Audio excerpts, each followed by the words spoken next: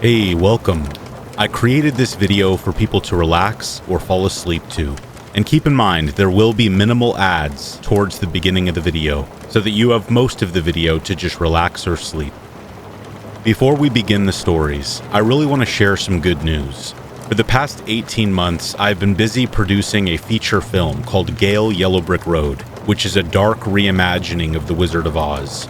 I flew to England to be on set of this movie, and I've spent countless hours and days working hard to make sure that it's as good as it can be. And I'm extremely excited to announce that the film will be in theaters this February. The February release will start in the United States and most likely will be released internationally shortly after. We released a teaser trailer months ago, and I'm going to leave the link to it in the description below. If you wouldn't mind, go over there and check it out. And my main goal right now is to just start the awareness campaign that this film is finally coming out. I have worked so hard on it, and when it does come out in February, if you would buy a ticket and go see it in the cinema, that would be the nicest thing that you could ever do for me. Making movies has always been my dream. It would mean the world if you would buy a ticket and go see the film. I can promise you, you will not be let down. I'm going to be tossing out more reminders in the coming months, but this is the first one. Just please keep it in the back of your mind. The film is coming soon.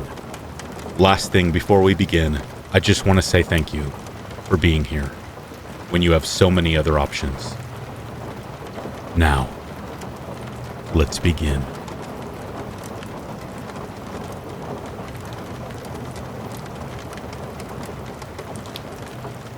My dream job was to work with the national parks. Ever since I was a young boy, I always dreamed of being a park ranger, patrolling campgrounds and chatting with some of the friendly campers, hiking trails to make sure everything was easily maneuverable, and just spending time in nature. Being in nature has always been my way of disconnecting from reality. Whenever things got stressful in life, I would hit the trails, or go backpacking for a few days, or rent a campsite in some remote area in the woods. My parents were never supportive of my goals. They would have much rather seen the letters MD after my name, or my face on a billboard advertising towards people who were involved in traffic collisions. Oh well. I put in an application for one of the county parks near my house, not really expecting much out of it. I was fresh out of high school, no college experience yet, flipping hamburgers and dealing with people who find a reason to complain and everything. So there was no harm at all in putting out applications. I pulled up a Google Map directory of every local state, county, and national park in my state, California, and submitted applications wherever I saw openings. I even called a few parks that I really liked to see if they had any positions available, but hadn't had any luck for months. My bank account was starting to dwindle as a result of constant maintenance on my '03 Civic, which had been put through more than the manufacturers could have ever designed the cars to experience, and I was starting to stress. I would pinch my pennies together at gas stations, skip meals altogether when I didn't have anything readily available at home, and try to cruise 55 on the freeways to be more efficient with what little fuel I had. I definitely didn't expect this to be my reality after high school, but I guess I should have. My parents kicked me out the minute they found out I was gay, and I was left living in my car for months until I found someone who would let me crash on their couch. It was really mentally challenging, just trying to convince myself to keep going through everything, but I had this gut feeling that things would work out eventually. I know it sounds kinda weird, but this life wasn't half bad. I mean, I saved a fair bit of money on rent because Dylan let me sleep on his couch at night for free. I took my Civic with me wherever I drove, to the beaches, the forests, and the mountains east, and deserts. Sleeping in the car wasn't too bad. I wasn't exactly the most picky camper in the world, and knew that it was cheaper than renting a hotel every night. Eventually, I'd have loved to get a van or an SUV to have more room. But for now, the rusty bucket of problems we call a Civic would have to work. I remember the day that I got the email. I had just checked my bank account balance to see that I had $7.80 left. I was a few thousand miles over when I should have gotten my oil changed, and my front brakes were squeaking again, most likely as a result of the axle leaking grease and corroding them. Like I said, rusty bucket of problems. An email was in my inbox that read, National Park Service immediately hiring full-time ranger, must be willing to relocate, base salary $65,000, respond for info. I had never been a religious lad, but this felt like a godsend. I had never seen more than $5,000 in my bank account at one time, let alone $65,000 a year as a base salary. Of course, I had to reply to them and send a message that read, Hi there, I'm Jake, a wilderness enthusiast based in California. I'd love to learn more about your opening with the National Park Service. I am willing to relocate wherever, although it might take time for me to get there. Let me know if you'd like to interview me. I attached a copy of my resume, which had a fair bit of information that would have proved I was the right candidate for the job. Ample experience in the wilderness, knowledge on most survival skills, excellent physical shape, good work ethic. I had beefed up my resume as much as possible. I don't know if I would have been able to forgive myself if they say I was unqualified or didn't get the position. That wouldn't have been an issue though. About 24 hours later, I got a response from a woman by the name of Abigail, inviting me to do a tele-interview a day later. I started to feel giddy with excitement at the prospect of finally landing my dream job with the National Park Service. Not only that, but having accommodation, stable income, and being able to spend time surrounded by the beauty of nature is all I could ask for in life. I set a reminder on my laptop that I had an interview and hastily jotted down the number that she said she would be calling me from. I tried so hard to focus at work that day, but it felt like I was stumbling over orders and making careless mistakes again and again. Every time I slipped up, the manager walked over and yelled at me, then muttered to herself in Spanish and walked away. I was so close to quitting on the spot, but something told me to hold off just a bit longer until I know for sure if I got the new job. Fast forward to the next day. Abigail called me about 5 minutes late. She asked me pretty basic questions, my past work experience, my work ethic, asked me to describe some of the experience I have had in the wilderness, and what knowledge I can bring to the team. I answered her questions honestly and very thoughtfully, making sure to reference real-world scenarios whenever possible so she didn't think I was bluffing with all the experience that I claimed to have. It seemed to be going great, and I was certain I would get the position. I was smiling wider than I'd smiled in months when she asked me the question that sticks with me to this day. Are you afraid of what lurks in the shadows of the trees at night, Jake? It took me a minute to figure out how to respond to this. I didn't expect her to ask me that. When I was going over interview questions the night before, I planned just about everything out, even some follow-up questions to ask her about the position that would show how interested I am. I had not prepared for this. I had never been afraid of the woods or any nature at all. I had no reason to be. I knew everything there was to know about defending myself. I could use a knife pretty well, was a great aim with a crossbow, and had even made my own bows before, out of materials in the woods. I didn't exactly believe in supernatural beings or demonic entities, so there was no reason to be afraid. Still, her question unsettled me a little bit. I tried to convince myself that it was just a joke, and she wasn't serious, but the lack of laughter matching my nervous laughter shot that theory down pretty quickly. I took a deep breath and then responded, I've never been afraid of the shadows in the trees. I do just fine in the wilderness, and have never been in a situation where I feel like I lost control. Her response sent chills up my spine. I reckon you should be, honey. She's always watching, even if it feels like she left.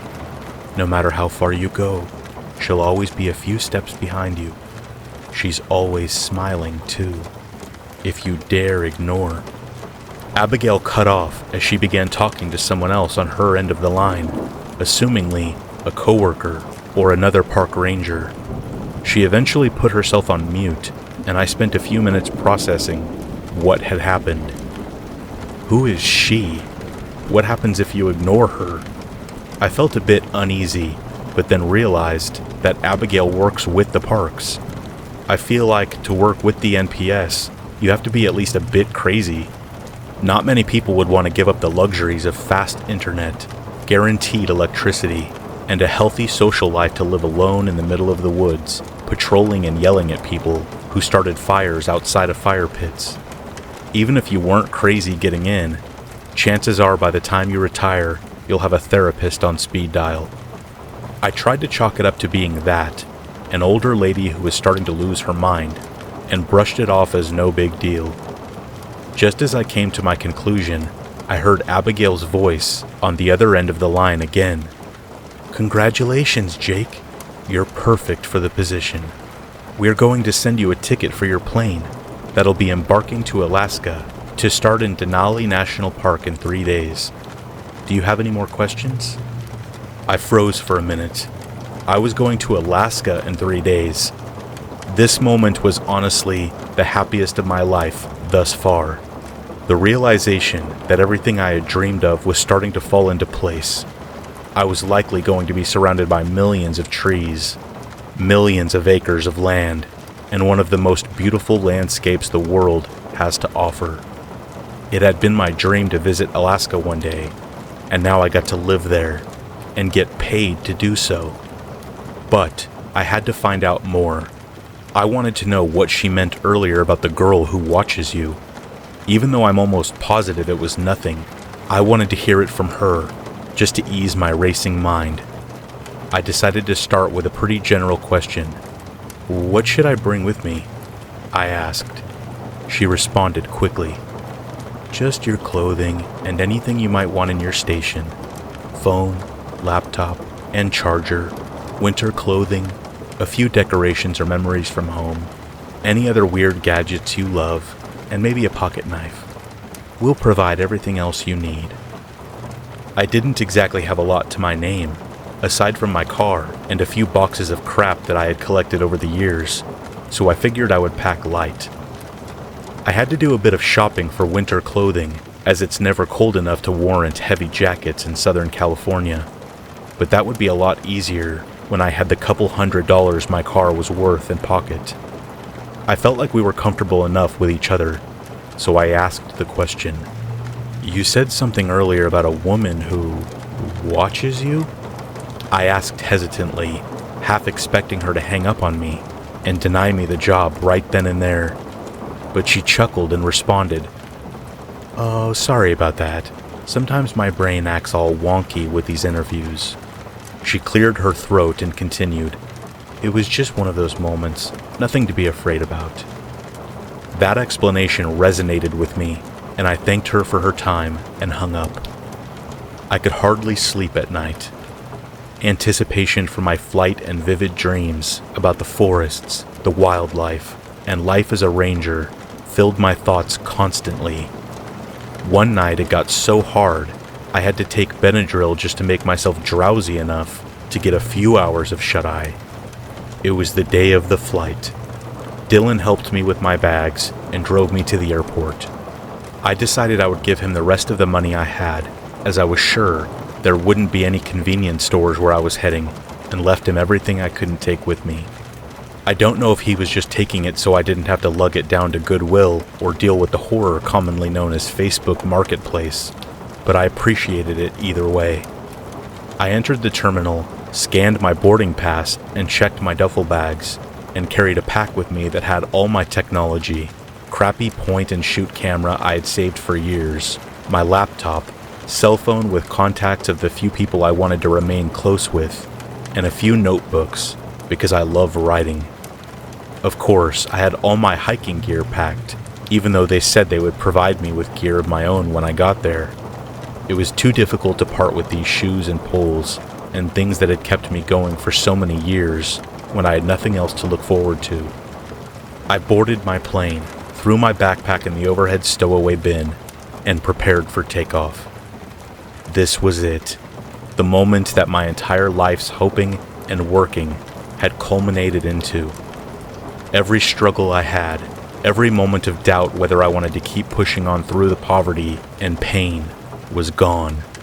My dreams were about to become a reality. I braced myself for takeoff and shut my eyes to get a little bit of rest while the plane began its 6-hour journey towards Alaska. The plane touched down at Anchorage International, and it would be a short drive to get to the park where I would be stationed. I was greeted by a friendly face who I assumed to be Abigail. She was a frail woman, most likely in her late 50s, but had this fire in her eyes. She didn't look tough, but I had to assume she was a lot stronger than her appearance put on.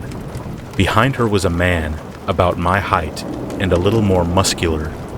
I assumed he would be training me or working with me at my post. Neither of them said much, other than exchanging basic pleasantries, and I was instructed to follow her to the van that they had arranged for transportation. The minute I stepped foot out of the airport, I was in shock. Alaska was absolutely beautiful. I had seen pictures of it before, watched a few shows on television when I used to have cable, and of course seen plenty of YouTube videos that people put out there, but it's just so much more incredible in person. The trees in the distance, the chilly air that just felt so much fresher than the city air, the dynamic of people in the area all felt so surreal. It truly felt like home.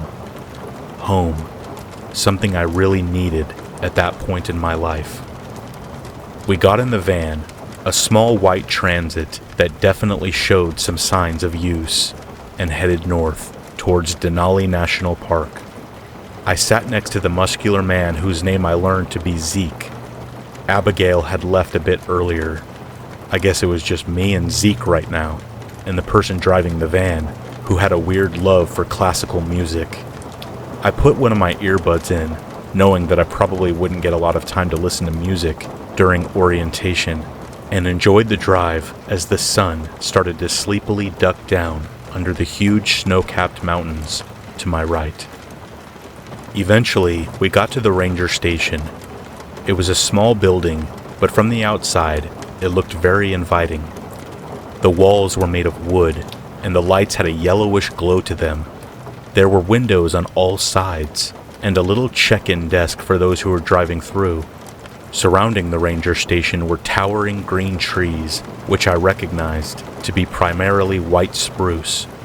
And to the left a bit, there was a building that looked like some form of bathroom connected to a garage. I had gotten to know Zeke a bit on the ride up. He was pretty quiet, but we had a lot of similarities. He was only a few years older than I was, and had also been kicked out of his house by his family, although he wouldn't tell me why. Zeke grew up in Montana, in a small town near Glacier National Park, and fell in love with the surroundings. He told me he had been working for the national parks for a year now, and was bumped up to one of the lead positions at Denali. I really felt like I could get along with Zeke, although there was something a bit off about him. It felt like he was hiding something. It had to have been the voice. It sounded as if there was some underlying fear or anxiety in his tone. Oh well, he seemed to be a really good person, and I'd be working with him indefinitely, so there was an obligation to get along to some extent. If something happened to one of us, we had to be able to depend on the other for help. I wasn't used to this, and I knew it wouldn't come as easy as the textbooks make it feel, but it was something I could work towards. As the van pulled up to the garage next to the facilities, I motioned to get out, but Zeke reached over me and pulled the door shut once more. "You're not stopping here," he said with a grin. "You'll be stationed in a tower about 5 miles north in the forests. Everything you need should be there. A hunting rifle, clothing, gear, your phone, and the numbers that you may need to call, and a handbook with all the information that you'll need for now." He paused for a moment, then continued. I know it sounds silly, but make sure you read every page in the handbook. It's not that long, and the last guy who didn't. I could see a look of regret on Zeke's face as he realized that he had shared too much. He had to be replaced somehow, and that's why you're here. It must have been evident that I had a look of shock on my face. I wish I had known this before I signed up for the position, but I guess it made sense. You're working in a remote area in the wilderness. All kinds of wildlife could cut your life short. If you don't know everything there is to know about the area, you could be caught with your pants down, with a hungry bear looking right up at you, so to speak. I smiled and said, I'll read it all, don't worry. The expression on his face appeared genuine, and Zeke waved as he jumped out of the van and headed towards the ranger station. I adjusted around a bit and put my feet up against the vacant left side of the van. The driver didn't say a thing and kept on driving. As the forest got denser and denser, the road felt bumpier and bumpier. Even though it didn't exactly feel like a God-sent cab ride, I felt like I was in heaven. Surrounded by trees, people who also loved nature, and I was making more money doing this than I would have made in 3 years at McDonald's. Maybe this is the closest to heaven I'll ever be. Just as I was starting to drift into sleep, I saw a huge tower in the distance. It was probably 85 feet tall and had a metal staircase that wrapped around the tower frame and led into a cabin, supposedly where I was to sleep and watch from. The driver pulled off a bit, got out of the car, and opened my door. I jumped out as well and gave my legs a moment to adjust to standing up again after hours of riding in a bumpy van. Here you are, lad. You got about a quarter-mile walk to the tower, through the forest to the right. He motioned his arm towards a huge expanse of trees that was surrounding the tower. It appeared as if some of the trees were taller than the tower itself. It was absolutely beautiful. I thanked him, shook his hand, put my gloves on, and began the hike towards my new home. The tower itself was amazing. It looked relatively new. The only evidence that anyone had lived in it before were the footprints gathered around the base of the steps. As I ascended the metal staircase that led into the sky, I couldn't help but gawk at the beautiful expanse of forest that surrounded me. For miles and miles, all I could see were towering trees, mountains, and there was a small lake a bit to the west. Considering the only light that was guiding me at this point was that from the full moon and the stars that shone in the sky, it was amazing how well I could see. It was such a contrast from the mundane city views that I had grown to abhor, and beat any hike or backpacking trip I had ever done by a long shot. A bright orange light helped me find the door. There were windows on 3 of the 4 sides of the tower, the 4th being the wall my bed was up against. When I entered this small cabin, there was a gunmetal filing cabinet and a metal desk right next to the bed, and a locker, which I presumed to hold all of my new belongings, and a rifle. Around the unit were posters from various parks in Alaska, a few pictures of the staff team, and little notes about things you can see from each window. On the wooden desk was a handbook, assumingly the one I was informed about earlier. There was a black phone connected to a landline, and a little memo pad that was turned upside down. I spent a few hours reading the handbook. Nothing out of the ordinary. It outlined what I was supposed to be doing, some of the standard operating procedures for common events, and gave me a breakdown of the wildlife and the plants that I would likely encounter. There was a map on one of the last pages that showed my tower in relation to the other towers throughout the park and the headquarters Zeke got dropped off at. For the most part, I was just fire watch and patrolling for now. Every 2 days, I would hike a trail nearby my station and make sure that no fallen logs or huge grizzly corpses stopped trekkers and trucks from exploring the park. There was a page that detailed some of the things more experienced rangers got to do. Experiments with local research teams, assessing weather conditions, tagging and tracking animals through the forests, and cutting unhealthy trees into firewood to be used at the ranger station and sold in the nearest town to benefit the forest. I assumed that there would be tours as well, but no mention of those was in the handbook. I was about to turn away when I remembered that there was a little memo pad right next to me. It looked pretty worn down.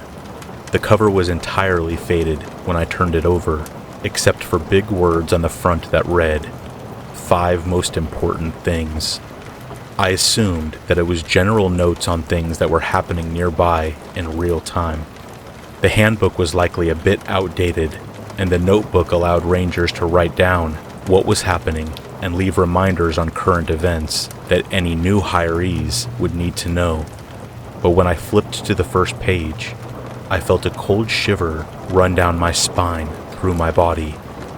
In chicken scratch handwriting it read, Number 1, you work alone.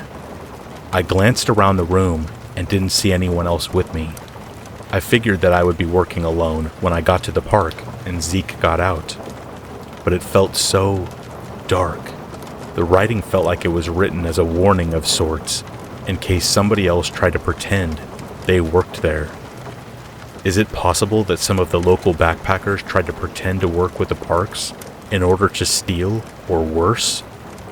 I flipped the page, and once again, that shiver ran down my spine as I read the handwritten words. Number 2, she will not help you. I flipped the page again, anxiously glancing around the room, trying to figure out who she was. Number 3, if you hear her crying, run. I practically ripped the page off the memo pad as I flipped again to see what was on the following page. Number 4, if you see her, it's too late. I slammed the book against the counter and started pacing around the room. I knew that I was getting myself into a job that could be dangerous, but who was she? What kind of tasks was I really doing here, aside from watching for fires and hiking trails? I really wanted to know more, and soon. But I was starting to get tired and wouldn't be able to get very far with the intense jet lag and the lack of sleep recently. I took off my shirt and boots. I set my backpack down next to the cot that I had been sleeping in. It was actually quite comfortable, at least, more comfortable than sleeping on a couch had been. I decided to sleep with a utility belt on, knife, flashlight, and an FN 57 pistol that I'd found in the locker, just in case. All of this would blow over in the morning when I got answers, I'm sure. At least, that's what I told myself as I tossed and turned in bed for 20 minutes, trying to calm my nerves. I awoke to the sound of rain pattering against the roof of the tower. Great, I thought. I won't be able to hike down to the station in this weather. I got up, cleared my eyes, blew my nose, and looked out the window. There was a heavy fog surrounding the tower, and I could barely see the trees closest to me, let alone the lake or the ranger station. I decided to look through the handbook one last time and see if I could find any phone numbers to the ranger station. When I looked through the night before, I found no mention of the phone at all, and no idea how to reach others in case of emergencies. I guess it's very possible that I was too groggy and missed a key detail. I started walking towards the wooden desk when I froze. Someone was coming up my tower. I instinctively put my hand on my hip where my 5.7 was stored and was ready to pull it out and fire. Just as I started to raise the gun, I saw a young woman's face in the window. She was wearing typical ranger attire, a heavy snow jacket, cargo pants, heavy boots. She had a utility belt on as well, with a knife and a gun similar to mine on her waist. I, laughing at my stupidity for almost killing a fellow ranger, put the gun back in its holster and opened the door. "Hi, I'm Autumn. I just wanted to say hi to the new guy." She blushed and pointed out through my window, towards where my entrance to the park would have been. Most of the times, you can find me at the main headquarters. Sometimes I like to work with the new recruits until they're comfortable with their duties. If you want, I can take you on a little tour when the weather clears up a bit." She was soaking wet. Her hair looked fresh out of the shower. She had to have trekked at least 5 miles to get here, through heavy rain and terrible conditions. There was no way I would say no to letting her stay a bit. Plus, it was starting to get colder. If she got caught out while it was snowing with soaked clothing, chances are it wouldn't end well. "You can stay here for a bit if you like. I just woke up a few minutes ago. I was looking for a manual on how to use the phone because I had a couple questions. I can't find any phone numbers or any information about how to contact headquarters," I said, pointing towards the phone. She chuckled and replied, "Oh, those phones don't work. They're really just an aesthetic at this point. The lines used to be up and running, but now they're good as dead. You'd have to walk down to the headquarters to ask, but since I'm here, you may as well ask me." I felt embarrassed to ask about the notes in the notepad, so I quickly put together a random thought. What do we do about getting food here? Do they do supply runs to resupply the towers, or do you have to walk to pick up your own? I mean, it wasn't a bad question at all. Besides, I was getting hungry and couldn't find any food around the room. "They'll bring it by in a few hours," she said, smiling. "It's not exactly what I would call comfort food, but it fills the stomach and gives you the energy you need to keep trekking." I smiled, thinking back to all the times that I had gone hungry because I couldn't afford to eat. I wasn't eager to tell Autumn my entire life story, so I stayed silent, but the prospect of getting food handed to me, and decent livable food, made me livid with excitement. "By the way, HQ told me to tell you that there was an incident on one of the trails not too far from here.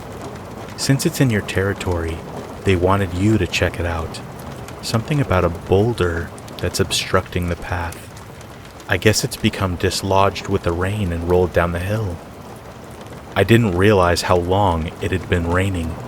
I guess it had to have started while I was sleeping, since there was a steady pour by the time I awoke. "I'll check it out when the weather clears up. Do you know where it is?"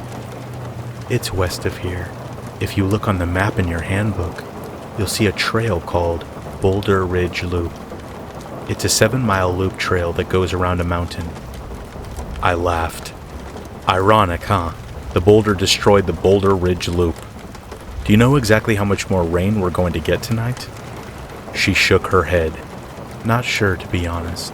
Chances are it'll get light for a few hours, then start raining pretty heavily again. If I were you when it starts to ease, I would head out as fast as you can and try to assess what happened." She paused for a moment and then continued, "I'd be more than happy to tag along if you'd like the company, to help. Plus, it might be difficult to determine the trailheads on your first full day." "Yeah, that sounds great. I'm going to get changed and start getting ready so we can leave in an instant." She started walking towards the door and said, "I'll wait near the trailhead. Don't dilly-dally too long, buddy." She gave me a friendly wave and jogged down the metal steps. Autumn seemed like a nice person. She was pretty attractive, friendly, and seemed knowledgeable. I put on a heavy rain jacket that was in my locker when I realized something. I sprinted over to the desk and grabbed the memo pad. Turning back to page 1, I traced the scratched letters with my fingertip. Number 1, you work alone. I flipped the page again. Number 2, she will not help you. I started to panic. I couldn't go out with her. I'd already broken 2 of the rules that were in the memo pad. There was no way for me to reach the ranger station to ask them for clarification. I tried to be rational. Maybe she doesn't work with me, and she's just telling me my duties, I thought, trying to alleviate the anxiety from my mind. But it didn't help at all. I spent an hour pacing back and forth until I noticed that the rain had started to lighten up. I began to pace faster and faster, looking through drawer upon drawer, trying to find something that could help me. Maybe a mobile phone, or a map so I could find the trail myself, or keys to some truck that was out of plain sight nearby. I couldn't find anything. Hours and hours passed until I noticed that the sky was getting darker and darker. God damn it, I thought to myself. I didn't get a chance to do anything today except worry. I turned the light on with the switch in the cabin and went back over to look through the handbook, once again hoping that I missed something that would help me in this situation, but I found nothing new. I looked outside and could see nothing once again. There was a heavy fog all around the tower, and it was pitch black out. It must have been at least 10 p.m. I was considering calling it a night and trying to get some sleep when I heard a faint voice call out from the bottom of the tower. "Hey, are you coming?" Oh God, she's back, I thought to myself. I had the pistol on my waist, but grabbed a hunting rifle. Something was very off about this place, about Autumn. At first, I thought I could trust her, but at this point, I didn't know if I could trust anybody. I started to crawl slowly towards the door. I put my back against the thin frame of the metal that separated the door and the wide glass window, and peered out. I saw Autumn standing at the base of the tower, staring up at me. Her eyes were wide as saucers, and she was smiling. Not your typical smile. This smile was dark, twisted, scary. It didn't quiver one bit, and she didn't lose her gaze once, even when I looked away. "Hello," I heard her call out. I peeked again, and she was now looking to the left, no longer right at me. I reached for the door and slowly creaked it open when I heard it. I heard her begin wailing. Not your typical, I stubbed my toe on a coffee table wail. Her screams were piercing. It was impossible to think straight. Even the constant pour of rain couldn't drown out her wailing.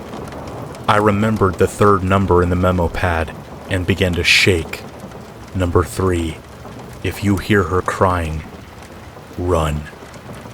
I swung open the door and started to run down when her gaze immediately locked onto me. Her eyes had turned pure white, and she immediately stopped wailing and smiled once more. Saliva dripped down from her teeth, and she began to laugh as she locked her eyes with mine. And if that wasn't bad enough, blood began to pour out of her eyes. I'm not talking a little bit. It was running down her face and collecting in the collar of her ranger jacket. Her once beautiful hair was beginning to fall out by the second, and she began to tremble uncontrollably, as if she was about to explode. Number 4. If she sees you, it's too late. In a split second, I drew my hunting rifle. She began to sprint up the stairs, faster than any animal I had ever encountered. Her steps were effortless and didn't stumble one bit. I immediately aimed at her and fired. A bullet hit her right in the chest, and I saw her smiling corpse fall through the cracks between the metal steps. A pool of blood erupted from her body, and she lay motionless. I sprinted back into the tower, leaving my rifle on the deck, and slammed the door shut. With all the strength I had left, I pushed a filing cabinet against the metal cabin door and immediately collapsed against the cold metal as I listened to the rain drum against the roof of my tower. I was in shock, drained, exhausted, confused, and afraid. I don't know what that thing was, but it would bother me no more. I felt a wave of relief rush over me. All I had to do was make it to morning. I could get to the ranger headquarters and get the hell out of this place, out of this cursed forest, out of this crappy metal tower, away from this demonic creature that called itself Autumn. That brings us to the present moment. I'm sitting here, phone in my hand, writing this up on my notepad app. However, I just need to check something.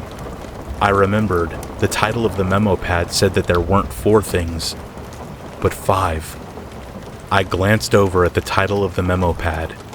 As I expected, it read, 5 most important things. I thumbed through the pages. Number 1, you work alone. Number 2, she will not help you. Number 3, if you hear her crying, run. Number 4, if she sees you, it's too late. I paused for a moment, then turned the page once more. Simultaneously, as I turned the page, I heard that familiar pounding of feet sprinting up the stairs. Heavy feet, and the sobbing was back, somehow twice as loud as it was before. I looked at the words on page 5 and dropped the memo pad to the floor in fear. Number 5, do not try to kill her under any condition. She does not die.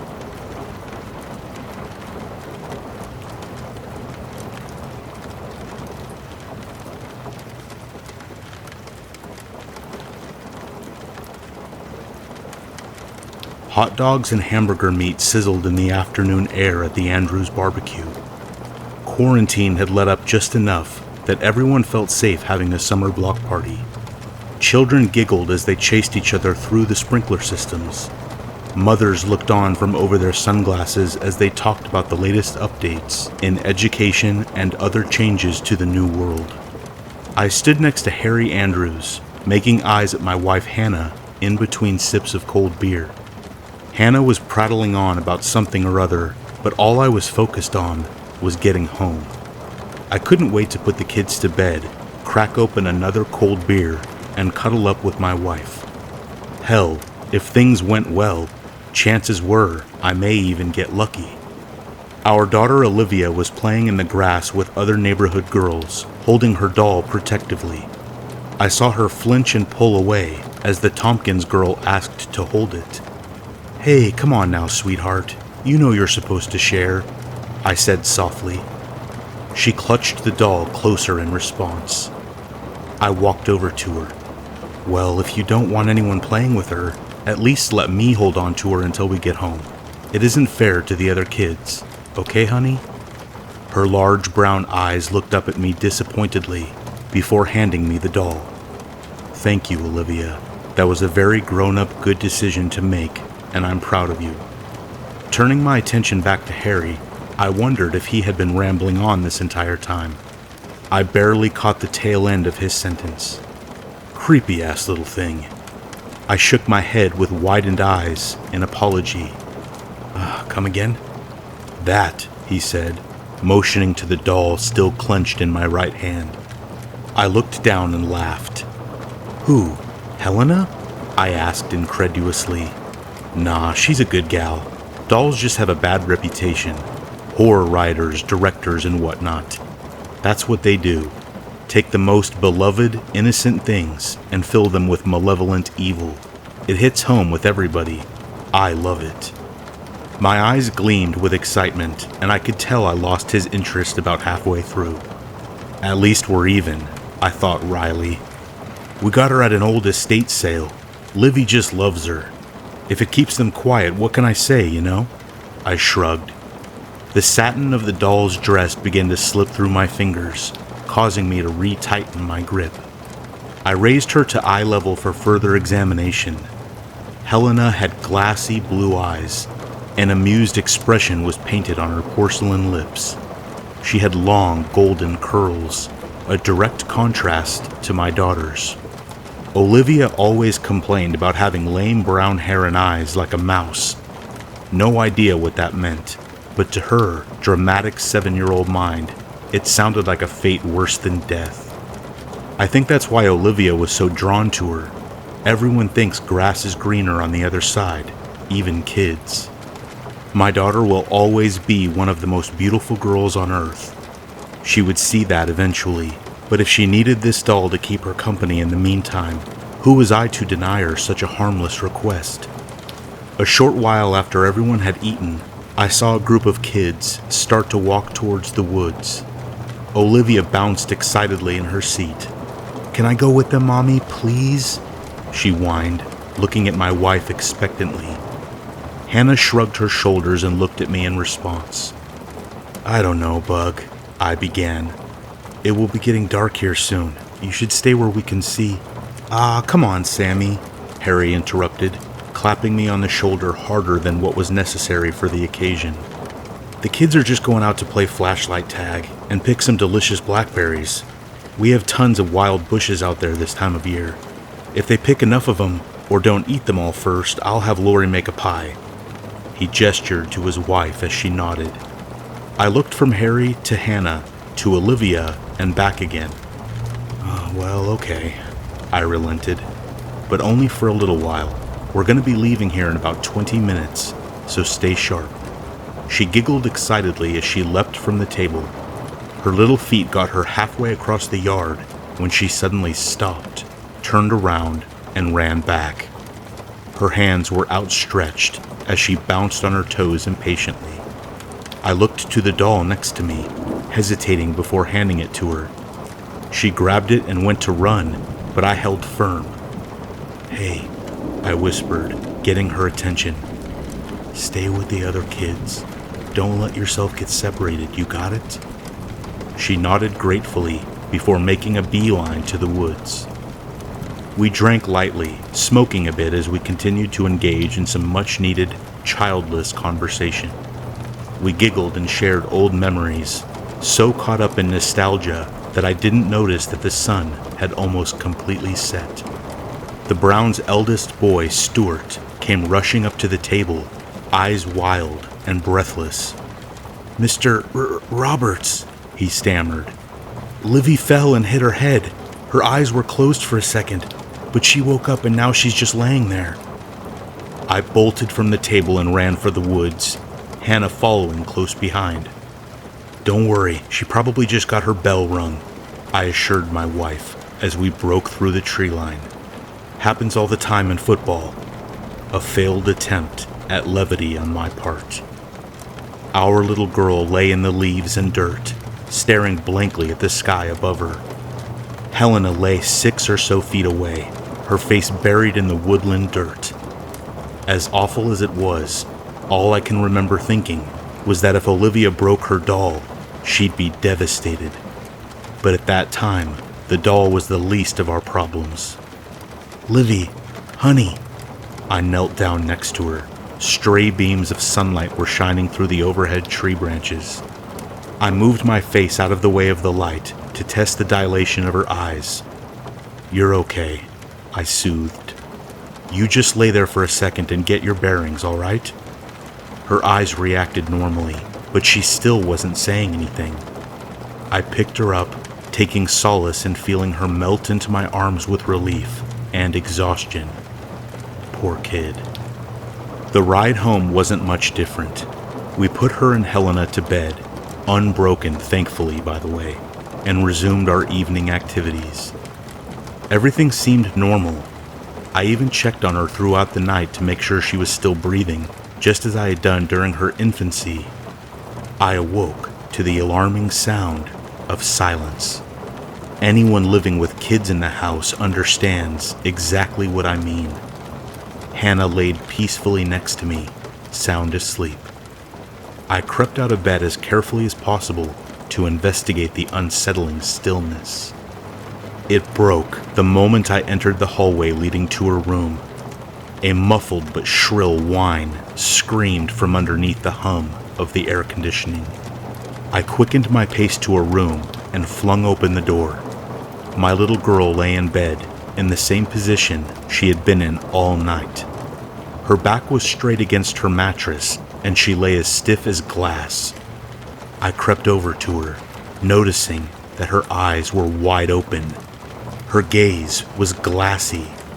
Her eyes took on a concerning shade of pale gray, almost blue, and she refused to answer when I spoke to her. Every time I tried to get a handle on my thoughts, the whining shattered my concentration, penetrating my crumbling resolve. Sitting on the edge of her bed, the noise grew deafeningly loud. How the hell could she sleep through that? Helena's face was smashed against her chest, causing Olivia's wrist to be contorted in what seemed to me to be an agonizing position. I reached out and moved Helena, dropping her to the mattress in horror upon seeing her face. A scream clawed its way up my diaphragm and exploded through my quivering lips. A torrent of sound was unleashed the second that I removed the doll's mouth from the tufts of my daughter's nightgown. Helena stared at me with horrified brown eyes, drew in a breath, and screamed.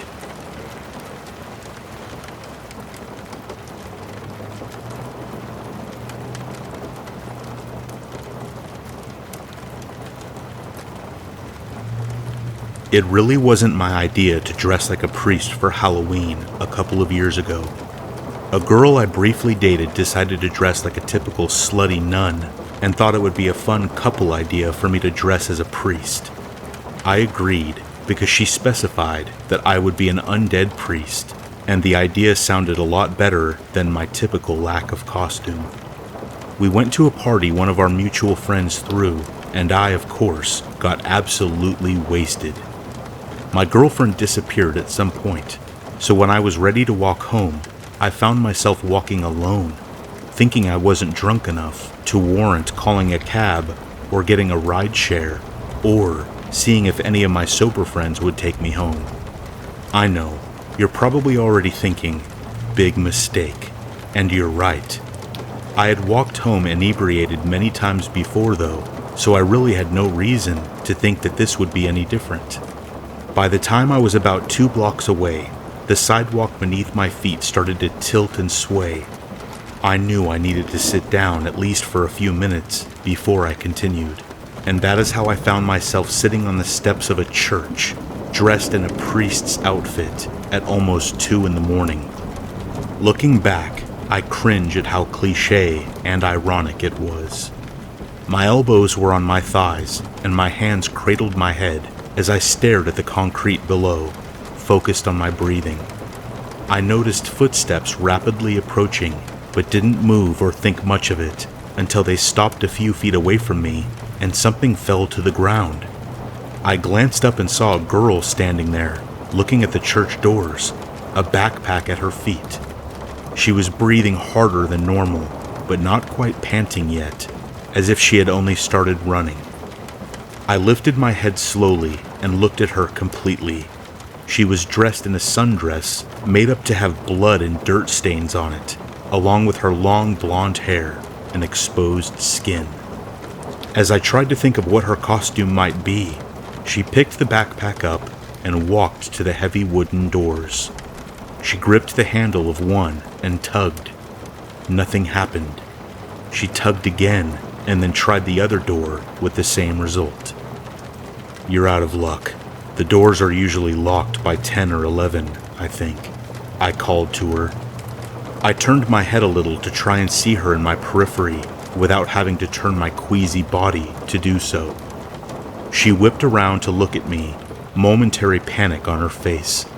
She stared at me for a moment, then nodded and walked calmly over to me and sat down. She set the bag between her feet in front of her and unzipped it, pulling out a lighter and a pack of cigarettes. Without a word, she offered me one, and I shook my head. She paused, as if remembering something suddenly, and then nodded, placing her cigarette between her lips and lighting it. She took a deep drag, and then finally spoke. "I don't mean to bother you, Father, but I need to make a confession, and I need it to be now," she said. I looked at her face and saw her staring off in the distance. She was young, I could tell that much, and obviously missed the fake blood and ghoulish makeup I was wearing somehow. She actually thought I was a priest. Maybe it was the alcohol, or seeing the distressed and haunted look on her face that kept my mouth shut. But either way, I made the decision on the spot to not correct her. If someone needed to confess about sneaking out and going to a party on Halloween, who was I to deny them a little solace? She probably was just feeling guilty over going against her parents' wishes or something. And so what if I wasn't a real priest? I could fake it for a few minutes and give her some peace of mind, so long as I didn't end up vomiting. I nodded solemnly, putting on my best priest act. What is it you need to say, my child? She held the cigarette in her mouth as she reached down and pulled her shoes off, dropping them haphazardly to the side. Then she stood up, looking at the ground in what I assumed was a shy manner. So, Father, I'm 16, and I've lived a less than pristine life. But I've been trying, I really have. I've been good, and I got myself a job and a place to live that isn't on the streets. I even have been going to school, trying to graduate and all. I've really been working hard, keeping my head down, minding my business, just moving forward without causing waves or even ripples. I met a guy, Father, a great guy. He moved in with me, and we were living a happy life, a quiet life, a good life, she said. Her last few words trailed off as she became obviously deep in thought and started to pace, her bare feet making almost no noise on the pavement. Go on, I gently urged. She stopped pacing suddenly and faced me. For the first time, she looked me directly in the eyes, and I felt instantly compelled to give her my undivided attention. Nausea be damned. She held my gaze and smoked on her cigarette. Do you mind if I take off my dress? She asked. The inflection in her voice and her hands suddenly moving to pull the thin straps off her shoulders told me that it was more of a rhetorical question, so I simply stared, dumbfounded at this girl's actions. My mind was a steady stream of expletives and questions as she disrobed right there on the sidewalk. I didn't plan it. I really didn't.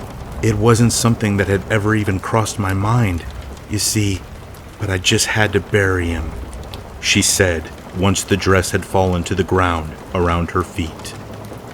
It took me a few seconds to focus on what she had spoken, but once I did, I only felt my confusion deepen. But bury him? I asked. Yes, about 8 feet in the ground, she said, kicking the dress to land on top of the shoes that she had tossed aside. So you understand why I'm asking you to talk to God for me? Let him know I didn't mean to? What exactly do you mean by bury him? I asked. This had to be some joke, right? Some Halloween prank or something. You see, she took one final puff from her cigarette and tossed it toward the street. She then leaned forward and I pulled back, bracing myself with my hands on the step behind me.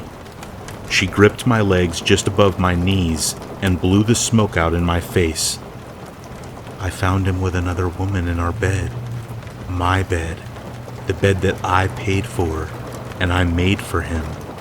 So I had to find a place in the soft ground and dig a hole.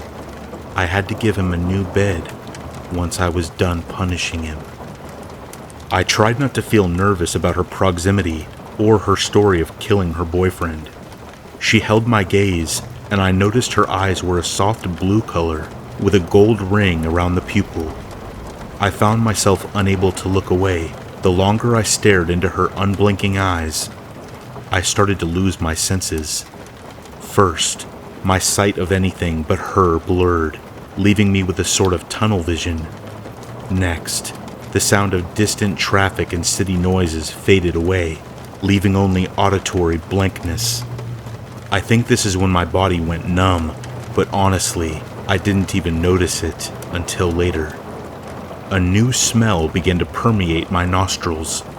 It smelled flowery, but sweet enough to be sickening and left an ashy taste in my mouth when I involuntarily tried breathing with it open. Father, your breathing has changed. Are you feeling okay? The girl asked. She continued staring deep into my eyes, and I felt one of her hands start creeping up my leg, ever so slowly. This is when I noticed that my body was numb, all except where she touched me. Maybe we can work something out in exchange for you helping me with the Almighty. My eyes were still glued at hers, and I watched helplessly as the golden rings began to pulse and stretch in strands across the blue iris. I wanted to move, to yell, to push her away, hell, to breathe at my own command, but I was a prisoner to her, wholly and completely. From the second she had touched me, I could feel that something was not right. Something primal inside of me was gripped with pure fear, but I felt like a caged animal. As I lost myself in the steady, measured beats of the gold, visions began to appear in my mind. There was the girl, dressed as she had been when I first saw her, except clean. She was unlocking a door and opening it to a studio apartment. I saw a man and another woman in bed. There was a blinding flash that hurt my eyes, even though it had come from behind them. I shut my eyes tight and winced. There was another vision. The man, naked, on his knees in what looked like some woods or a park or something. The girl was there too, holding a large knife to his throat. No, wait. Another flash and I saw his lifeless body, limp on the ground, being carved into with, yes, a knife. It was a knife, but the hand gripping it wasn't human. The fingers extended too far, and the nails were thick, curved slightly, and sharper than naturally possible. There were slices in his skin already, and I could tell she had mutilated certain sensitive parts of his body. Flash. I saw a different person, an older man. He was yelling at what appeared to be a younger version of the girl in front of me. Flash. This new man was on his back, desperately trying to shimmy away from her along the floor. Her hands were warped and inhuman again as she held a bloody hammer loosely in her grip. Her hand tightened around it, and she lifted her arm. Flash. The girl, even younger again, was staring in the mirror. She had bruises on her upper arms and she was crying. Her hands gripped the sink as she spit out blood and shakily turned on the water to wash it down the drain. Flash. She was looking from a reflection to behind her and back again. There was something dark in the mirror, a figure in a humanoid shape. It was like a dark silhouette that only showed in the reflection. I got the impression that the shadow thing was speaking to her as her facial expression changed and her mouth moved to form words, even though I heard none. The reflection of the thing reached out and held her reflection's shoulder in an almost lovingly way. It nodded. Its face turned to look down on her. Her mouth opened wide in a scream as her hands changed, and I saw bones on the child's back pop and move and shift. It looked horribly painful, and I wanted to cry out to her, to scream at that being that she was just a child. I couldn't speak though, and I knew I wasn't really there. Right before a final flash that brought me back to the current scene, I saw that shadow look up. Pinpricks of honey gold pulsed and grew larger, forming into the shape of bright eyes, and I swear it looked right at me. There was one final blinding white flash of pain, and I came back to reality, immediately heaving myself to the side and throwing up the entire contents of my stomach. Over the sound of my retching, I heard the girl's voice from in front of me. "How did you do that?" she demanded.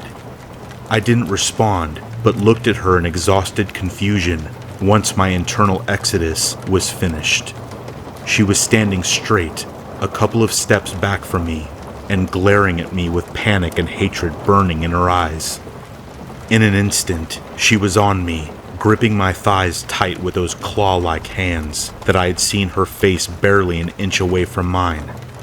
She snarled, and I saw that her teeth were sharper than I realized before. Or they had become sharper in whatever kind of transformation her hands also underwent. You shouldn't have been able to see more than I wanted to show you.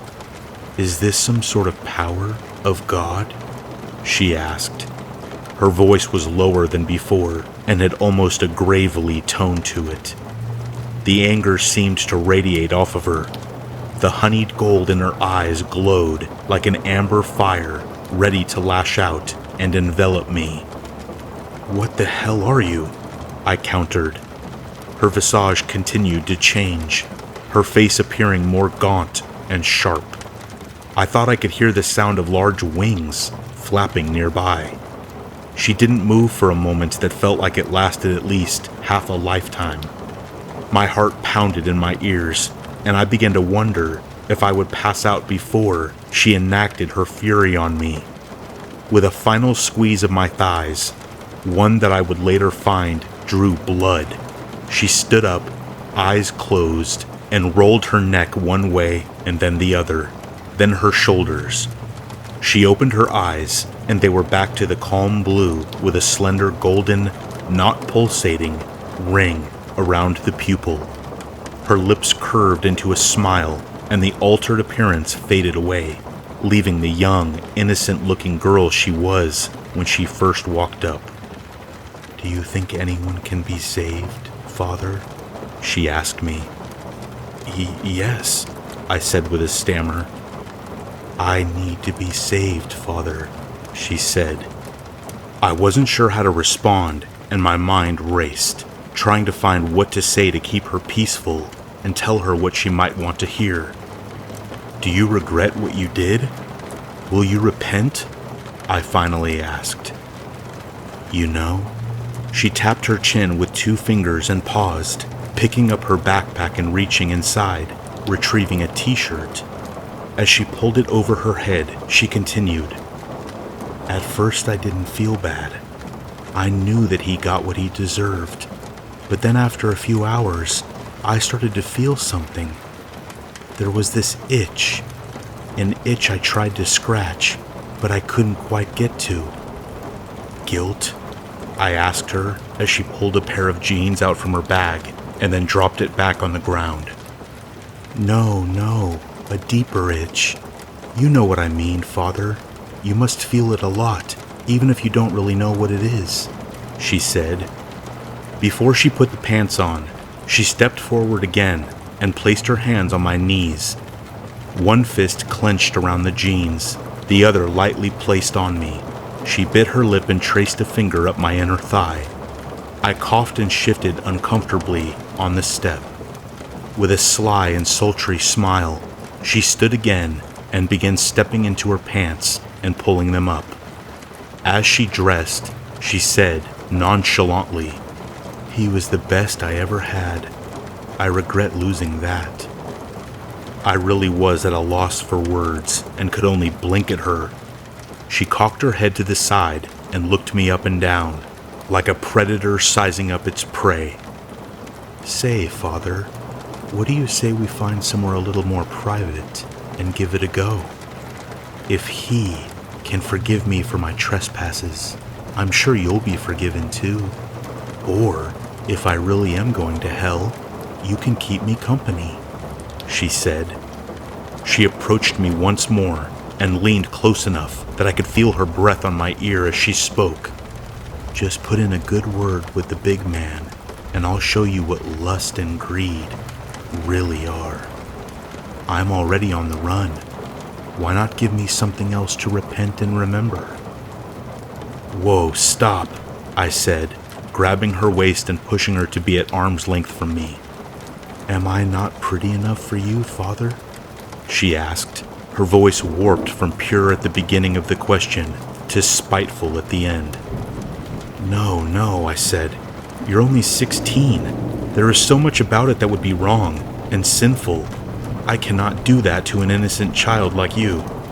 I felt myself spewing the words, trying to stay in character and sound at least somewhat priest-like or pious. She stood up straight and held my gaze. Her eyes were starting to pulse again, and her expression was firm and determined. I felt myself beginning to panic again, but the sound of footsteps from the distance seemed to startle her. She whipped her head in the direction the sound was coming from, and my own head followed slowly. We both saw a group of people walking down the street in our direction. They were laughing and talking with no idea as to what was going on here on the steps of the church. The girl looked back at me, calm again. Without a word, she bent down and pulled a pair of shoes out of her backpack.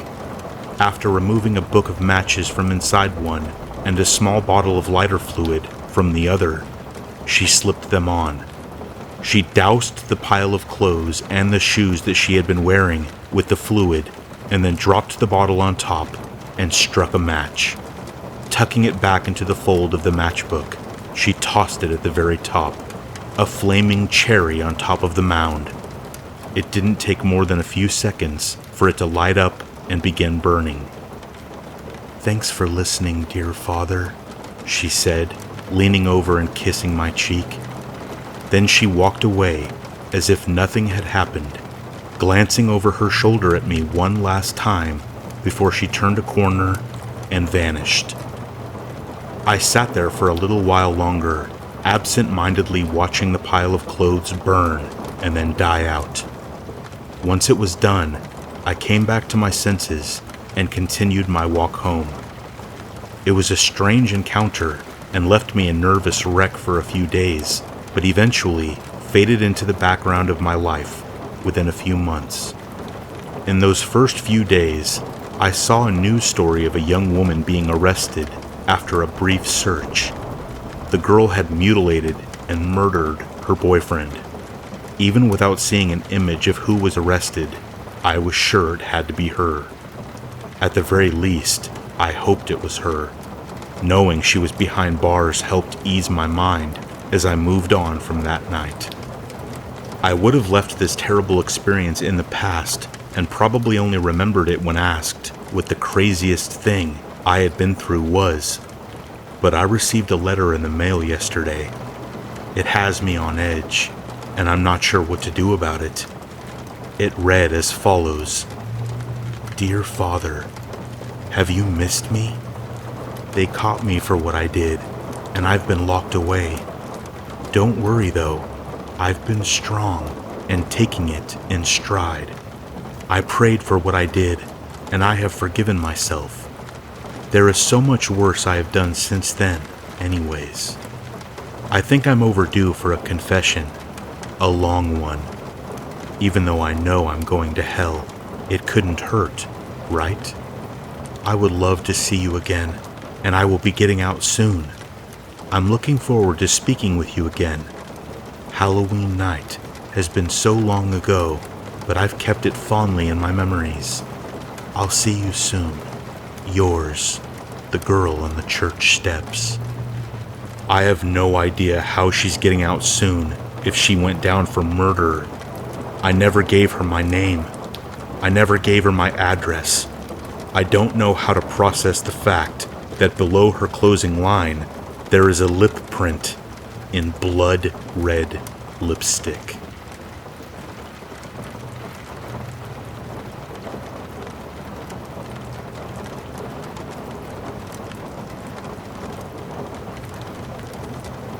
Spending a week at the bottom of the ocean is pretty much as crazy as it sounds.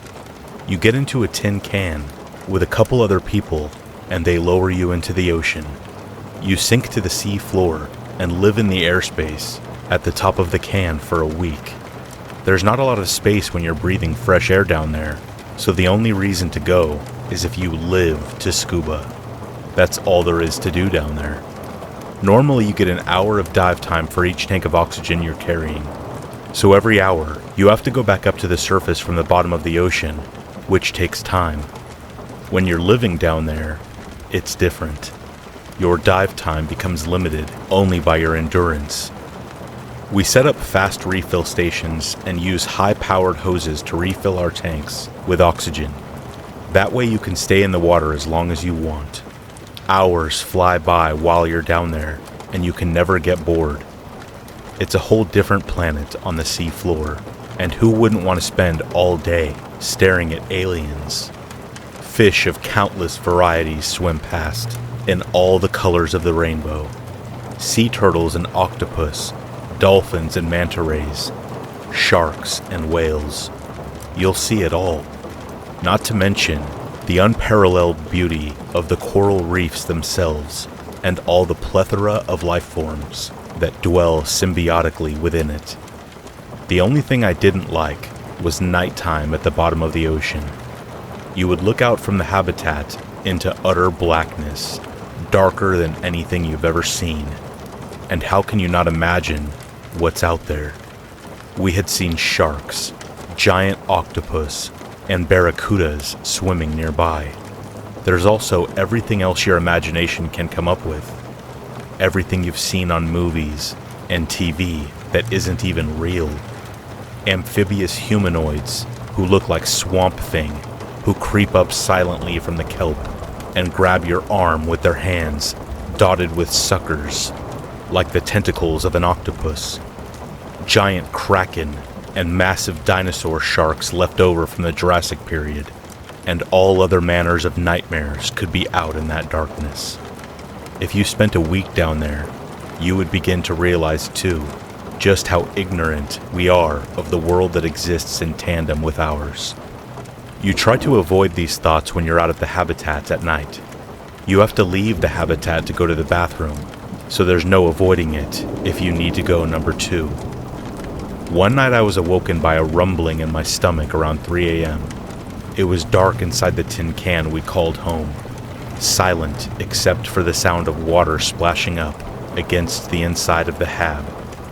My stomach lurched again, this time more urgently. I realized I would need to go outside. I put my mask on, but didn't take my regulator or oxygen since the little hut we used as a toilet wasn't far away, maybe 20 feet. I could easily hold my breath for that long. The light from the hut gleamed ahead of me as I dove down into the darkness. My mind was still foggy with sleep. The dim bulb of the outhouse was the only other light in this universe, so I went to it with urgency, for more than one reason. When I got there, I popped up into the little air bubble inside and pulled down my trunks. I had made it just in time. Pretty soon fish were coming by for their morning meal, and I swatted at them with my hand, trying to pinch it off before they could burrow their little faces further into my ass crack. Fish just love to eat anything. As if that wasn't nightmare enough, there was that blackness all around except for the light of the outhouse and the one from the habitat. The darkness stretched out forever and was infinite in its mystery. I wondered how far away the nearest great white shark was, and if they would be attracted to the scent of all the smaller fish. I shook my head and tried to think of anything else. It was completely silent except for my breathing, and the sound of water splashing gently against the inside of the hut. I finally pulled up my trunks, slapping a fish with my hand as I did so, and waited for a minute for the air to clear, so to speak. No sense rushing the dive back into the blackness, I thought, especially considering what I had just polluted it with. After a minute, I took a breath and popped back into the water from the air bubble. I swam towards the light of the habitat. When I was not even halfway there, both lights flickered and went out. I was immediately disoriented. My foggy mind had just been asleep a few minutes ago, and I wished I had taken longer to wake up before venturing out alone. I hadn't even woken anyone else up to tell them I was going.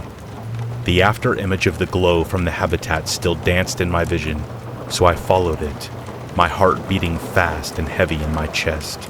I felt terrified and hoped I was heading in the right direction. I followed my instincts and training and tried to ignore the part of my brain that told me I might not be going the right way.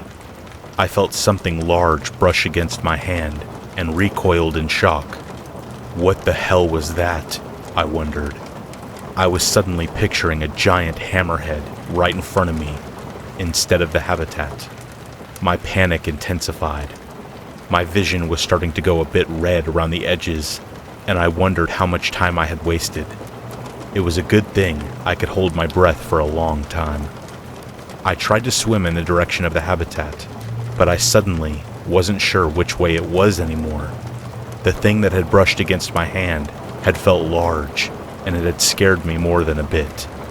Kicking with my flippers, I began swimming in a direction I thought was right. My hand brushed up against it again, whatever it was.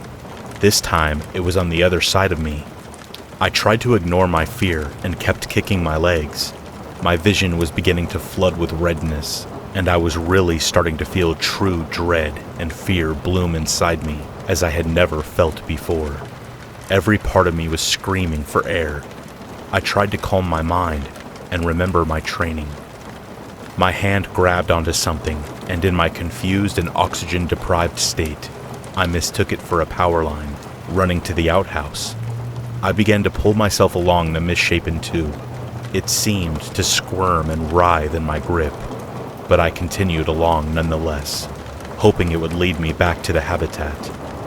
As I got closer, I felt more of the weird, organically shaped tubes. They felt lumpy and had spikes and divots here and there. I realized with disgust that they were definitely not oxygen or electrical lines. They seemed to stick to my hands when I grabbed onto them, not wanting to let go. I had to pry my hand off the last time and decided to stop touching them altogether. Just as I was about to lose all hope, my left hand brushed up against the hard metallic edge of the habitat. I realized with a wave of horrified relief, I had almost swam right past it and out into the open water. I felt the shape of it and managed to correct my path. I popped my head up into the habitat and gasped for air, panting and coughing up water from my lungs. I climbed out of the water and managed to find the ladder leading up to my bunk. "I almost died out there just now," I yelled, and was surprised when no one woke up to ask if I was okay. I felt new fear well up inside me, thinking of all the tangled organisms that had been all over the outside of the habitat. What the hell were those things? And why wasn't anyone talking or waking up inside the hab? I rummaged through my things and pulled out my flashlight, wishing I had brought it with me earlier. How stupid. If I had died, I would have deserved it. I turned the light on and screamed.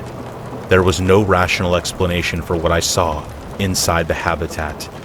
The other two members of my crew were surrounded by what appeared to be misshapen tentacles. But no, that's not quite right. Not tentacles. These were different. The long tubular shapes that came up out of the water reminded me of the recent article about a siphonophore that had been discovered off the coast of Australia. It was now recorded as the longest creature ever seen by man. It was really a collection of zoids that came together and cloned itself thousands upon thousands of times to create an infinitely long, silly string that could stretch for hundreds of meters. The crew had called it akin to an underwater galaxy, and pictures of the siphonophore looked otherworldly. It went on forever, a twisting, spiraling organism that faded off into the distant ocean with no end in sight. This was like that, only much worse. This siphonophore appeared to have mutated, and it had picked up some new abilities never seen before in all my research. The thing had absorbed other marine life somehow. I saw barracuda with sharp teeth, small sharks, and eels, their eyes wide and terrified, opening and closing their mouths.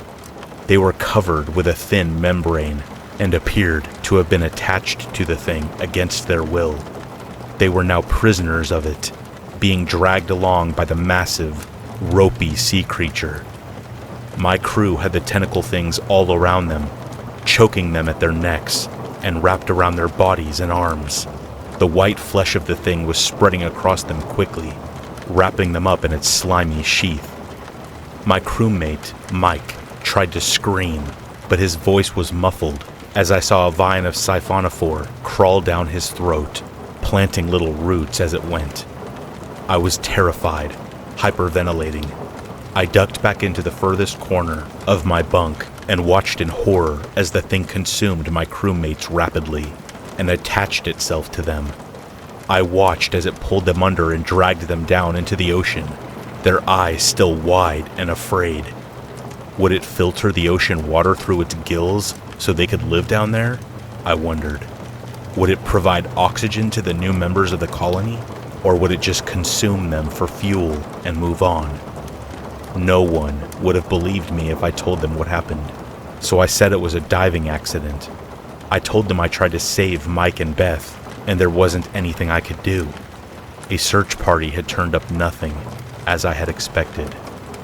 When I got back to the surface, I told my family I would never step foot in the sea again. They think it's because I'm remorseful. They think I just feel bad about Mike and Beth. But that's not it. I feel bad about them, sure, but what I really think about is what's down there, under the surface.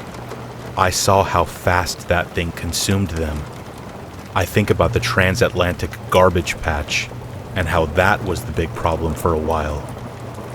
I think we may have a new problem now.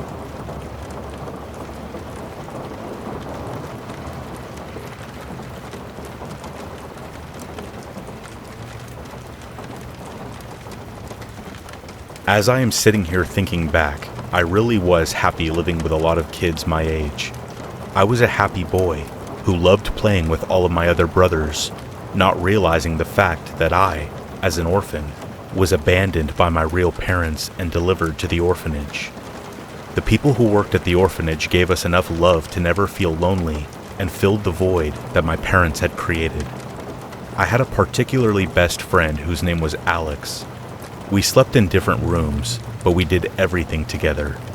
The caregivers at the orphanage always joked about us secretly being brothers, and I felt the same way. Those really were happy days without worry.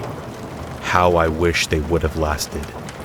I still remember the fire, the warmth that started as a caring embrace as I was sleeping soundly in my room, quickly made it feel like I was in a sauna. That's when the screams started. Horrifying screams filled my blissful dreams, turning them dark and twisted. I woke up with a shriek as one of the kids whom I shared the room with had started shaking me. We all looked at each other with a terrified expression, not knowing what to do. That's when one of the supervisors, in a hurry, opened the door. With sweat running down his face and a panicked look, shouted that we needed to hurry and follow him.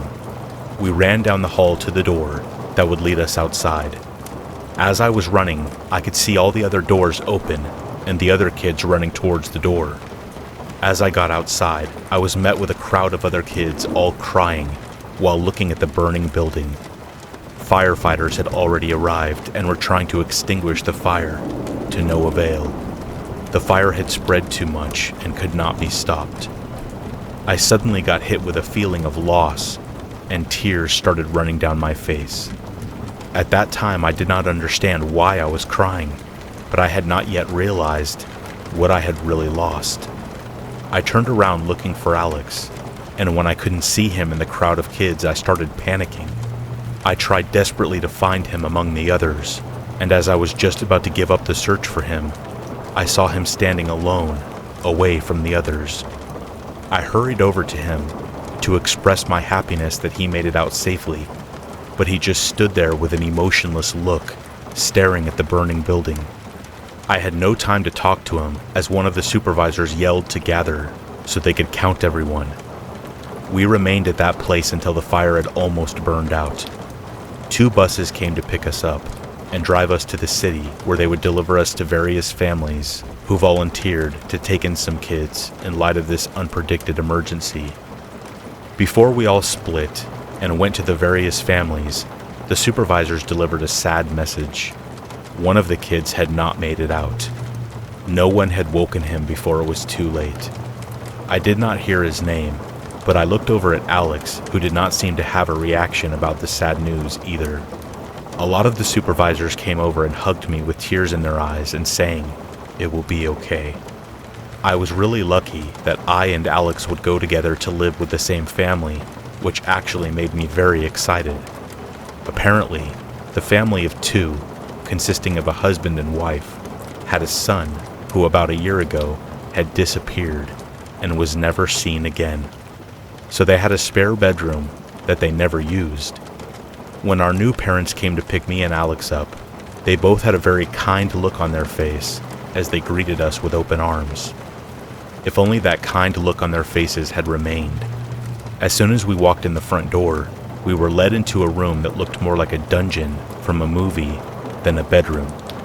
The room was very dark, only lit by red lights, making it almost impossible to see the whole room. Thick blankets had been bolted to the window, so no light would ever reach the walls of the inside. There were no beds. The only piece of furniture was a small metal table filled with knives, scissors, and other kinds of tools. And the smell, it smelled like something had died there and was just left to rot. Of course, I got worried when what I expected to be a comfy bedroom for Alex and me to stay in turned out to be a room from the most twisted of horror movies, smelling so horrible that it almost made me want to vomit. But I was only a kid, and I chose to stay positive and believe they only meant the best for the two of us. Otherwise, why would they have been so kind as to take us in when we were in need of a place to stay? The belief I had in them was quickly drowned by the excruciating pain they made me go through. We were put in handcuffs, and with the most despicable look on her face, my new mother told me she would cut me into pieces if I so much as made a sound. And with that, she closed the door to the room. I did not understand the situation and looked over at Alex, who sat with a kind of reassuring smile on his face. I looked over to the corner next to me, and there laid a blanket covering something. I could easily detect that the smell came from there. When I lifted the blanket, it made sense why the room smelled so horrible. A bloody, torn body of someone not very old lay right next to me, and as I saw the horrible sight before me, I passed out. I know now that the bloody, rotten corpse belonged to their real son, who had given in to their despicable abuse and passed away. Apparently, they had covered up their devilish acts by making it seem like he had been kidnapped or run away, never to return. Those years were literal hell. I did not have it as tough as Alex did, though. At least they gave me food, even though it was completely rotten. It took some days before my stomach had gotten used to it, and I stopped throwing up the rotten food. They must have fed Alex while I was sleeping, because he never looked hungry.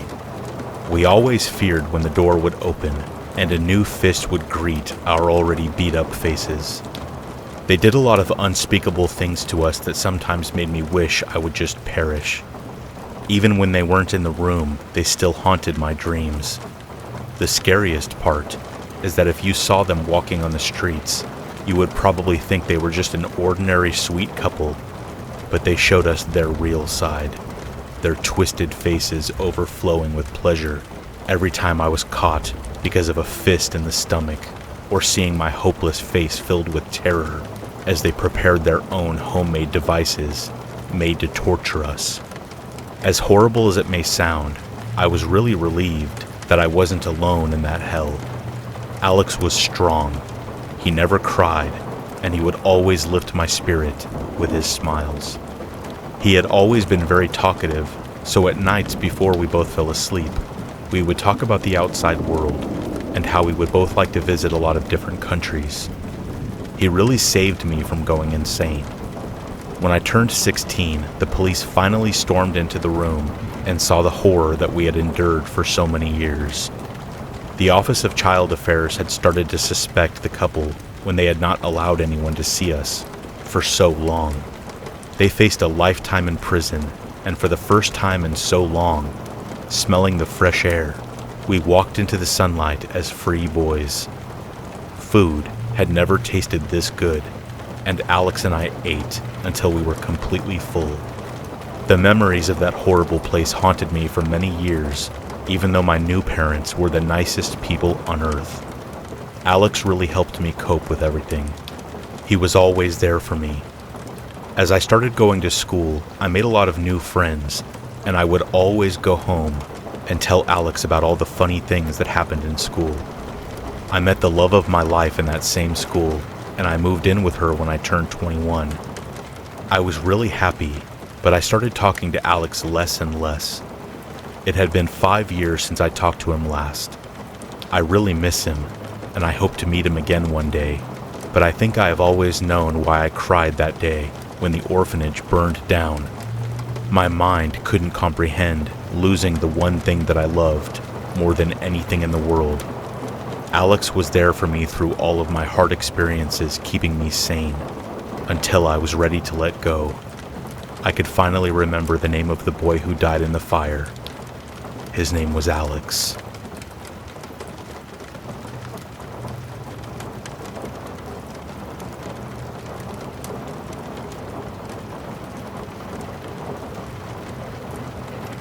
One evening when I was 9, I saw a man sitting on his balcony in the building across the street, staring directly towards my window.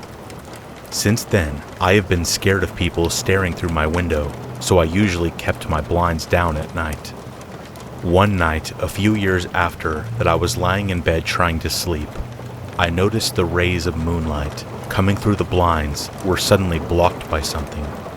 I looked over to the window and saw the silhouette of a tall man standing on my balcony behind the blinds of my window. I lived on the 4th floor, so how did he get to my balcony? And why was he standing there, motionless? My brother and I shared a room, so he saw me staring at the window and asked what was wrong. I asked him if he saw the silhouette on the balcony, and he said that it's probably nothing and that I should just go to sleep. The next day, I lifted up the blinds to only cover half the window, but this time I didn't see anything before going to bed. I woke up in the middle of the night and went to the bathroom. When I came back, I noticed a man wearing a trench coat standing on the balcony in the same place as the previous night. The blinds were just low enough to cover his face. I stood there terrified for a few seconds and then ran up to my brother's bed and tried to wake him up. Wake up, he's back." He was half asleep and mumbled, "Go to sleep already, it's late." "Please, I'm not kidding, he's real, he's standing right there." He sat up and froze in place, and then quietly whispered, "Oh my God, how did he get there? I'm not sure, but we need to tell Mom and Dad." Then, the man walked over to the balcony door and started aggressively twisting the handle and pushing it with his shoulder, but thankfully, the door was locked. My brother's face turned pale, and he passed out. I asked if he was okay, but he didn't respond. When I looked back towards the balcony, the man was gone. I haven't seen him in a long time after that, and I thought he had left me alone. My brother also says it hasn't happened to him again, and that we were probably just imagining things because we were just scared kids. A few years ago, I finally moved out of my parents' apartment and got my own 2-floor house. And recently, I've started seeing him again when the blinds are low enough to cover his face. But I usually just ignore him now since I always lock all doors and windows, and he doesn't seem to do much. One night I was trying to sleep, but then I got hungry, so I got up and went to the kitchen. When I got there, he was standing outside of the window, but there was no balcony there and nothing for him to stand on. I have tried to lift up the blinds before to see his face, but every time I try to do it, when he's there, they wouldn't budge. So this time I decided to try opening the window instead. I started slowly opening it and then tried peeking through to see him, but his hand reached out and grabbed me by the face, covering my eyes, and then pulled me out of the window, and the last thing I remember is falling towards the ground. The next day I woke up on the grass in my backyard, right under the window that he pulled me out of. I tried coming back in, but all the doors and windows were locked, and all the blinds were pulled all the way down, except the window of my bedroom.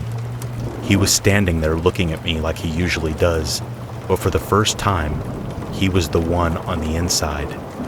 I didn't know what to do, so I just decided to take a walk around the neighborhood.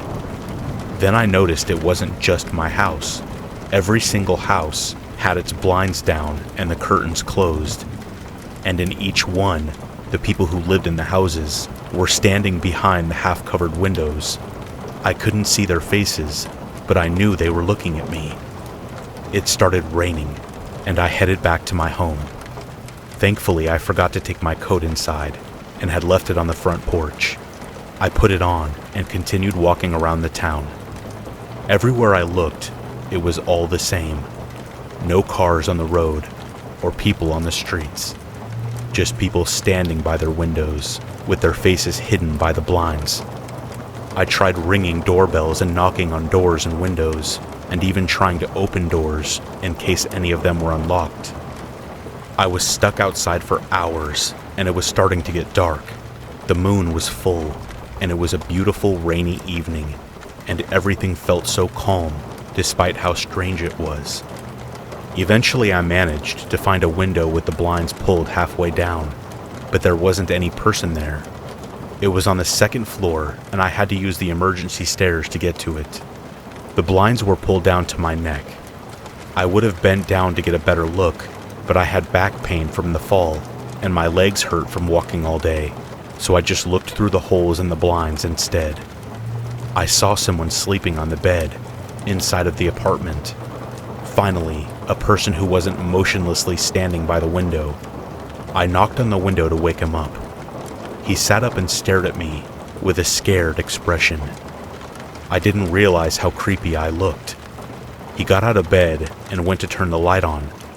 I decided not to scare him, so I went back down and started thinking of what I should do. I didn't want to do it, but seems like the only way to escape this is to pull someone else into it. I got back up and saw that he was trying to sleep again. The poor guy probably thought I was an illusion from sleep deprivation. I started knocking on the window again, and he immediately sat up and looked at me with a terrified expression. I tried speaking, but the sound of the rain and wind muffled my voice, so I just continued knocking. He very hesitantly walked towards the window. I got closer to the blinds so that he couldn't see me by bending down, so he would have to open the window. He fruitlessly tried to pull the blinds up. After a lot of hesitation, he started slowly opening the window. I hated what I had to do, but I did it anyway. As he slowly opened the window and tried peeking around it, I grabbed him by the neck and used all the strength I had to pull him out and throw him onto the street. Then, I climbed through the window and shut it.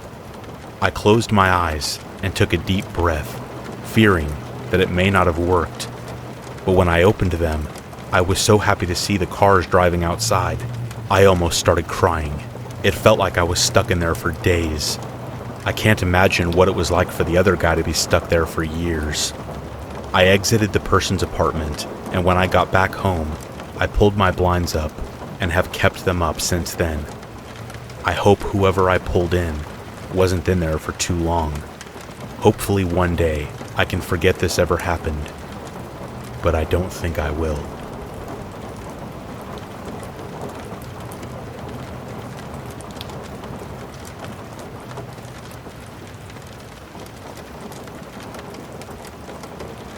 When people ask me at parties, I tell them I work in HR for an accounting firm, or that my corner office has some bland, nonsense title like managing consultant, congealed to this glass and black lettering. They stop asking questions pretty quickly. When you pull out your card and cover their whole tab, curiosity peaks a little again, but soon gets washed over with inebriation. They wake up in the morning, and if their wife or lover asks them what it is I do, they just say, something in like administration, I think. And that's it. Plainness can hide all sorts of eccentricity. Can you think of anything plainer than the American Hops Museum? Even its boxy white form, sitting squat in the town of Yakima, Washington, yields little to hold your attention. The whole building is dedicated to the no doubt fascinating history of the cultivation of hops in the American Northwest. Can you tell your strigs from your bracts, from your bracteoles? Eager to learn about how the rich volcanic soil of the Yakima Valley has made it to the ideal environment for hop growing? Yeah, one mention of the Hop Museum in the back of your dad's sweltering summer road trip RV and you'll be screaming to see the largest ball of twine in the Cascadia region. But plainness hides strangeness. Secrets are contained in the things that your eyes pass and glaze over. Just down the hall from the statue of Charles Carpenter, the first to promote commercials of the hop growing east of the Cascades, lies a vending machine.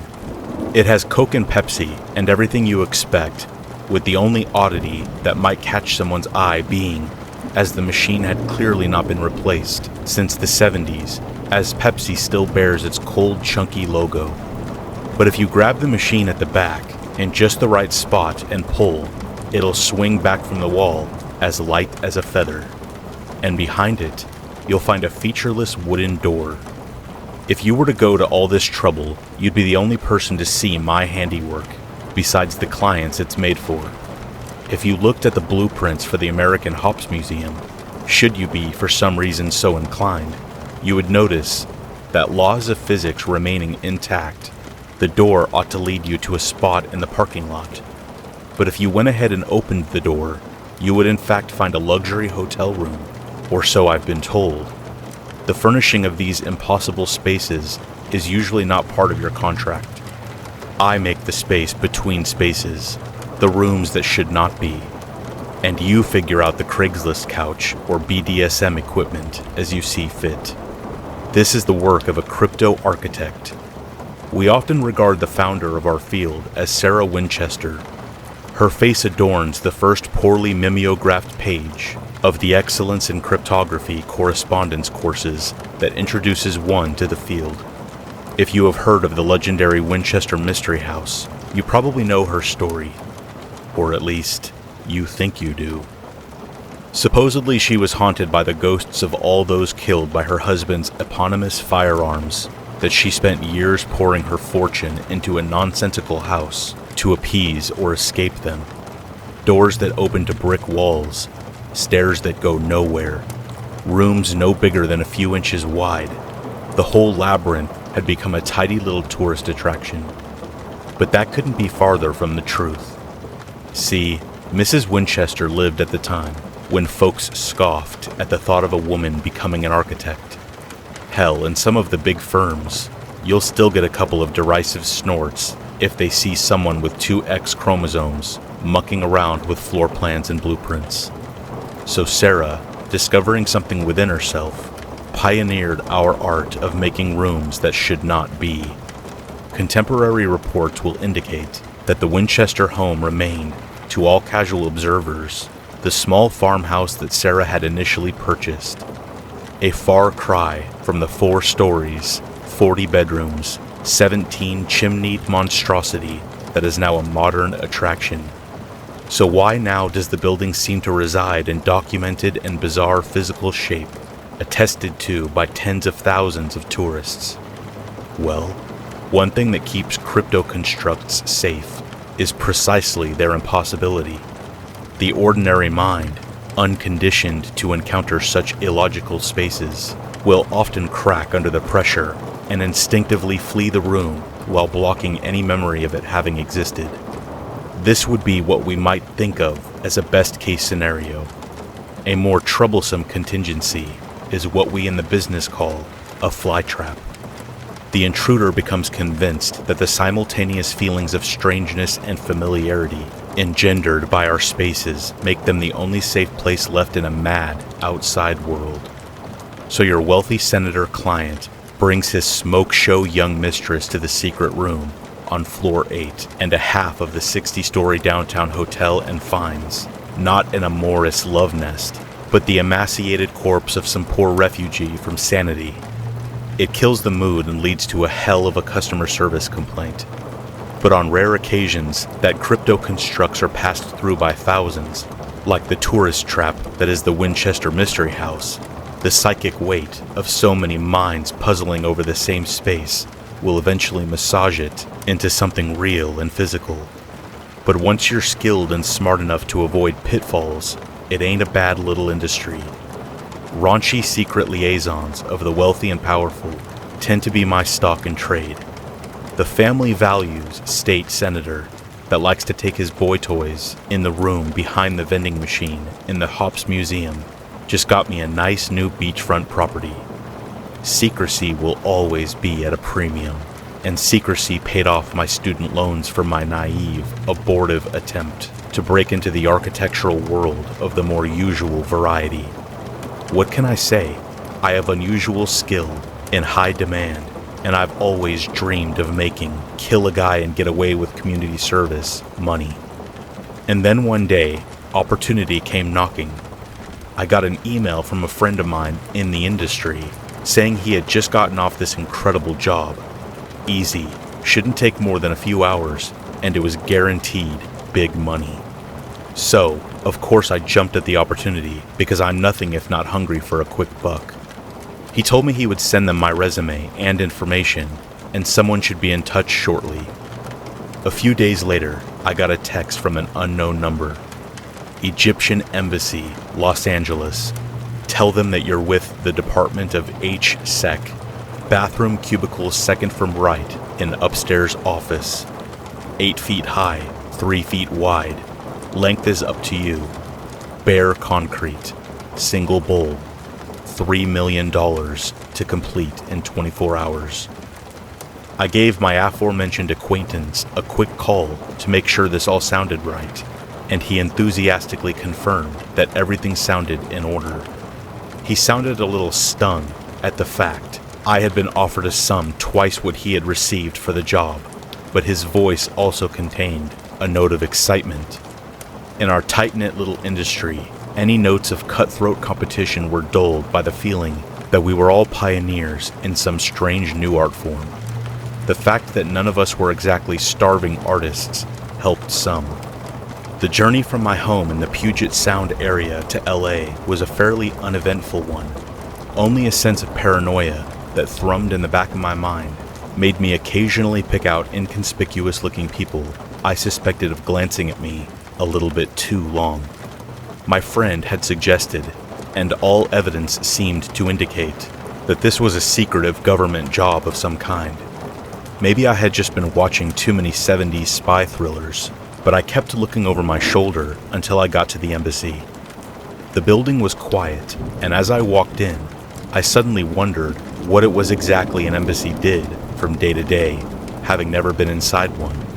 Crazy hand-to-hand combat like in the Bourne movies? As far as I knew, it could very well be the case, but the drab, bureaucratic building was about to see at least a little bit of excitement today, I thought, as I strode up to the counter with my briefcase and neatly pressed suit. I gave my name, and the sweet-looking old lady at the desk blinked in the befuddlement before I added, Homeland Security, and she beamed, gesturing me to a set of stairs behind her desk. I found my way to upstairs bathroom without a problem and feigned a little stage fright at the urinal before the rotund Arab man occupying my workspace had left. As I entered the cubicle, I gagged and muttered some derogatory comment about his diet. I held my breath as I fumbled around the back of the cistern, calming my mind and envisioning a door opening in the white-tiled wall in front of me. Eventually, my grasping found the imperfection that would act as a key, a tiny chip in the back of the cistern. I pressed my finger, squeezing the flesh into the tiny space, and turned it counterclockwise 3 times, visualizing a key turning in a door. Just like that, I was stumbling back as the toilet slid towards me, taking 5 feet of wall with it, and leaving a gap to slip behind. All in all, forming the little room took 2 to 3 hours. The minute dimensions and bare features made it easy enough, and it only took a little massaging and concentrating to get done. But the light bulb was the real trouble.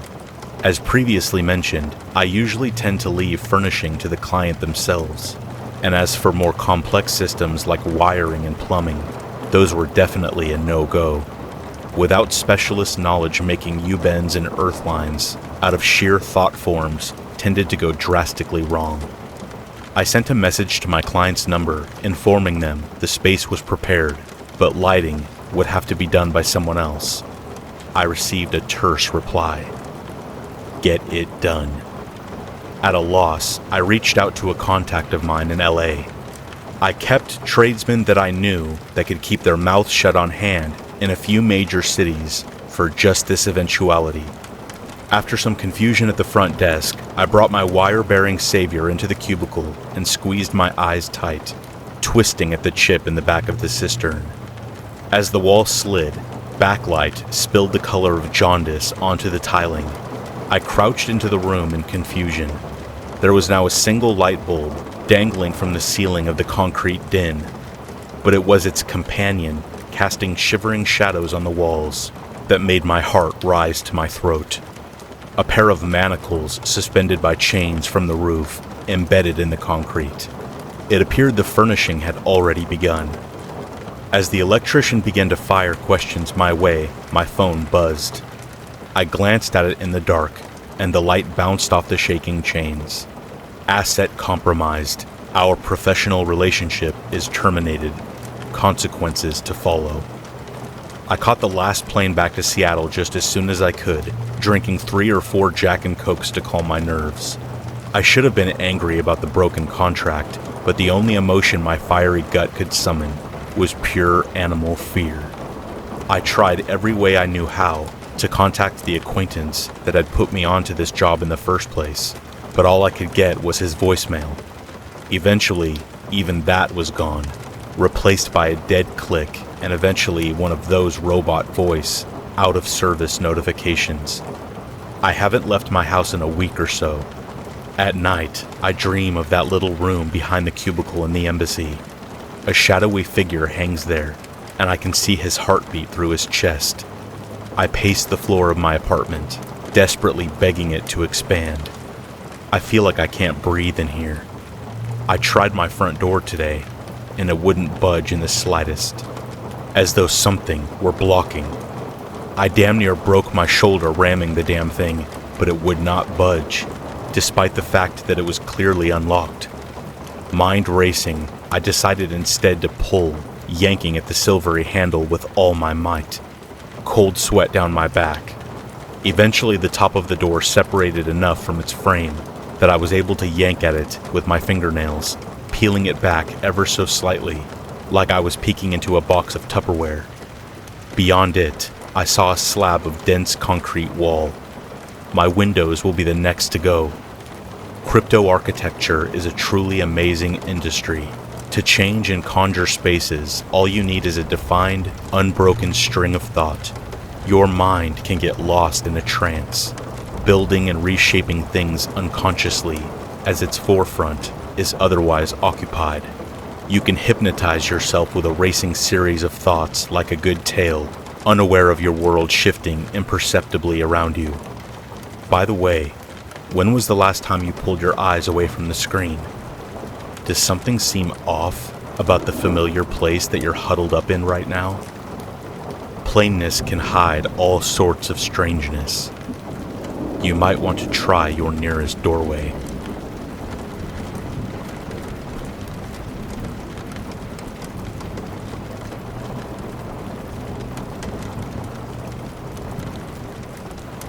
Eat it. Charlotte pushed Marlena's face closer to the fly-infested dog turd. Eat it and be grateful. My daddy saw your daddy at the soup kitchen, so you must be hungry. A cacophony of giggles erupted behind Charlotte. A gaggle of pigtailed, ponytailed, and bob-cutted brats from hell. "You're hurting me," Marlena cried. "Please just let me go." Strands of her flowing brown hair were beginning to touch the droppings. "Enough, Charlotte," I shouted. "Leave her alone, or I'll tell the teacher." Charlotte turned her head towards me in a slow, calculated manner. "Oh, look who it is, Pee-Pee Boy Carlos," she pointed, her gang bellowing out on cue. "Did you run out of pants to pee in yet?" "That was 3 years ago. We were in 2nd grade. "You want to know what my daddy said about you?" She took a step towards me, blonde pigtails bouncing as she moved. "He said your mommy didn't just skip town. He said your daddy killed her." "Stop it, that's not true." I took a step backward. "He said your daddy got mad because your mommy was sleeping with every man in town. He said that your daddy doesn't even know if you're his kid." Her next step sent me stumbling backward, tripping over Marlena. My skull smacked against the asphalt. The group roared with laughter, joined by a new voice, Marlena's. "Ew," Charlotte giggled. "I knew you were full of piss. I guess you're full of crap now, too." The crowd went wild. The sudden blare of the school bell caused the herd to break apart and head towards the building, leaving me to tend to my wounds. My ears were still ringing from the knock to my head when I first heard her. "Bring her to me." The woman's voice turned my blood into ice. It was a low, guttural whisper, echoing from the tunnel at the far end of the playground, 50 yards away. I pushed myself up and turned towards my caller. She was wiry, so thin that it looked as if a weak gust of wind would snap her in half. Her skin was gray and sagged, as if it was about to fall off. With her right hand, she beckoned towards me once more. Her voice sounded like it was emanating from all around me. "Bring her to me." I wanted to run, but my legs betrayed me. My feet were glued to the ground. Tears began to flow down my face. Just as she was about to speak again, my bladder released. "Carlos!" I turned, snapped out of the trance by my teacher's sharp voice. "Recess is over. Get over here now." "My goodness, did you wet yourself again? I'm going to have to call your father." The class clapped and laughed from the window as if I had given them some sort of encore. "We can't keep doing this." My father kept his eye on the road as he spoke. "Dad, it was an accident. I know it was an accident, boy, but you can't keep having them. You'll be starting middle school next year." "I know, Dad, I didn't mean to. No one ever means to mess their pants. You just need to go to the bathroom more often. Sometimes you have to go, even if it doesn't feel like it. Do you understand?" "Dad, I'm trying to tell you that I understand." "Yes, I understand." It was still early in the afternoon when we got home. My dad had to go back to work, so I was left alone. I took a quick shower, hopped on my bicycle, and rode back towards the tunnel. I wasn't sure who the woman was, but something inside me was burning to go back and see her. I parked my bike on the side of the tunnel opposite the school. It was a large, empty field with a few trees.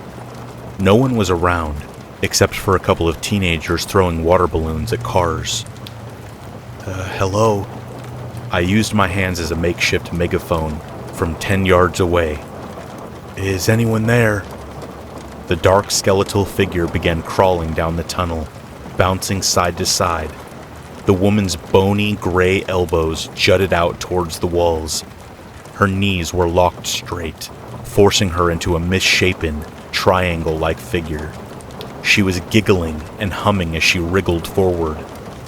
A sudden wave of chills poured over me, covering my body in goose flesh. I moved backward, away from the tunnel. The woman seemed incensed by this, and began moving faster. She started making a noise that sounded like she was rapidly licking and smacking her cracked, rotting lips. I turned to run, but was immediately pushed to the floor. "What are you looking for, your mommy?" It was one of the teenagers, wearing a red shirt. "You gotta get out of here." I pushed myself up in desperation. "Before you get hurt." "Is that a threat, twerp?" He shoved me down again, even harder. "My sister has class with this kid. She says he pees his pants all the time." His sidekick snickered at the same time she spoke. "Bring them to me." It sounded like she was inhaling as she called. "Please," I yelled. "Can't you hear her? We have to go." "The only thing I hear is a little boy about to pee his pants." I stood up once more and was immediately dropped by a punch to the gut. I laid on the ground, helpless as a red shirt jumped on my bicycle and rode off. The sidekick launched a water balloon at me before running away, hitting me square in the crotch. When I looked towards the tunnel, the woman was gone. Somewhere in the depths, I heard a faint, gurgling growl. I jumped up and raced towards home. the trip would take even longer without my bike. My dad's car was standing guard in the driveway when I arrived. He pushed the door open before I even reached the steps. "Where the hell were you, Carlos?" he yelled. "You think today was some kind of reward? That you could just run around town doing whatever you want?" "Dad, I'm sorry, please. I need to tell you, I saw..." "My God, did you piss in your pants again? Twice in one day?" "Dad, no. Someone threw a water balloon and I..." "A water balloon? You thought you had permission to go have a water balloon fight? In the middle of a school day? Get to your room now." "Dad, there was a..." "Now!" I moped into my room and crawled under the blankets. I tossed and turned that night. Every creak in the floorboards and whistle of the wind caused my heart to race. At some point, the sweet release of sleep rescued me. I could hear the other kids whispering and giggling behind my back at school the next day. I flinched every time I rounded a corner. Hearing the final bell ring felt like a weight being lifted off my shoulders. I stepped out of school, planning to take a long way home, when Marlena approached me. "Hey, Carlos," she said. "I'm sorry I laughed at you the other day. I was just trying to fit in." She started walking towards the playground. "Oh, it's okay, I guess." I began to follow without realizing it. "You know, Charlotte's not all that bad when you get to know her. She was just having fun." She started walking quicker. She kind of is. She's been bullying me since the 2nd grade." I matched her pace.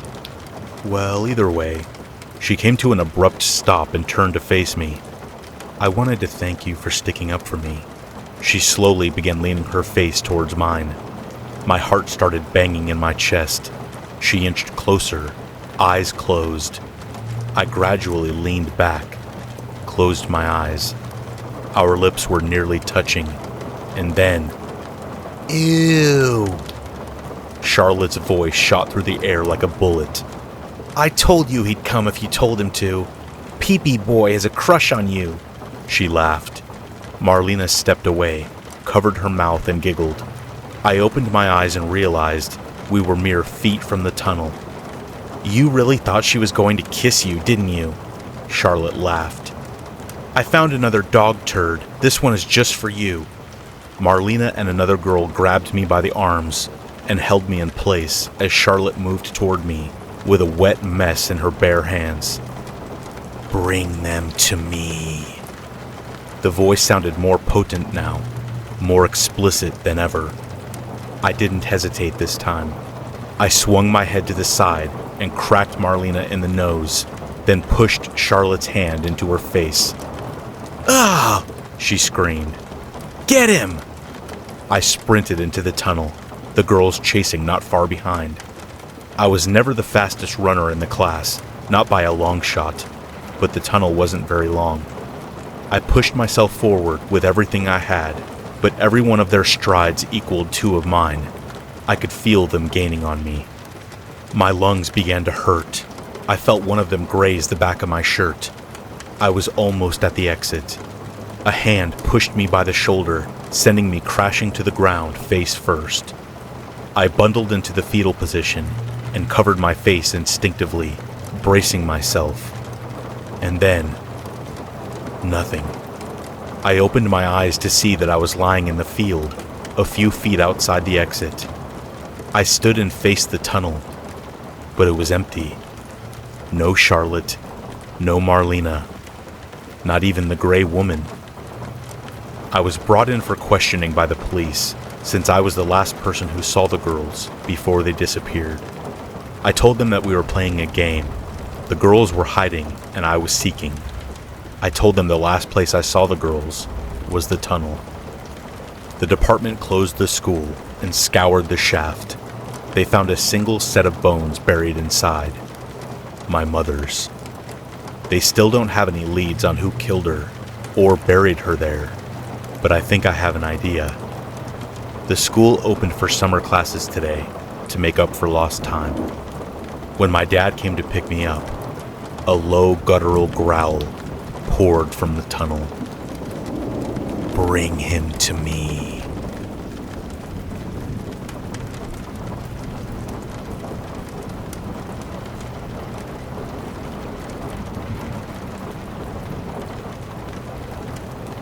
Working at a bakery always seemed like a very romantic job. It was the job of choice for many rom-com leading ladies, and romance always seemed to bloom from them with the smell of freshly baked bread in the background. Did I apply for this job because of that? Yes, but don't judge me for it. I'm not actually a baker, but I know my way around a kitchen, and I got hired on as Susan's assistant. At first, waking up at 4 o'clock a.m. to get to the bakery by 4:30 was torture, but my sleep schedule adapted, and the sunrises were beautiful to see. Eventually, I fell into routine, kneading dough and piping icing while the morning stars still twinkled outside. It was one of those things that even once you saw the reality of it, it was still fantastical. We made lavender loaves, wildflower cookies, thyme shortbread cookies, and anything else that struck Susan's fancy in the morning. I stuck around to help cashier and brew coffee for the early crowd, but I was usually out by 10 o'clock. It's a really dedicated early crowd though, and the tips were nice. Sometimes it was cash, but some customers brought us things that they think that we would like. I have gotten wildflowers, shiny stones, vials of stream water, and fresh sunflower seeds placed in the tip jar. I took them all home and set them in my windowsill. There was one weird thing though. I wasn't allowed to tell anyone my name, and we didn't have name tags. Susan said it's because of a past situation where she had a cashier, Nicole, stalked by a crazy customer, and ever since then, she says not to share that much about ourselves with the customers. I had gotten good at shaking off the questions, but smiling and nodding can only get you so far in customer service. So when Nathaniel came in one morning, I accidentally mentioned the neighborhood I lived in when it came up in conversation. He smiled, tipped his hat, and took his rosemary scone to go. I thought that was the end of it, but lately I had been hearing weird things outside my windows at night. Scratchings, kind of. It sounded like what a tree branch scraping on your window would sound like, except there are no trees close to my windows. Regardless, I still came to work every day. Nathaniel has become a regular now. He stays to sip his tea and watch me as I work. It was a little uncomfortable, but kind of flattering. You'd understand if you saw Nathaniel. Well, there's no other word for it than beautiful. His long, dark locks of hair hang easily on his shoulders, and his green eyes seem to shine brighter as the day goes on. His freckles seem to almost dance across the bridge of his nose. That's cheesy, isn't it? I can't help it. He's just ethereal. "Good morning, miss," he said, startling me as I was rearranging the loaves in the window. "Good morning, Nathaniel," I smiled. "Would you like a refill on tea?" He grinned and handed his teacup to me, brushing my hand. His hands were surprisingly smooth. It doesn't seem as if he had ever had a hard day's work in his life. I turned to boil some more water for him and set his teacup on the counter. He was still standing there, watching me. I suddenly wished the water would boil faster. I could feel my pulse quickening.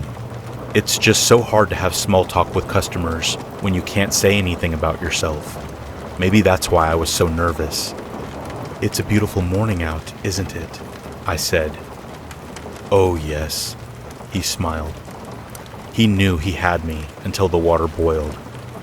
"I had a wonderful walk here this morning. The morning dew was always such a nice morning surprise. Sweet, like honey." I couldn't decide if he was just especially pretentious or if he was genuinely someone who drank morning dew. I had had some customers mention it to me before. Maybe it was just something that people did. I personally prefer real honey in my tea, but that's just because I see what my neighbor's dog does to that sweet morning dew. The water seemed to be taking longer than normal to boil. Had I even turned it on?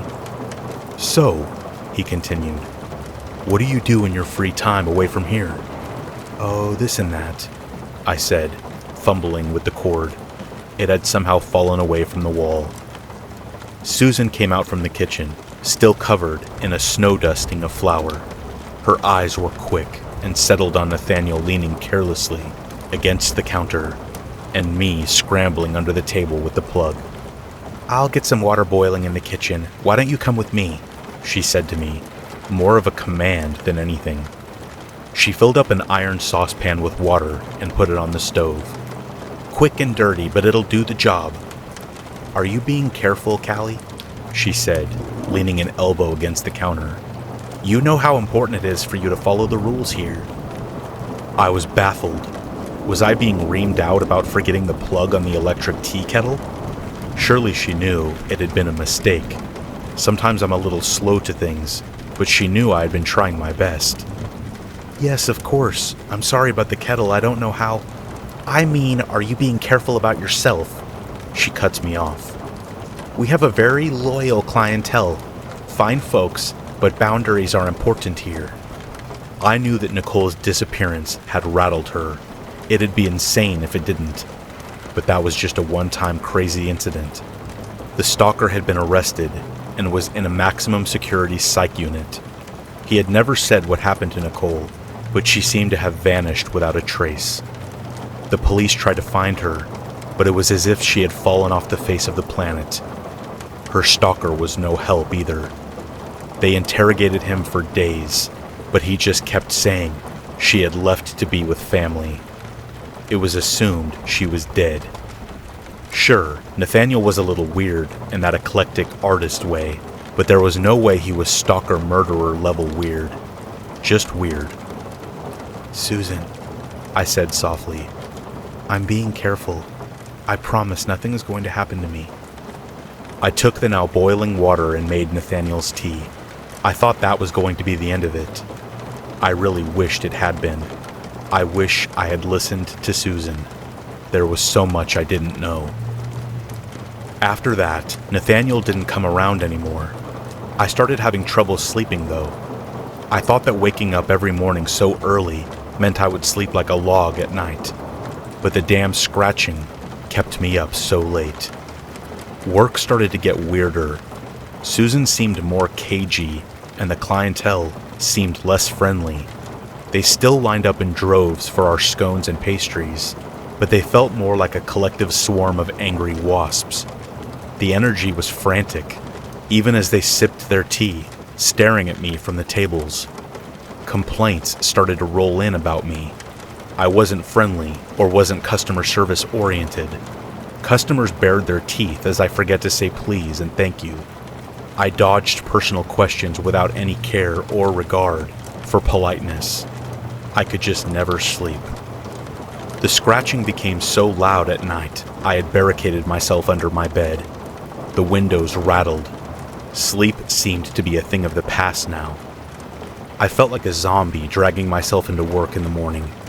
I had made my first mistake when I was boiling lingonberries for jam. I nodded off, just for a second, but long enough to spill the jam and get a nasty burn on my hand. Susan sent me home for the day to rest and take care of myself. The bell tinkled above me as I left out the front door to drive home. It was 6:30, which meant customers were getting ready to come in. I smiled and waved at the queue as I made my way to my car. Susan would be okay. She said she was going to call in some help to manage the register while I was out. I was distracted. I bumped into someone on the sidewalk and sent his to-go mug flying. It busted open on my chest and drenched me in dark coffee. "I'm so sorry," he exclaimed, scrambling for the mug. I was positively soaked. There was no amount of bleach that would get this out of my white sweater. "I'm so sorry," he said again. "Please, I have to insist that you let me pay for your dry cleaning. I won't take no for an answer." I was exhausted and not in the mood to argue. Besides, it was my favorite sweater. I tried to push the thought out of my head that technically it was my fault. Well, I guess it was. It felt like 1 second it was free and clear, and then the next second, he had appeared out of nowhere. He had offered a pad of paper for me to put my information on. I wrote down my information, ignoring my aching, burned hand as I spelled out my name and contact information. He took it from me and smiled. "Excellent. I'll be in contact soon, Calliope. Oh, it's just Callie. I frowned. There was no way I wrote out my actual name. I have always gone by Callie, but maybe he was just one of those weird, pretentious dudes. I waved as I went to my car, desperate to get home and lay my head down on my pillow. I glanced up as I put the car in reverse to back out. The man I had run into had gotten into line outside the bakery. He smiled wolfishly and raised his hand in a wave. I should have known. You never give them your name.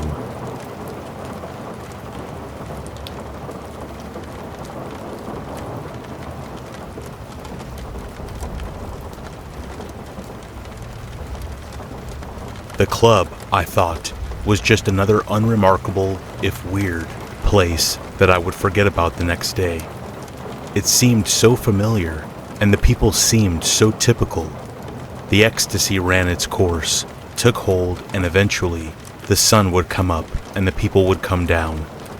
When I first saw it, there wasn't one iota of me that thought that this particular building, location really, would become the central focus of my life for the better part of a week. It all happened in the summer of 2005, in a fairly small town of about 25,000 people, somewhere in New England. I haven't talked about it since then, because I'm the only person who remembers it, the only one who was chosen by this piece of land to tell its story. Here's how it started. I and two friends were out driving around on an unusually warm night. We spotted the club and decided to go in, have a few drinks, enjoy the music. We walked in and were immediately greeted by blaring music so loud the servers could barely hear our orders. I also took notice of a DJ, tall, at least 6'4", with a tattoo on his hand that looked like a scorpion and another on his knuckles that read, "Trap." My friends and I mocked the club for being too cliché, and as techno music played and glow sticks swirled sickeningly, I started to feel nauseous and my head began to pound. The DJ shouted, "This next one's straight from the heart," and began spinning the discs like a madman. I ran to the bathroom to puke, pushing my way through a horde of young people my age. Once in the bathroom, I flung the stall door open and projectile vomited into the toilet 2 or 3 times.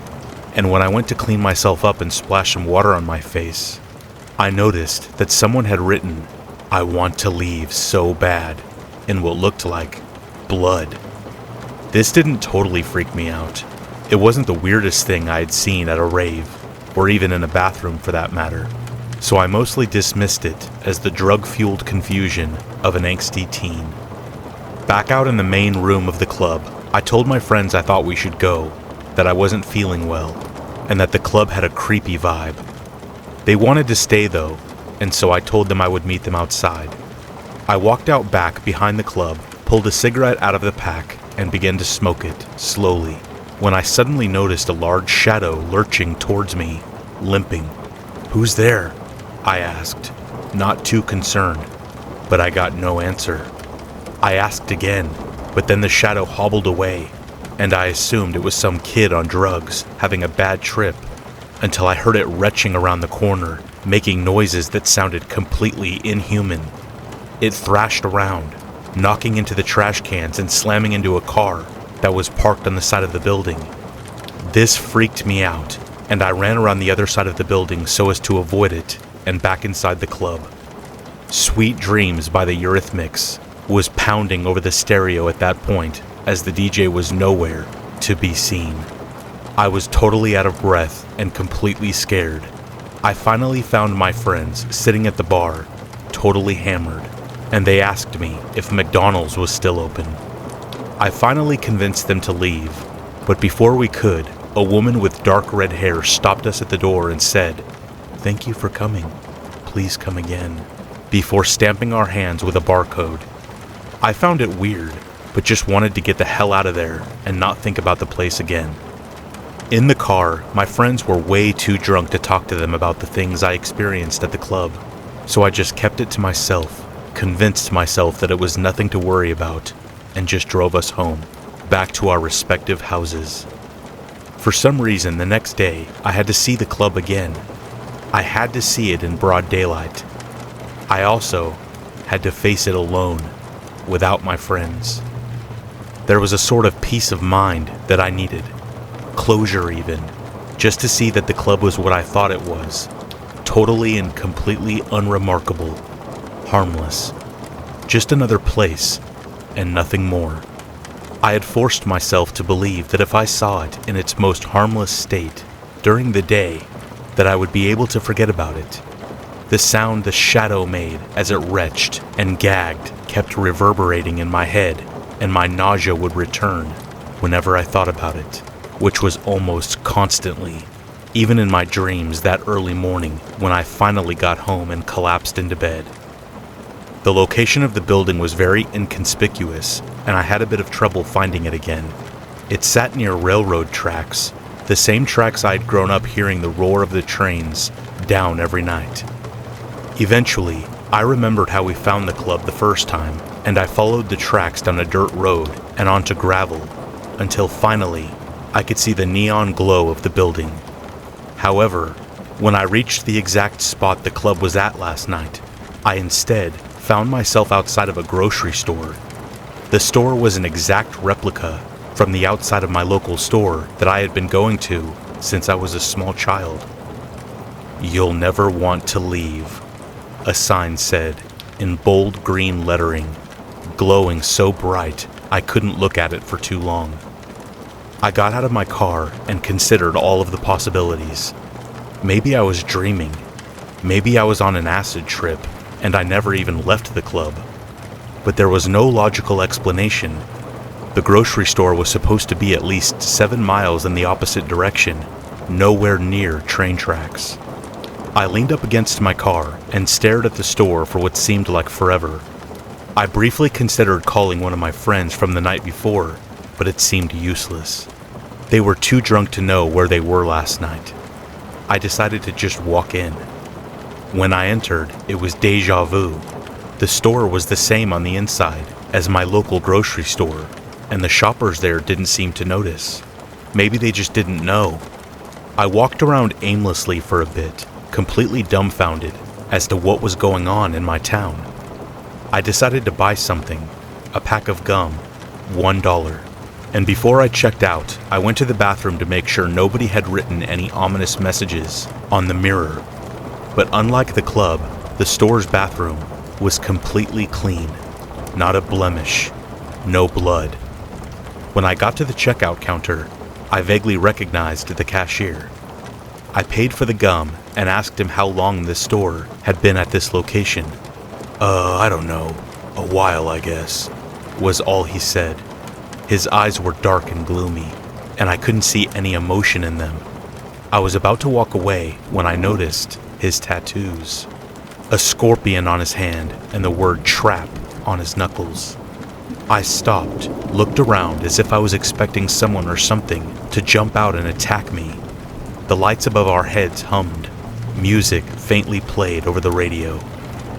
Didn't I see you at the club last night?" I asked. "Weren't you the DJ?" "Yeah, I do that too," he said with a laugh that made me uncomfortable, and he just kept staring at me with an emotionless smile. "Have a good day." My voice trailed off. "Yeah, bro, but it's nighttime," he said. I ran out of the store and sure enough, it was nighttime, black as a crow. I moved to my car, threw the pack of gum on the passenger seat, and looked back at the store. The neon light emanating from it was now unbearable, and the bright green sign that once read, "You'll never want to leave," had been changed to, "I want to leave so bad." At this point, I was completely sure that I had either lost my mind entirely or that something terrifying was happening. I remember researching for hours on the internet all the different possibilities. String theory, mental illness, the effect drugs can have on the human psyche, shapeshifters, and skinwalkers. Everything. Nothing made sense. No one theory fits a narrative. Nothing I researched or had ever heard about up until this time was the piece of this cosmic puzzle that I was looking for. This is the part where I have a hard time discerning reality from fantasy, the messed up places my mind took me while I slept. What I do remember is that around 2:00 a.m. the next night, I had drank enough to gain the courage to drive back to the building. By this time, I knew where it was located by heart. The train tracks looked more ominous to me now.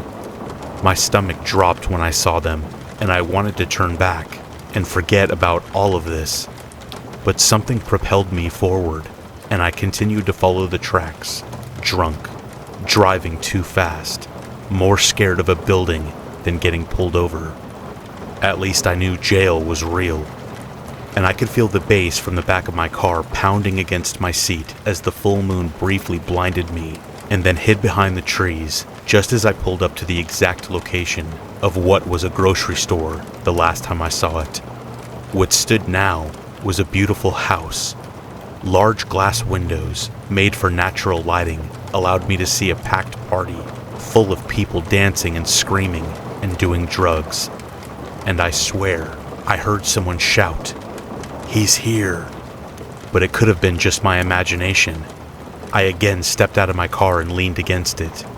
I stared at the house party waiting for someone to greet me, or at least acknowledge me. I pulled a couple of shooters of whiskey from my pocket and downed them quickly before marching forward with a false sense of confidence that the voice in the back of my head told me I would regret. I tried to open the door, but it was locked, so I pounded on it and screamed for somebody to let me in. But I only saw shadows float by in the windows. I decided to walk around the back and see if I could get in that way. And then I heard that sound again. It stopped me dead in my tracks and sobered me immediately. It retched, chalked, gagged, screamed, puked, coughed, barked, howled, and struggled to swallow something. It sounded panicked, like it was dying. I turned around and saw its eyes, yellow like the moon and bright as a bonfire. It looked at me with fear and confusion as it began pulling the thing it was trying to swallow whole back from out of its throat. It stood tall, too tall for a normal man, about 8 feet.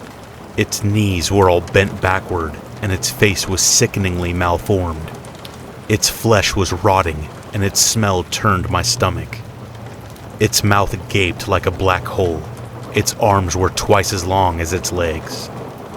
I realized then that the thing I was locking eyes with was the same thing I heard, and that's the shadow I saw 2 nights prior at the club. It continued to regurgitate what it had swallowed in a morbid, vile manner. It was a girl, my age, that it had swallowed. After it spit her back out, it grunted, puked, and fled into the bushes a few feet away from where it stood. I asked the girl if she was okay, but she only laughed, and her eyes were the same grotesque yellow as the thing that ate her and then hacked her back up in the yard. Her laughter freaked me out, and as I was about to leave, the slider door opened. A man in a Jason Voorhees mask had flung it open and then pulled me into the party, where a song had just started playing and everyone was wearing shirts that said, "I want to leave so bad." But they were all smiling and the music was distorted, and I regretted ever showing up. And then I saw the DJ again, same tattoos as before. "We have a guest," he shouted through a microphone over the already oppressively loud music. Everyone turned to me, still smiling.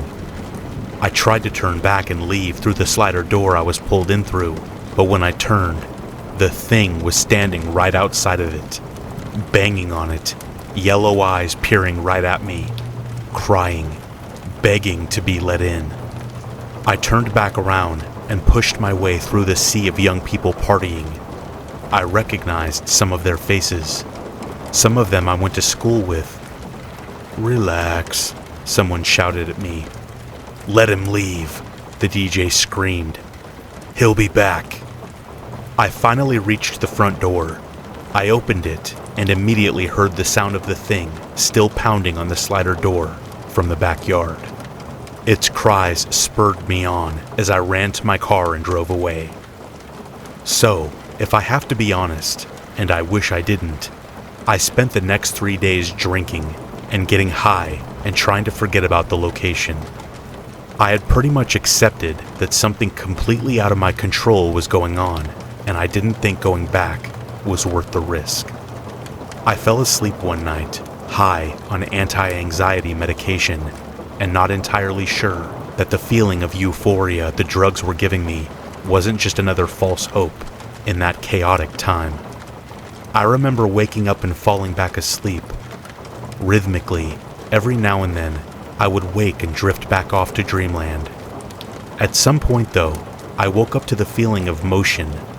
I was moving, and I wasn't entirely sure why, but I figured it was the Xanax making me feel that way. I didn't think anything of it until I heard the sound of a train whistle and the roar of the wheels against the tracks. I jumped out of what I thought was my bed, but was by now just a cabin on a train. I fell to the floor and shouted, "Where the hell am I?" The train halted, and I looked out my window. I was pretty sure that the train had stopped at the location. The club, the grocery store, the house party, all were gone. What stood now was absolutely nothing but a graveyard. Thousands of headstones and memorials stretched across the land. I ran the length of the train and forced the door open and stepped out. I cautiously entered the graveyard, certain that at any moment the dead would shoot up from the ground and drag me under with them. What actually happened shook me to my core. The first thing I noticed was a shadow. Its shadow, off in the distance, 50 to 60 yards off. It was, as usual, grunting, and it briefly looked at me, and I saw its disgusting yellow eyes again, even from so far away, and I realized it was eating something, and I assumed it was a person. "What do you want from me?" I called out. Being eaten by the thing didn't seem so bad anymore. "Why are you torturing me?" I walked forward, ready to possibly confront the thing, and maybe the DJ, if he was there as well, which I assumed he was. Before I could reach the beast, I was stopped in my tracks by a voice from behind. "Just make sure they know," the voice said. "Know what?" I asked as I whirled around. The DJ was standing there, face all distorted and tattooed now. "What do you want me to tell who?" I demanded, and a tear streamed down my now shallow and sunken cheeks. "There is nothing to fear. You were never happy. Nobody is," the DJ said as he sat on one of the tombstones. "Whatever happens to you and yours, it was always going to happen. That thing back there, eating people, it's not so bad. People eat people all the time." The DJ looked down and opened his jacket, revealing his ribs and organs. "I don't understand," was all I could mutter. "It doesn't matter. You aren't good enough. Nobody is. Your fate, like everyone else's, will be the same as mine," he said, and gestured at his rotting, distorted body. I looked back at the thing, and it was gone. And when I looked back at the DJ, he was gone too. And I slowly walked over to where the thing had been eating, and whatever or whomever it was eating was now gone as well, and I felt like the whole situation was gone. I looked over now at where the train had pulled up, and now only saw the railroad tracks. And by the tracks on the road, I saw my car parked, door open, lights on. I started towards my car, and as I walked, I finally noticed what the tombstones all read. "I want to leave so bad." I got in my car and followed the tracks back to my house, and not long after I graduated college with a degree in archaeology. I think about these events every day of my life and the effects they had on me. I feel now is the time to write this story as an exorcism of sorts. All I have to say about the situation is what I saw. I can only relay the facts. The interpretation is up to you.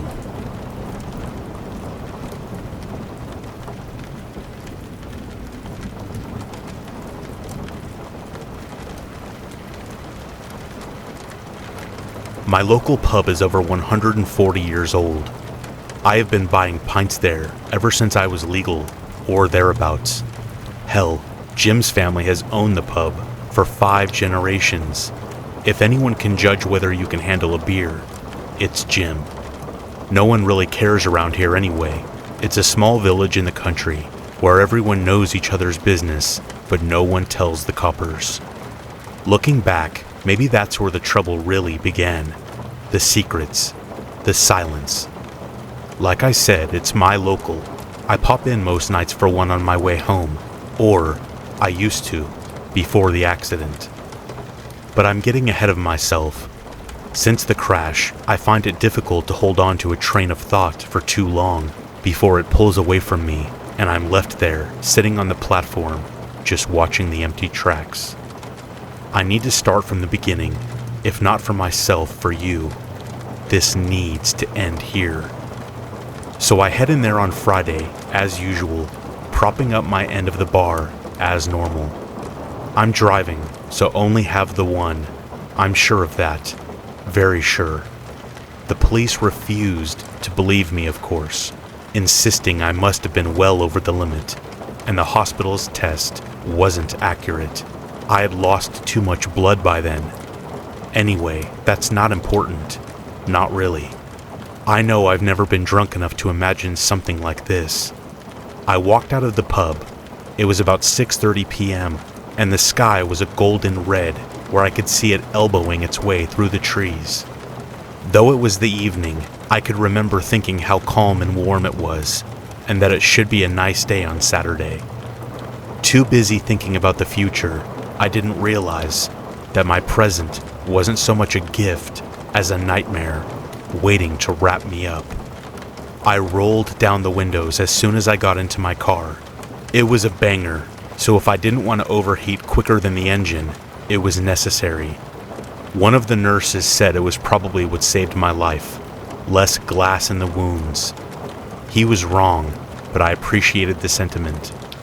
I also heard one of the nurses in the hospital confirm to the cops that I had been wearing a seatbelt. I think that's when they were trying the attempted suicide angle. Funny how coppers hear hooves and think zebras. I pulled the car out of the pub car park, easing it onto the country roads. I don't speed on the back roads where I live. The hedges are mostly granite under the bushes, so any kid that grew up here knows better.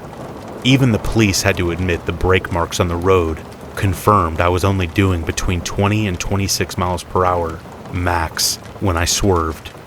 But I'm getting ahead of myself again, no matter how many times I tell this story.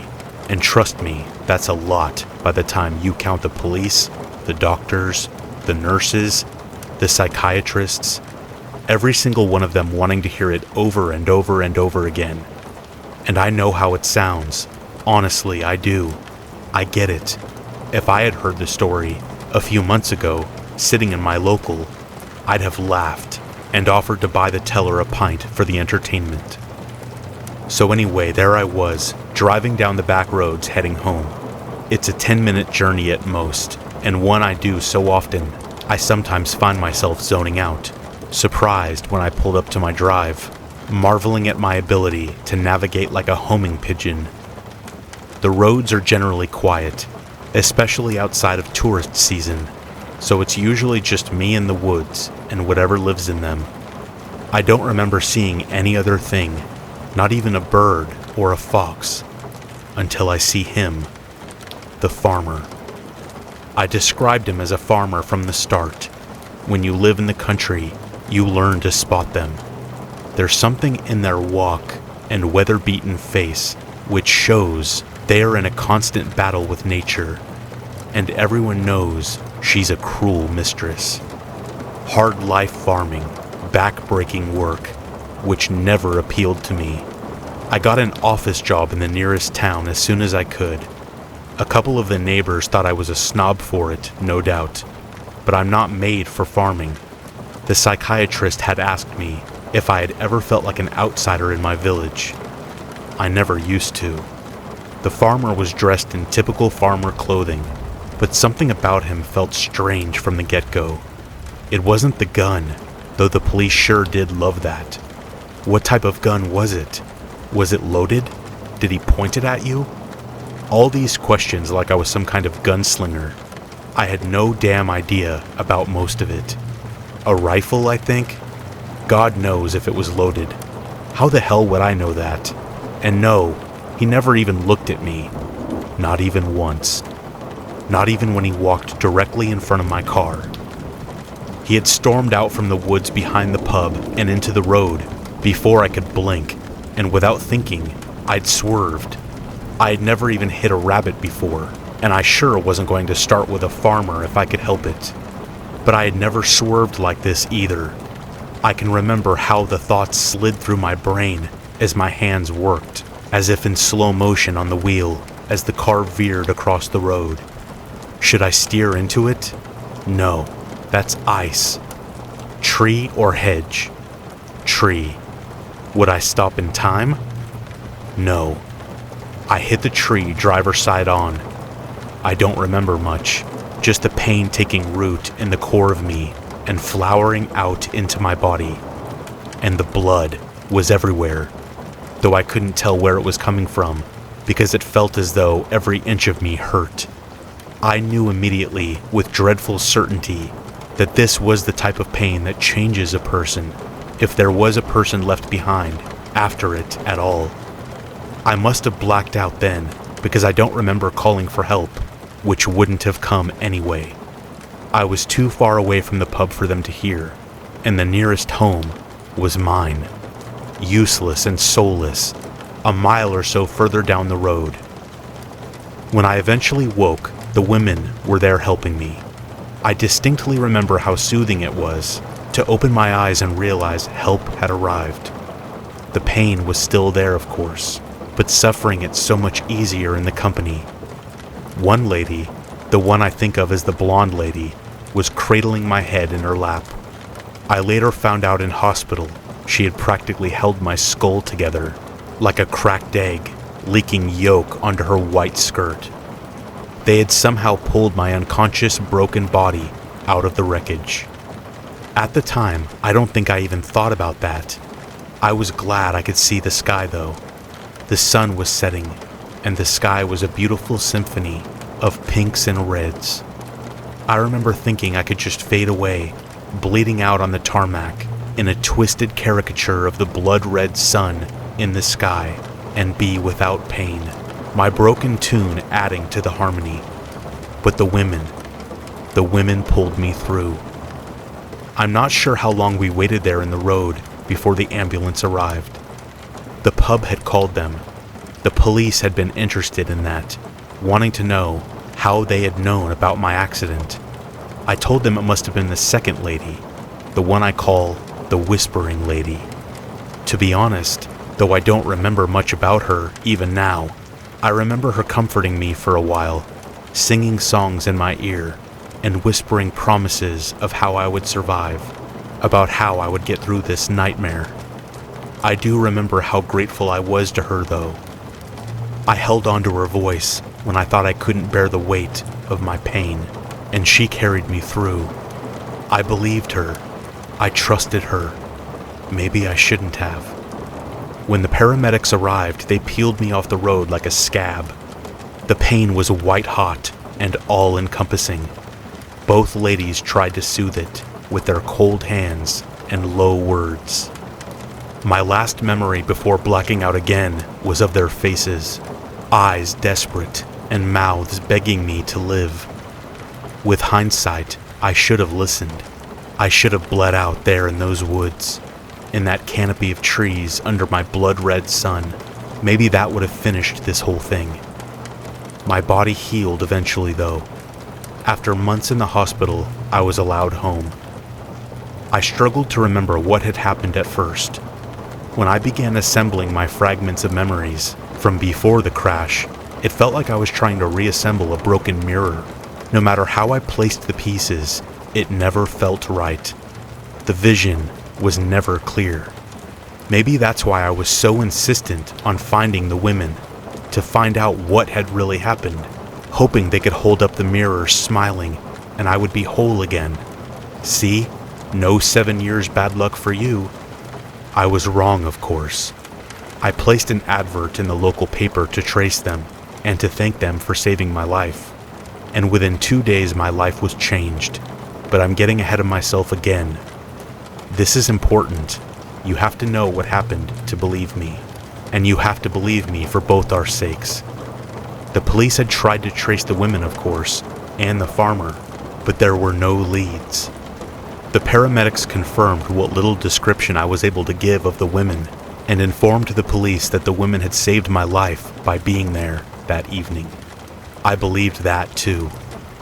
The police eventually wrote it all off as an accident. They were dangerous roads. A near-fatal car crash wasn't unusual. But like me, they believed that something about this didn't feel right. I could tell that they thought it was me. Maybe I'd been drunk or suicidal, but I wasn't, and I'm not. Well, not then, at least. It was the psychiatrist who had suggested tracing the women for my own peace of mind. She had thought they might be more willing to get in touch directly with me rather than the police. She sure was right about that. I placed an advert with a simple thank you message and a number to get in touch. Most of me was hopeful that I would hear from them, and that it'd turn out that they were distant relatives of a family down the road. I'd take them for a meal in my local, and we'd laugh about this. But I think a part of me always knew that the truth was nestled deep down inside my scar tissue, and I was picking at it with dirty fingers, insistent on opening the fresh wounds. I didn't have to wait long. 2 days after my advert was published, I had a call, though it wasn't from the women. A man called in the middle of the night and left a voicemail. He didn't leave a name or a contact number, but I knew who he was. He told me that he was sorry and that I would hear from the women soon. They had saved my life, but that I had made certain deals which I needed to make good. He knew this because he had made those same deals on the same day at the same place 33 years before with the same women. Like I said, he never said he was the farmer, but I knew it. I listened to that short message over and over again. I could hear the sorrow and emptiness in his voice. I imagine mine will be like that soon. The ladies arrived that night. They didn't knock. They were just there in my front room, standing by my coffee table when I walked in from the kitchen. I should have been surprised, but I wasn't. Since the voicemail, I had been expecting them. Maybe I'd been expecting them ever since the crash. The women looked as I remembered. They weren't threatening, but I was very aware of their presence, as if I was standing in the room with 2 lions or other deadly predators. I suppose I was. Neither of them spoke until the whispering lady held up a small bag, which was filled with a writhing, opaque, yellowish blob about the size of a kitten. I yearned for it with all of my being. "Your soul," was all she whispered, and I knew it to be true. I had given them my soul when I was bleeding there on the tarmac. It had seemed so small and unimportant at the time, and I thought they would protect it. My eyes welled with tears, and I held out my hands, imploring them to return it. They stared at me with impassive eyes, studying me like a fisherman would a fish before pulling the hook from its mouth. "You promised us 33 years worth of souls. Give us this, and yours will be returned." Her whisper was soft, but her words hit me hard. I knew I'd have to make good.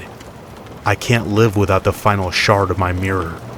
I nodded, and they vanished, taking my precious soul with them. They'll be back soon.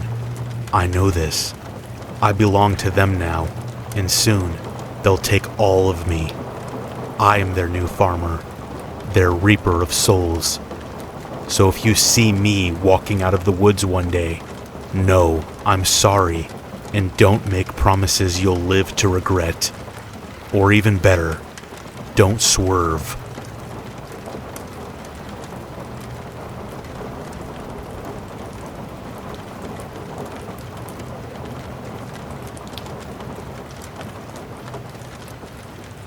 My family came from a small village in the old country, the kind where traditions that we call cute or folksy today were followed to the letter. Even though my parents immigrated to the country where I now live years before I was born, my childhood is filled with memories of my parents telling me what to do or not do for some strange arcane reason. Not that I'm complaining, of course. Some of these traditions were fun, especially as a kid. I never had to make my bed before school because doing that gives you bad luck, and I would never know when I'd have a pop quiz. On nights before I had a big test at school, Mom and Dad would make me a big bowl of porridge and jam, and I would stick my face in it for good luck as they would laugh and hug me, even though I'd make a mess of their clothes. Of course, other superstitions were less fun or more confusing. Don't whistle inside the house, you'll lose all your money, Mom would say. Don't put keys on the glass table, Dad would say. Go put bread in the neighbor's yard so that the birds will circle their house instead of ours, Dad would also say. They're not our people, it won't affect them, he would say with a smile and a wink. The one tradition that they held far above all the others, though, was to never violate guests' rights. Anytime anyone would show up at our front doorstep, neighbors, Girl Scouts, missionaries, whoever you can imagine, they would be invited inside and immediately presented with a plate of bread and salt, water, and polite conversation, as well as anything else they might ask for. It often made for interesting, if not awkward, situations in our family home. Eventually, I grew up and left my parents' home for college, and every time I would come home for a visit, I would be greeted with a plate of homemade bread and salt and warm hugs from my parents, asking me to tell them crazy stories from college. When I eventually got engaged, I brought my future wife, Lindsay, to my parents' home to find them waiting for us at the front door, my mom holding that same ornate plate covered with bread and salt, and both of them telling my fiancé in their broken English how happy they were for the both of us. Years after I had gotten married, my wife had told me the great news that we were going to have our first child. Towards the end of her pregnancy, my parents came to visit so they could be there when their first grandchild would be born. And this time, it was my turn to greet them with bread and salt. The bread was store-bought, and the salt was that cheap discount kind that you get at the bottom of the shelf of the grocery store. They smiled, dipped the bread into the salt, and ate it happily before hugging and kissing me. Even after all these years, I was still their little boy. My daughter, Lily, was born a healthy girl. I was always convinced she was special. She started to smile far before any baby would, and always seemed to be so alert. I was convinced that she would grow up to be some kind of genius. After a couple of months of raising our child in an apartment, we decided it was about time to find a real house for her to grow up in. We went out into the country, and after searching around, we found the perfect house for us to raise Lily in. After negotiating and closing, we found ourselves moving everything that we owned into our new house. From first glance, everything seemed ordinary. The houses were nice and spacious, and each property had a couple of acres to it. The neighbors were close by, but not so close that you felt smothered, or that you were being constantly watched by someone in the neighborhood. It was all to change when we had our first visit from a neighbor. Lindsay was cradling a crying Lily, trying to get her to sleep, when the doorbell rang. Not wanting to risk the doorbell being rung again, and possibly irritating Lily further, I went to answer it to see a man wearing country clothes and a cowboy hat, accompanied by a woman who I assumed was his wife, holding a dish of some kind. I opened the door and stepped out. "Howdy there," the man said, extending his arm for a handshake, which I accepted. "My name's Victor, and this is my wife Marlene," he said, introducing himself. Hi," I said, obviously tired from the move and from taking constant care of Lily. "I'm Sasha. Sorry, my wife Lindsay is inside with our baby." Don't worry about it. The missus and I know how it is.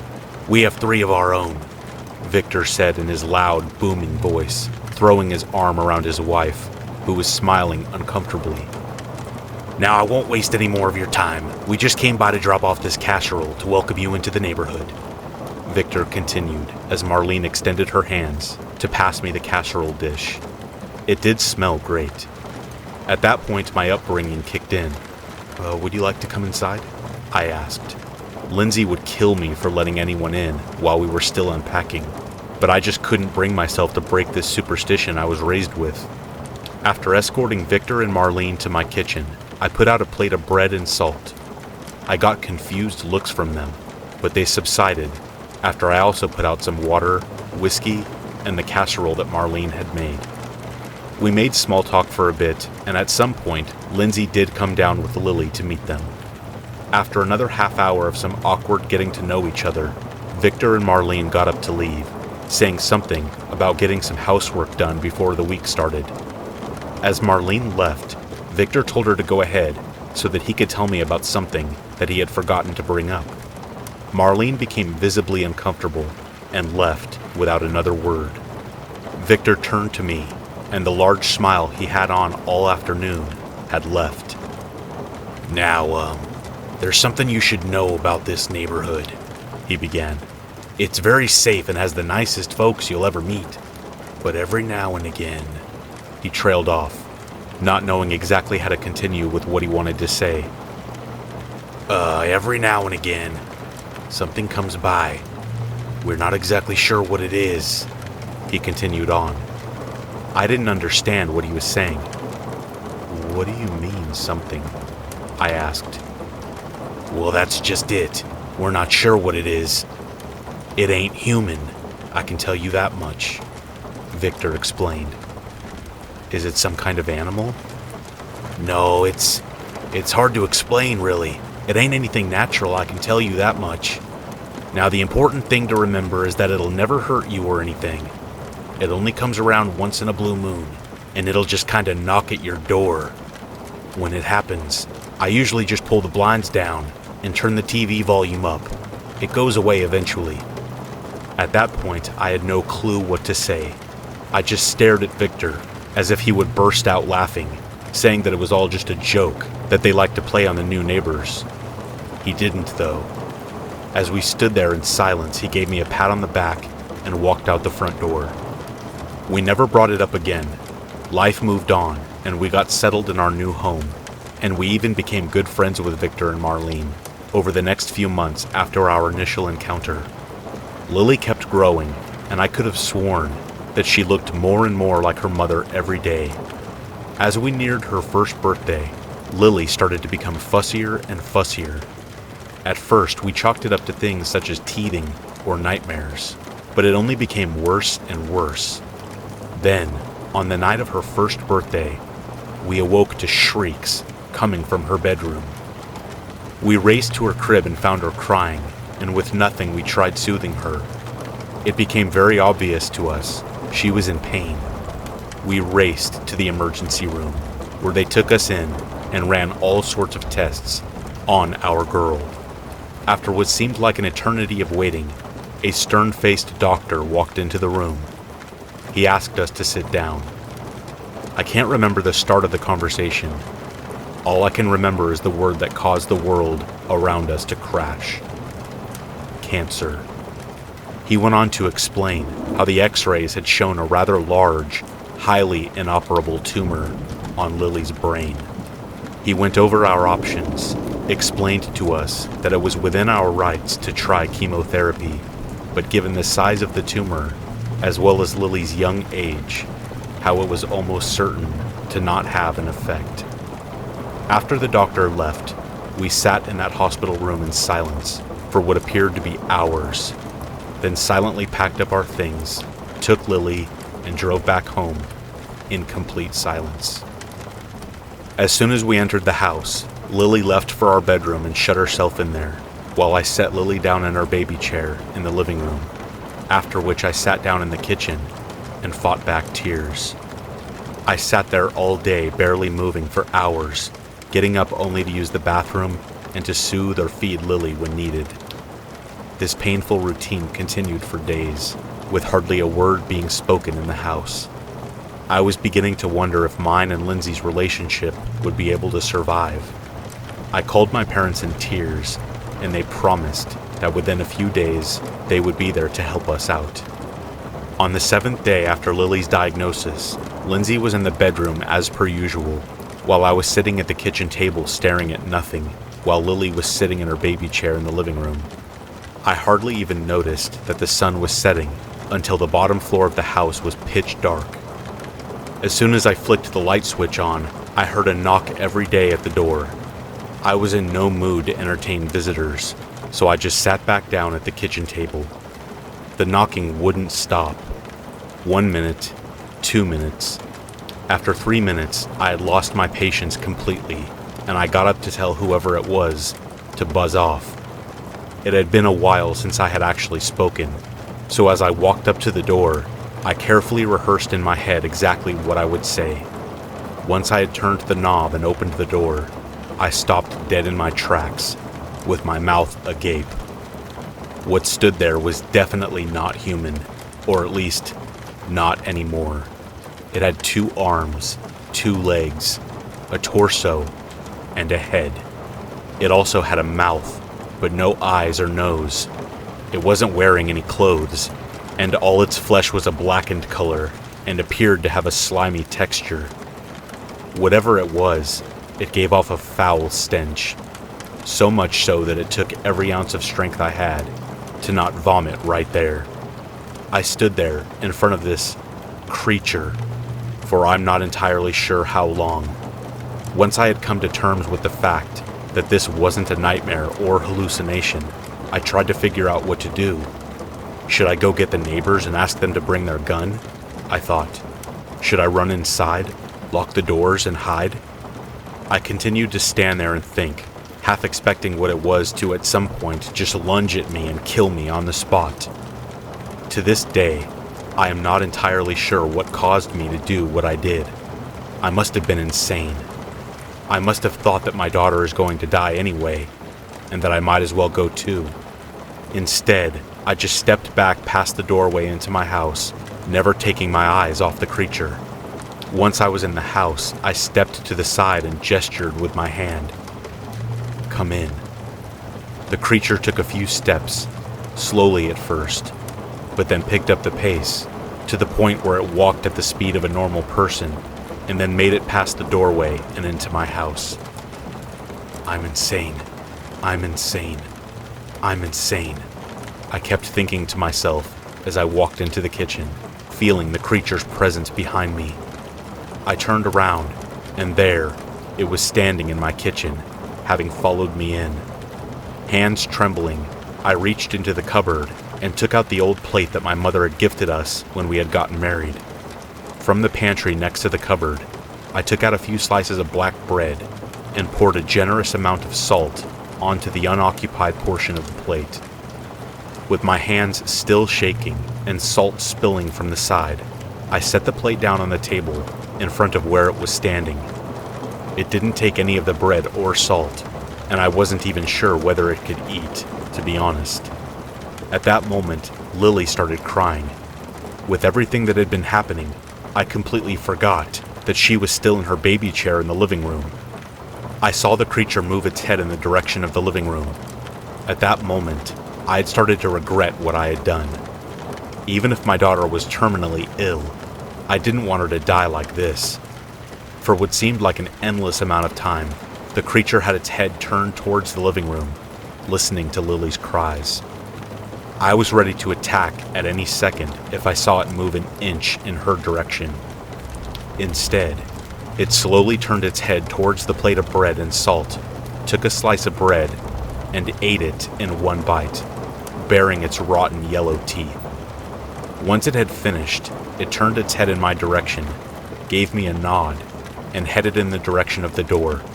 The moment it stepped past the doorway, Lily's cries stopped, and I watched it disappear into the darkness. I stood there stunned, not knowing exactly what had just happened. After coming to my senses, I ran to close and lock the door, and ran to grab Lily. When I had picked her up, I had noticed that she was smiling. It was the first time she had smiled in weeks at that point. I cradled her the entire night, expecting her to start crying from pain again at some point, but she didn't. As the days went by, Lily seemed to always be in a pleasant mood. Soon, it came time to take Lily into the doctor to examine our options once again, with Lindsay joining us. I decided not to tell Lindsay what had happened that night, figuring she was burdened with enough as it was. For the first time since we had gotten that terrible news, we appeared to be a family again. We sat in the waiting room, expecting to hear bleak news once again.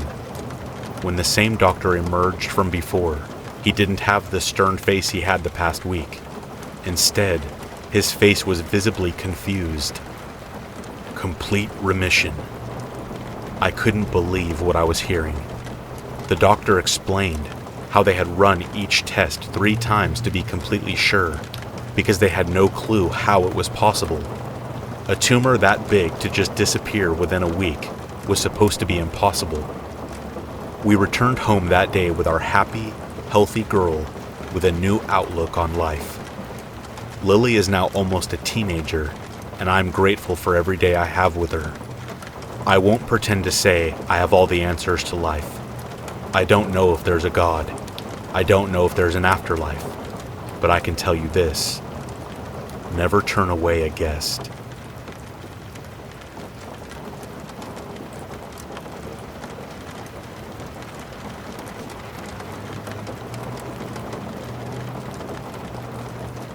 When Alex went missing, our thoughts immediately went to the last person she had been seen with, a man named Craig, from whom she had received a ride home from work.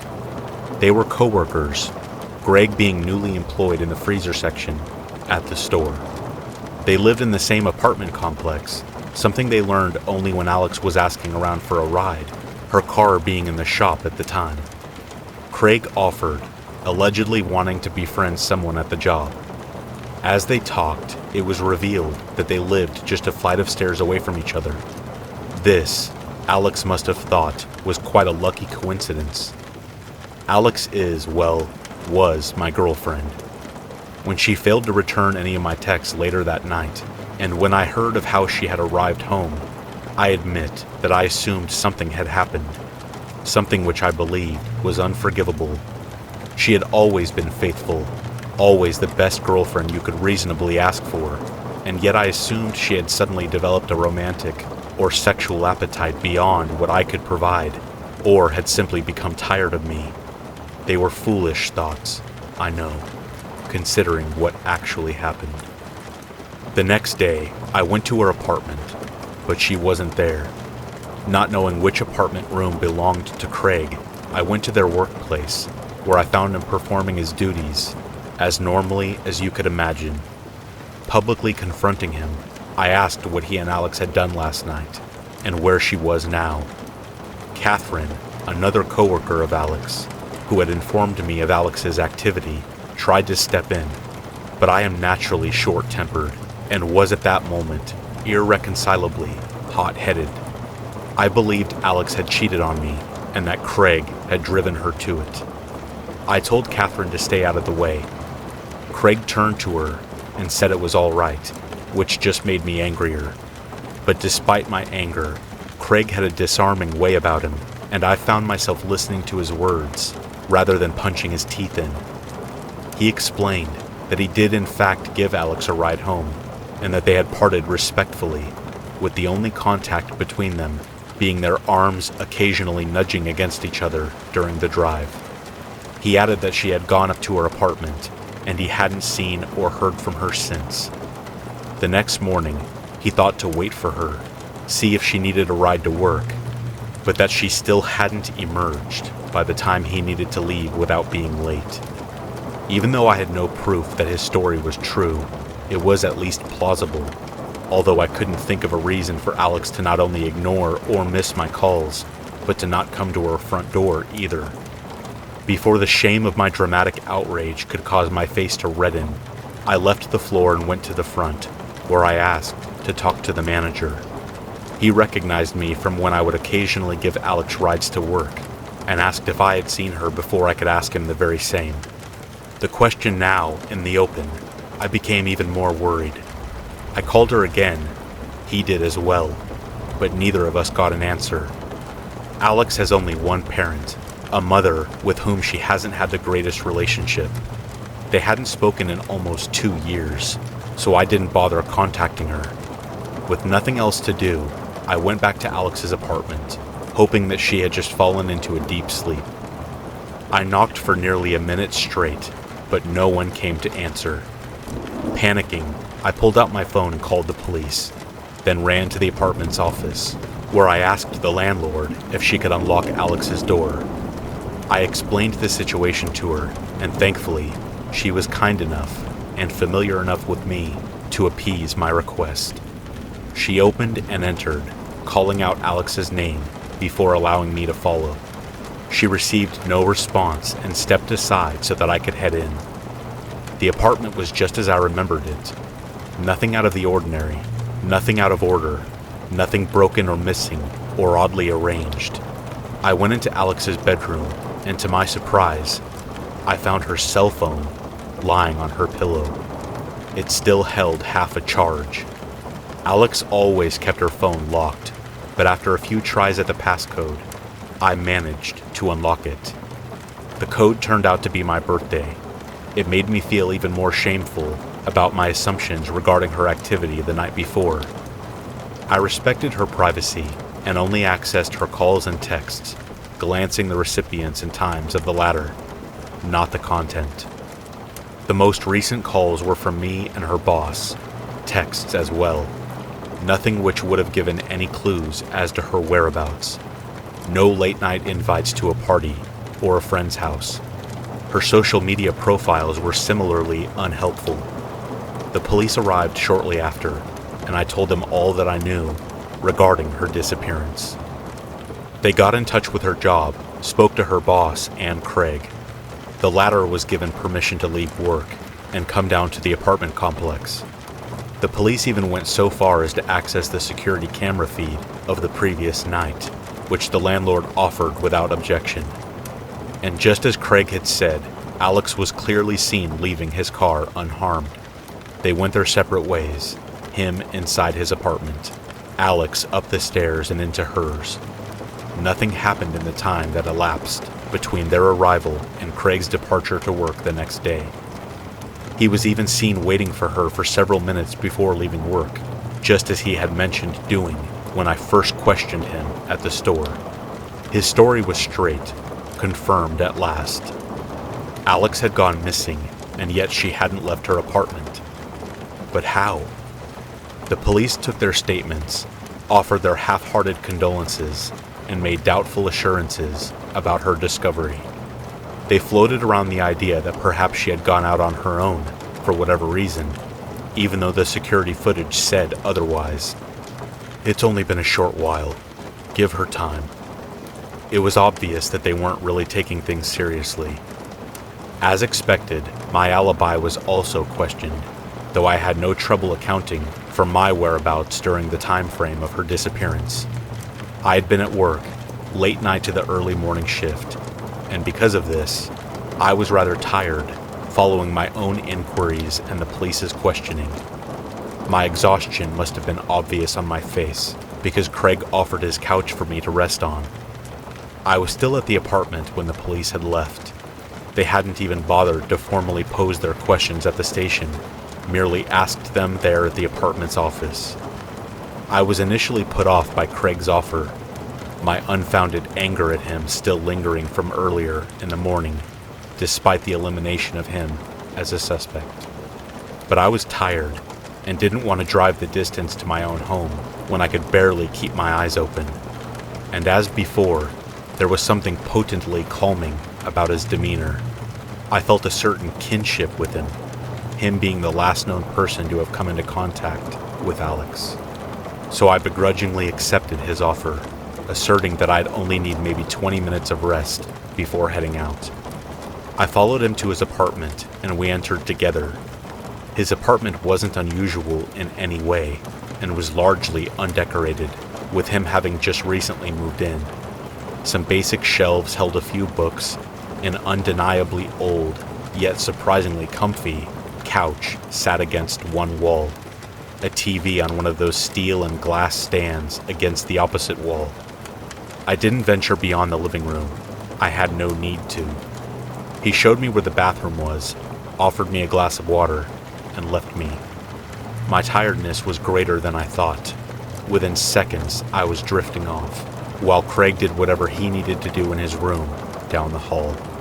Even though I had said that 20 minutes would have been enough to refresh me, actually being awakened about that much time later only made me feel worse.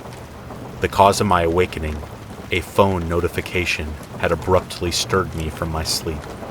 I reached in my pocket and withdrew my phone to check the notification, but found nothing. I hadn't received one. Another notification sounded off, this one coming from something in another pocket. I searched for it and found Alex's phone. I hadn't thought to offer it to the police as evidence, and being the dutiful detectives that they are, they hadn't thought to ask for it. I checked the notification. It was a promotional email from one of the restaurants that she liked to visit, nothing pertaining to her disappearance. I would have put the phone away then and returned to sleep. My brain and body urged me to, but I noticed something which blasted away all thoughts of sleep from my mind. Alex's phone was connected to a Wi-Fi network. I knew for a fact that the apartment complex didn't have a complex-wide open Wi-Fi network, and there weren't any businesses nearby which offered one either. I unlocked the phone and accessed the Wi-Fi settings. Sure enough, she was connected to the network on a Netgear router, and as my mind tried to understand this, my attention was drawn to something in my peripheral vision. On the floor next to the TV was a router, a Netgear router. I knew it was the one to which Alex's phone had automatically connected. Alex had been in the apartment before, long enough to receive the password for the Wi-Fi. Two feelings overcame me then. The first, rage. Unfocused, untargeted, simply felt as a mounting tempest of emotion. Alex had been inside Craig's apartment. She had somehow eluded the detection of the cameras, even though there wasn't any feasible way for her to have done so. My old thoughts returned then, the thoughts which made Alex out to be a traitor, a liar. These thoughts brought me from the couch, led me storming down the hall towards Craig's room. But then, the second feeling took over. Fear. Because what I hadn't initially noticed, what was only apparent once I had entered the windowless hall, was that it was oddly cold in the apartment. In the living room, the couch sat just beneath the window, and sunlight had poured in to bathe the room in warmth. But farther away, there in the hall, it was absolutely freezing, well below any air conditioning's achievable lowest temperature. Something was artificially producing an atmosphere of extreme cold. Anger had driven me many steps, but fear had stopped me dead in my tracks. I wanted to turn back. Every alarm and instinctual signal in my brain screamed at me to leave, to forget about Alex and simply survive. But my conscience, that thing we think makes us better than the rest of the animals, impelled me to push on, to enter Craig's bedroom, where I knew I would either find Alex or some major clue as to her location. So, on through the chill, I went. A veritable mist had arisen outside Craig's room. A threshold of frost rimmed the door. I grasped the knob and recoiled away. It was uncomfortably cold. Extending the sleeve of my shirt over my hand as a makeshift glove, I gripped the knob and pushed open the door. Seated in the center of the room, in a steel chair with some sort of industrial coolant pump above her, was Alex. Her skin was pale, almost blue. Her hair was a jagged mass of stalactites, her eyes and mouth frozen shut. She was plainly dead. Isn't she beautiful? Craig was sitting on a bed behind Alex. I hadn't even noticed him. The mist was much thicker in the room, the atmosphere much colder. I started shivering, and it was the absence of this reaction and Alex's body which confirmed to me that she was dead. Had been for a while. Craig rose from the bed calmly. He was plainly accustomed to the frigid temperatures, his body oddly resilient to them. He seemed to even enjoy the cold, which was insufferable to me, judging by the way he deeply inhaled before speaking. She's just been preserved at the height of her beauty. Not another day of age will assail her. I have captured her at her most pristine, and will keep her in this way forever. You may join her if you'd like to. Just then I noticed his hand subtly move, and saw a remote of some kind produced from his pocket. Before I could act, or even see the exact nature of the device, he pressed a button, and the room quickly grew colder. I felt my limbs stiffen, my skin tighten. The natural warmth of my body was quickly being snuffed out by some Hyperborean blast. Thankfully, I hadn't been far from the door. Using what remained of my quickly dwindling strength, I turned and fled from the room. The cold air seemed to follow me, to almost envelop me as I raced down the hall, into the living room, and out into the open air where the sun still held dominance. I had escaped that frozen, unsunned nightmare, but Alex hadn't. I quickly ran to my car and dialed the police as I pulled away. It still felt as if icicles floated around in my veins as I drove, and even my thoughts seemed to have been slowed by the cold. But I wasn't going to stop until I was far away from that apartment. Officers were sent to investigate my claims, although from the way they responded to my half-crazed explanation, it was obvious that they doubted my story.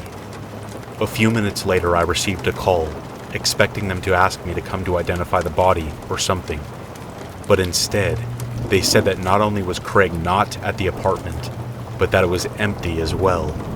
They found nothing which resembled a large refrigeration unit. They found nobody. They asked, quite seriously, for me to come back to the apartment complex. And before I hastily ended the call, I heard the officer whisper to another, "Send a car by his house, too." Apparently, they felt that my lie was evidence of some guilt in the matter. I didn't go home. Instead, drove to a motel, where I have been staying for the last few hours. I don't know how Craig managed to eliminate the freezing cold in his apartment and transport Alex elsewhere in such a short time. But I will find out.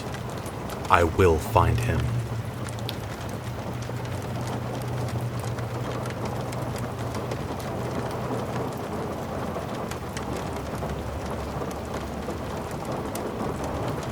You know the feeling of being watched? Sure you do. We all do. It crawls along your spine and prickles your skin. There's something so disconcerting about it. It's an evolutionary thing, a holdover from our early days as a species, before human beings were the top of the food chain. We have this built-in danger radar, and what do we do with it? Well, most of us ignore it. We shove that discomfort deep down in the back of our minds and pretend like it's nothing. Hell, sometimes we blame ourselves for having these impolite thoughts. There is one point, though, where these feelings can't be ignored. When our base instinct can't be overridden by our brain's societal programming. One may even be inclined to say that we are in our most animalistic, self-preserving state when we are most vulnerable. In our sleep. You may think you've experienced this, but I'll straight up tell you that most of you have not. Maybe a few of you suffer from sleep paralysis, and have. To those of you, I offer my sincerest condolences. For the rest of you, let me explain to you what you're missing out on. Overwhelming terror. Your blood turning to ice. Your brain sending danger signals to every nerve in your body, all while trying to understand what it's perceiving. I'll tell you, friends, that the only thing that comes close to that feeling of being watched in your sleep is the unholy realization upon bolting awake that you were right. 2 years ago, that's when my life changed. I'd had a long day doing something or other and eagerly crawled into my bed. I'm not fully selling the exhaustion I felt. I hungered for sleep. I craved it. And when my head hit that pillow, it was pure bliss for the 2 seconds before my eyelids heavily slammed shut. I was the kind of tired where sleeping for 12 hours would have been considered child's play, and I knew it. So, when my eyes sprung open and it was still dark outside my bedroom window, I was keenly aware that something was wrong. The feelings I described above, fiery nerves, unexplainable panic, they rushed through me. I wasn't groggy, despite still feeling the exhaustion. I was scared. And as my eyes slowly adjusted, I saw that my fear was righteous. Its bulbous white head peered up at me from the horizon that was the foot of my bed. Eyes, black as death, glared up at me. I didn't know what I was seeing, but I knew that it wasn't human. I didn't care in that moment. Every bone, every nerve in my body screamed at me to escape. You aren't dreaming. You are in danger. Move, my body was telling me. This is the exact reason you keep that pistol in the nightstand. I rolled towards the bedside table, intent on defending myself, and my heart stopped as the clawed, 3-fingered hand slammed into my face, covering my nose and mouth. Damn it. My body had tried its best to warn me, but the consideration that the creature at the foot of my bed had brought a friend had never occurred. My brain was compelling me to fight, urging my body to struggle, but I couldn't. My shallow, rapid breaths were drawing in something on the being's inhuman palm that was relaxing my muscles. Paralysis. Unable to move. Unable to fight. Panic fully set in. My mind sort of short-circuited, and I know as my eyes started to flutter that there was no point in fighting for consciousness. Maybe if my story ended there, it would have been better. I asked myself almost daily if I'd rather be dead than have those terrible memories of what happened next to be permanently burned into my brain. I truly don't know, but the fact is, it doesn't end here. No, friends, the true horror is yet to come. I don't know how to accurately explain my transition back to lucidity. Best I can do is compare it to the moment your brain jumps from the black void of sleep to the splendid world of a dream. Only for me, it was like leaping directly into the most horrific nightmare someone could conjure. Bubbles. Those were the very first things I saw. Tiny bubbles rising up from in front of me. Blinking to clear your vision is another of those base instincts we have. And let me tell you, my friends, having that taken away from you is something you never want to experience. Go ahead, try it. Hold your eyelids open for a few seconds. Don't blink. How long can you last? I couldn't last long, but no matter how hard I tried, I could not blink. I tried to scream. Nothing. It's like the order from my brain was being ignored. My mind was frenzied. Only a single coherent thought clawed its way to the surface of the swirling sea of chaos that my brain had become. They should be dry, shouldn't they? Yes, they should be. My eyes should have been dry, but they weren't. Why? Well, that revelation didn't help to calm me at all. It took a long moment for me to comprehend that they weren't dry because they were wet. Those bubbles rising before me, they were oxygen bubbles in some kind of liquid. It became clear that I was in some kind of fluid-filled vat. I tried to raise my hands to find the container's curvature, but again, my brain's orders failed. I tried to smell the liquid I was floating in, and couldn't. I tried to taste it, but just as when I had tried to scream, my mouth wouldn't cooperate. I couldn't emphasize enough how much my mind broke in that moment. I literally felt myself going mad. When my eyes finally did spot something other than bubbles, it didn't help. Friends, what I'm about to tell you may not horrify you, it may not sicken you, but for me, imagine how disturbing it was when my eyes processed the image of myself, the same body I had looked at in the mirror countless times. Okay, now imagine how awful it would be to realize that that body wasn't right. It was me, but not all of me. It was my skin, but it had been hollowed out and stretched flatly, like a bearskin rug, except instead of adorning the floor, it was hanging in the middle of a large metallic room. Long, taut cords held it in place, like some kind of horrific museum display.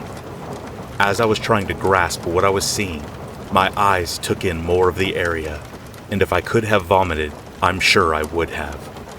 My skeletal system was on display nearby, completely separated from my circulatory system. I found the latter too, friends. It was lying on what can only be described as a steel surgical bed. My veins were held in place by similar wires that clung to my flesh. I am no medical professional, but I saw that my heart still beat, and my lungs drew breath, as my inner workings lay there separate from my mind. That's when I saw my brain, eyes, and all connections between the two were absent from the human-shaped mass. I guess that's where it clicked for me. I suddenly understood what was in the vat. I understood what me was where. I understood how I couldn't communicate with my nose or mouth or eyelids. The why of all of this, though, was yet to be seen. I could do nothing but exist, floating in my test tube hell. Time ceased to exist for me, helpless to do anything but observe. That's what I did. That, and felt my sanity slipping further and further. It could have been minutes or days that passed before my stupor was broken by movement. One of the creatures, same as the one I saw in my bedroom, entered my field of view from the right. It was short, less than half the height of an average man, and hovering behind it was a kind of dolly, only the machinery seemed to be automated. The dolly carried a full muscular system, and it was easy to assume that it belonged with the rest of my former body.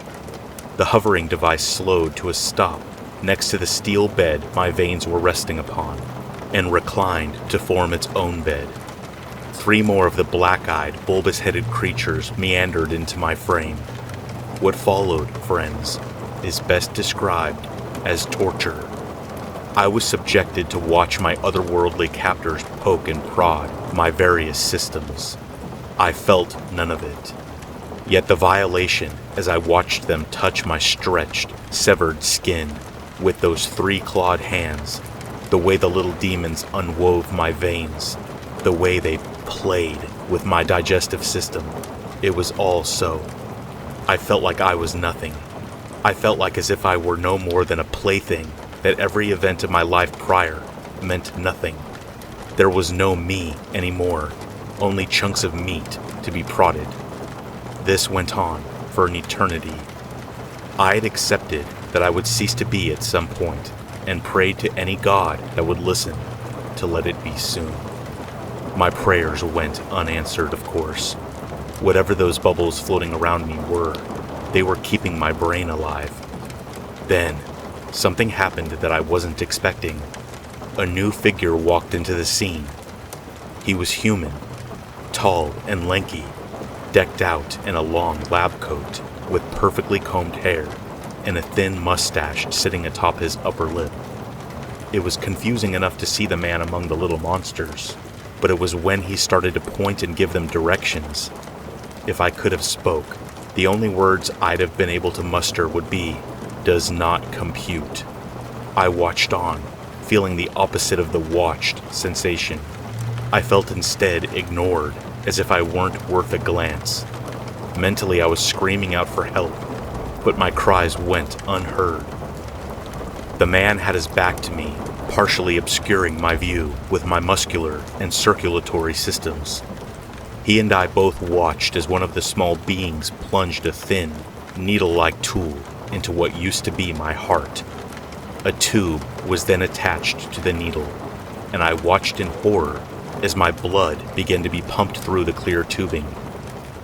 "What the hell are you doing?" I screamed internally. My friends, I don't know if it was a coincidence or not, but when my inner monologue shouted that panicked phrase, the man in the scientist outfit turned around to face me. His eyes locked onto mine. He slowly began to approach the vat housing me.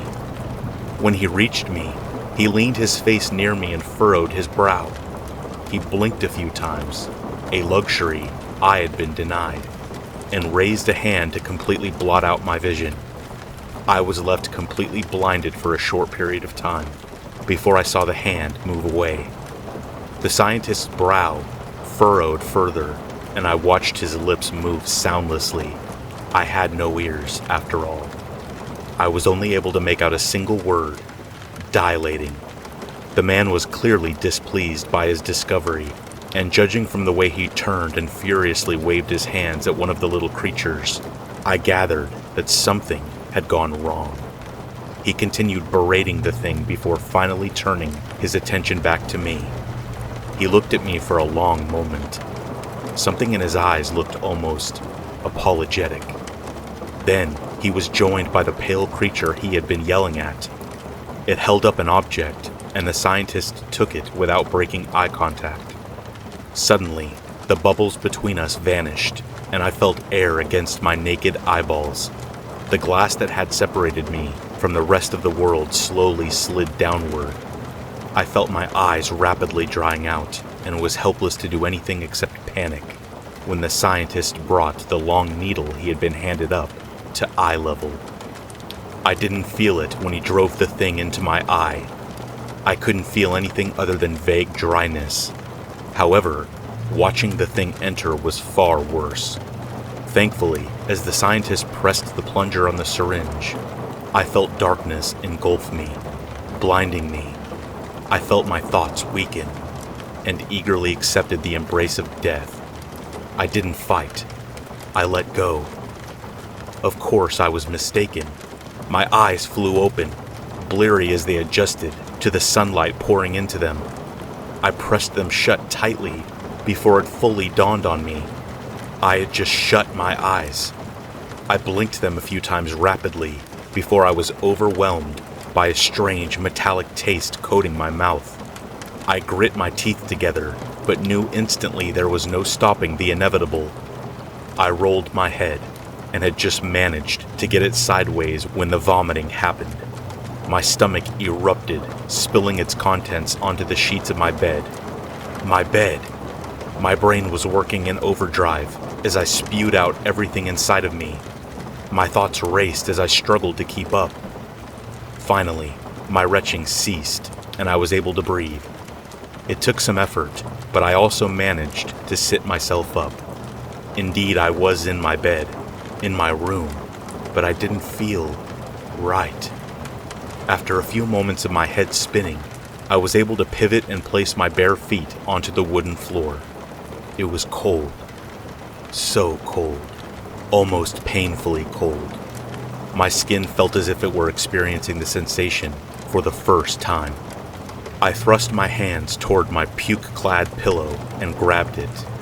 I wasted no time pressing the vile thing into my face and unleashing a volley of screams. I was overwhelmed with feeling and joyous at the fact that I could scream. I spent a few minutes just sitting there screaming. Eventually I was able to stand and make my way to the bathroom despite my balance seeming off. I spent a long while staring at myself in the mirror. I looked haggard and not quite right. I felt exactly how one should had they had been dissected and put back together. My blood felt weird. My vision was different. They may have switched which eye went in which hole. 2 years have passed since then, and I have consistently noticed changes. My body no longer feels like it's mine. I have worked it over countless times in my head and have come up with no conclusions as to why any of it happened. Why was there a human working with them? Who are they? Aliens? That was my first guess too, but I can't say for certain. Maybe they were demons. Those black eyes were so empty, I try not to think about it anymore. So why now? Why share my admittedly insane-sounding story with you? Because I don't think I'm alone in my experience. Sure, I may have awoken when I wasn't supposed to, but the clinical, methodical way the beings went about their tasks, I don't think that I was there first. I guess this is not only my tale, but a question. Have any of you experienced a sudden, unexplainable weirdness upon waking up one morning? If so, has something changed for you recently?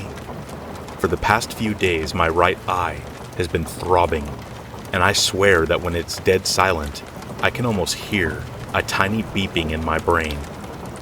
I think something is going to happen soon. I think I'm part of whatever it'll be. I have been trying to ignore it. But friends, that is quite difficult to do. I can't shake the feeling that I am being watched.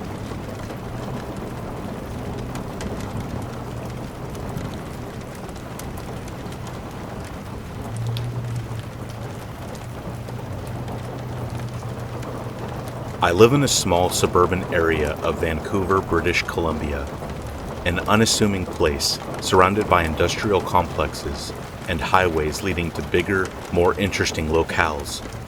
My house is a basic duplex. Used to live here with my parents, but they moved uptown and left the place to me. I spent most of my time trying to survive whatever my online university courses throw at me week to week, so naturally I get stressed on the regular. I used to remedy this by going on walks at night while listening to some music, helped to calm my nerves. Though sometimes, I just got an odd feeling on these walks. A feeling like I was being watched even though there was usually nobody else around, except maybe the odd neighbor taking their dog out to do its business. I got anxious, scared, someone or something was following me, and I got the urge to turn around and check behind me, even though I was terrified of what I might see when I did. Of course, when I did give in to the urge, there was always nothing there. Just faded streetlights, trees, and empty streets. I always felt stupid for doing this, thinking to myself, of course there's nothing there, you idiot. I always reminded myself that there was nothing dangerous or scary lurking around this boring, quiet neighborhood. I don't believe that anymore.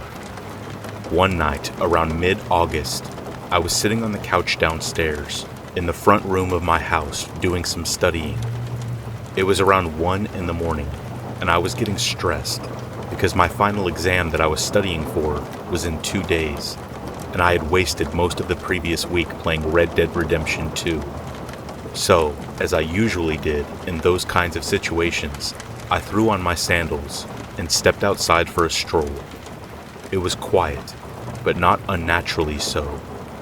Typically, nobody would be out at this time save for me, and that was the case on that night, or so I thought. The only sounds were the faint hum of the streetlights, and the roar of the engine of the odd car driving down the nearby highway. I stepped out the front gate of my yard, put my earbuds in, and threw on my favorite playlist. I didn't sense anything out of the ordinary at first. My music was only playing at around half volume, so I could still hear the familiar silence around me. The temperature was about what one could expect at 1 a.m. in late summer in Western Canada. There was the familiar anxiety of being watched, but since I knew there wasn't anyone else out there, I chose to ignore it and carry on with my walk. Everything was fine. I wish it had stayed that way. I had maybe gotten 5 or 6 feet away from my house when I noticed the flickering of the streetlights. They're pretty old, so it wasn't out of the ordinary to see them flicker slightly, but that night it was more erratic and pronounced. I also noticed only a few of them were behaving like that, particularly only the ones near me. I saw the ones closest to me flickering so alarmingly and uncommonly fast, while the ones further down the street in front of me were seemingly normal. Then, my earbuds started to malfunction. The audio quality took a steep dive, and the music becoming scratchy and cutting in and out. I unplugged the wire from the jack and chalked it all up to simply being an odd coincidence. But then, the strange occurrences became harder to ignore. I then suddenly became aware of an odd sensation, one that made the hairs on my arm and the back of my neck stand straight up. One that coursed throughout my body, almost feeling like tiny jolts of electricity running through my veins. I've experienced things like sudden chills, static shocks, and stuff like that. But this was different. Those kinds of things usually only last for a second, then go away. This wasn't. This feeling just made me more and more tense. I knew something odd was going on. Then came the breathing. I hadn't heard it at first because I had still been listening to my music before I took notice of the lights and the weird tingling feeling. But it was there. It sounded close, maybe a couple of feet behind me. I must be losing it, I nervously thought to myself. If somebody were that close to me, I surely would have known by now, right? It wasn't just how close it seemed to be that disturbed me. It was also how it sounded. It was ragged breathing, like that of someone who had just run a 100-yard dash. It also didn't sound exactly human. It was distorted and freakish, like someone blowing through spinning fan blades. It also sounded as if whatever was breathing was violently sucking in and exhaling air rather than normally breathing. It wasn't normal. I had thought nobody was out there with me. I had thought that it was okay to simply push away the fear of being watched. The fear came rushing back when I heard that awful breathing. I couldn't ignore it. The lights were still flickering. My body still felt as if it were full of pins and needles, and the breathing was still there. I took a deep breath, counting down in my head from 3, and whipped my body around to face whoever was behind me. It was almost totally dark when I turned around. All the streetlights behind me had turned off, leaving the sidewalk and street nearly completely shrouded in shadow. I couldn't see very well, but my eyes were adjusted enough to at least see 2 feet ahead, which is how close the breathing sounded. Yet, I saw nothing there. The breathing suddenly stopped, as if whatever was there were trying to remain unnoticed. As my eyes continued to adjust to the darkness, I decided to call out my pursuer. "Who's there?"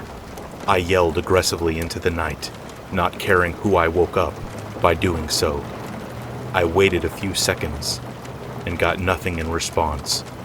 I could see a bit further now, and I peered into the blackness to see if I could catch a glimpse of whoever had been following me. I suddenly saw something that made my entire being seize up in fear. It was a figure standing ominously behind a tree. I couldn't see it all too well, but it was definitely there. It looked to be around 10 to 15 feet behind me, which didn't make sense as the breathing had sounded much closer. It was tall, abnormally so, probably around 9 to 10 feet in height. Its form was roughly humanoid, but wrong. It had long, gangly arms, reaching down past what I assumed were its knees. Its head was small compared to the rest of the body, and it was extremely misshapen. I couldn't see if it had eyes, but I could just feel that it was looking straight at me. I couldn't tell if it was simply the lack of light and my own terror playing tricks with my eyes, but its entire body seemed to be pitch black, darker than I even thought possible, almost as if it were entirely composed of emptiness, a void that had taken shape. I thought I also saw small tendrils lash out at random from its form, different parts of its figure appearing to warp and quiver like it was barely holding its corporeal appearance together. I didn't stick around long after that to get a better look. Nearly paralyzed out of my sheer terror, I thought of ways that I could get back inside my house safely. If I ran straight back to the sidewalk, that thing might have just ran straight towards me and got me. I couldn't run around the back and get in through the garage because I didn't have my door opener. Left with really only one option, I broke out of my frozen state, just long enough to take a sharp right into my neighbor's yard and jumped over the small hedges back into my yard. I fumbled with my keys, not wanting to even look back to check if the being was getting closer. I managed to get the door open and threw myself inside, slamming it shut behind me. I locked the door and ran around the house, making sure every possible point of entry was secure. I locked the windows, closed the vents. I even plugged up the sinks and drains. I didn't know what the hell the thing was or what it could do, but I did know I didn't want it anywhere near me. I went into my bedroom, barricaded the door, and turned on all the lights. Collapsing onto my bed, I had a moment to truly process what had just happened. I was just chased by some unknowable being. Something I used to think was a situation exclusive to people in campfire tales and horror stories. But it happened. I know it did. I wasn't going crazy. I wasn't having some stress-induced hallucination. That thing was as real as my own skin and bones. I was sure of it. I don't know how long I just sat on my bed, curled up in a ball. I didn't know what to do. I certainly didn't want to look outside to see if it was still there. I debated calling the police, but concluded that they would most likely have thought I was some drunken moron spouting nonsense. I decided I would call my girlfriend just to tell her about the absolutely insane experience I had just had, and so I could hear a familiar voice. I was about to dial the first digit of her number, but then my cell phone suddenly turned off, all on its own. Then the lights started flickering. I knew it was back. I just knew it. I felt all my hair standing on end, and the shocking sensation spreading through my entire body. Same as before, but somehow worse. I didn't know where it was. It couldn't possibly be inside the house, I told myself in a frenzied panic. I locked all of the possible ways anything could get in. But then again, I guess I didn't really know what was possible at that point. "Where are you?"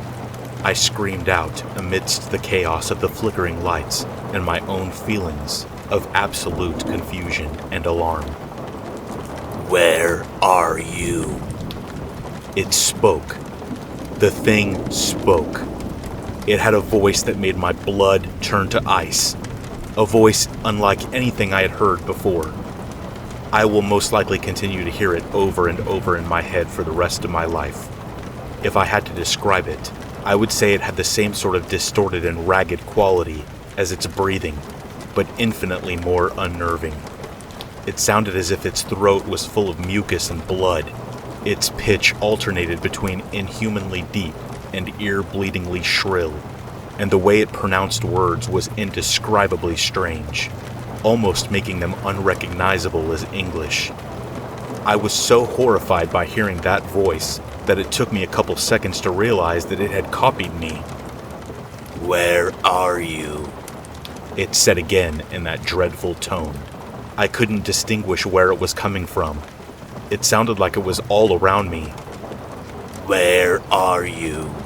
It repeated once more.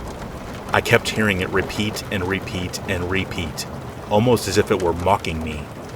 I covered my ears in an attempt to block out that horrid voice, to no avail. The lights continued to flicker, faster and faster all around me, until all the light bulbs simultaneously sparked and shattered, plunging the room into darkness. There was nothing I could do but cry to myself in the darkness. After what seemed like hours, it finally stopped. It was totally silent. I continued to sit on my bed and wait, worried to let my guard down despite the feeling of relief. After a while, I mustered up the courage to peek through the blinds to check if it was still there. I shouldn't have. The thing was there, but it wasn't still at the end of the sidewalk. It wasn't at my front gate. It wasn't inside my yard. It was right outside my window, looking in with its face against the glass. I stifled a gasp and immediately retreated from the window. The blinds were closed again, so I couldn't still see it, but what I did see for that split second looking through the blinds has burned itself permanently into my brain. I had seen its face. It was just as dark and empty as the rest of its body, except for a huge, toothy, grinning maw and two bloodshot human eyes. I backed up until I was against my door, trembling and shaking uncontrollably. Tears ran down my face as I became overwhelmed with an unfathomable sense of pure fear and existential dread. "Where are you?" it screeched, much more aggressively than the previous times. "Where are you?" it growled again. It then started to produce what sounded like laughter, but was just as off-putting and disturbing as everything else about it. It was not jovial or mischievous laughter, but laughter that was deeply evil, gripping with wicked intent and malice. It continued to speak, but no longer repeated what I had said. No, what it uttered next was much, much worse. "Help me! Get away! Run! What is that thing? Save me! Mommy! It's killing everyone!" It repeated these phrases over and over in that skin-crawlingly devilish voice. It didn't stop at just the phrases either. It screamed, and it cried, and even somehow made noises that I can only describe as sounding like bones being broken, flesh being ripped apart, and limbs being twisted and torn.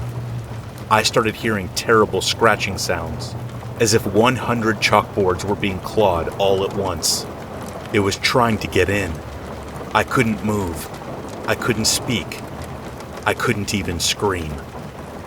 The scratching persisted, getting faster and more intense with each passing second. The entity let out a preternatural howl. I heard the glass crack. I blacked out. When I came to, it was no longer dark outside. The sun had risen. I looked around my room, and all the electronics seemed to be functioning again.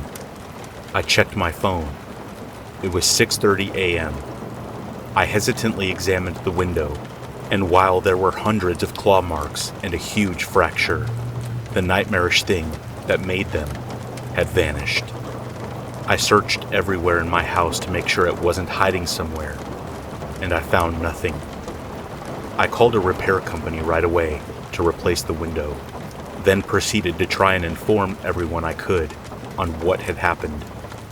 Naturally, everyone thought I was either crazy, playing a joke on them, or just extremely high at the time. Nobody believes me, but I know that it happened. I don't go out for walks at night anymore. I have tried to do research on what that thing was, but I haven't been able to find anything substantial.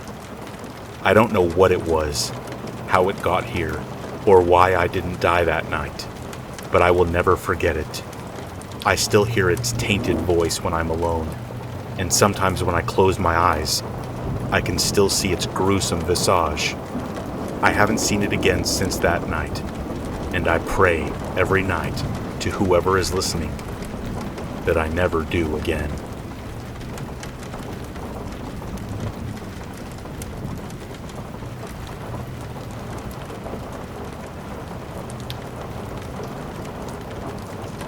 I work in a place called Bull's Heart, Texas. I'm a sheriff's deputy, sort of. Technically, I'm a federal agent. No, I haven't been to Portland recently. Nevertheless, I'm supposed to protect and serve the people of Bull's Heart. Keep a lid on things. Keep them calm.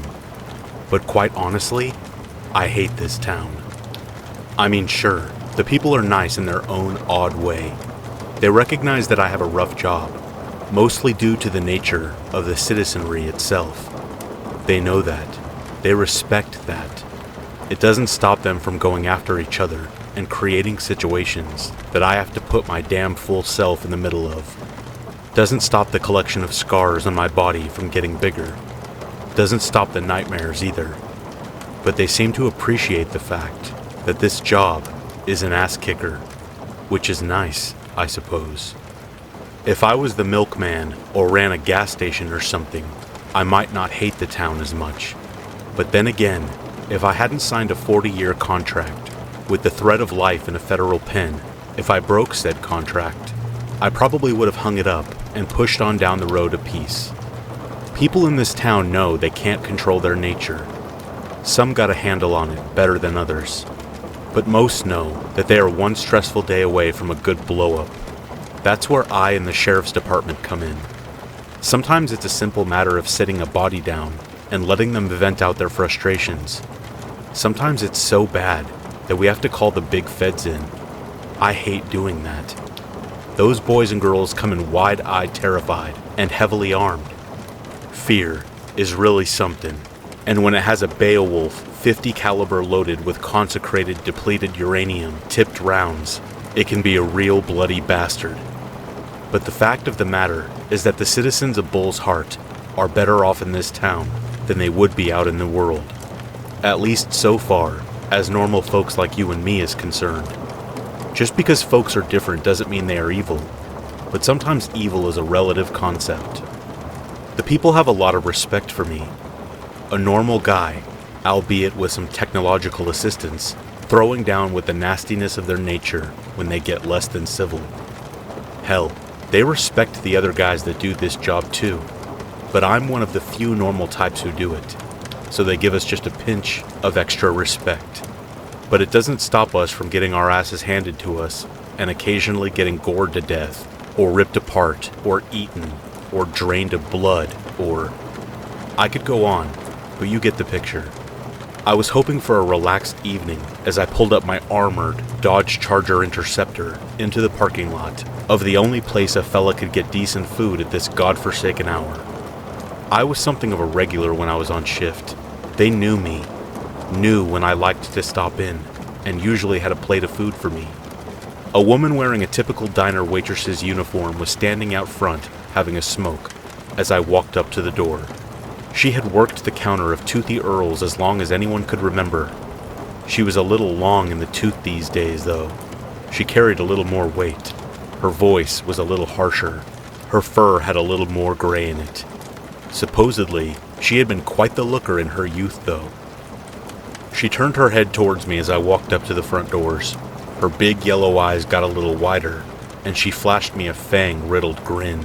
Her ears tilted forward in my direction a little. "Well, if it isn't the long arm of the law." She rasped at me, with a little purr in her voice, like she always did. She leaned in, closed her eyes, and nuzzled her fuzzy cheek against mine. She was one of my biggest fans. Ever since a bus got lost on the way to a furry convention in Houston, got off the highway, and stopped at the diner. They had mobbed her, pawing at her, telling her they loved her costume.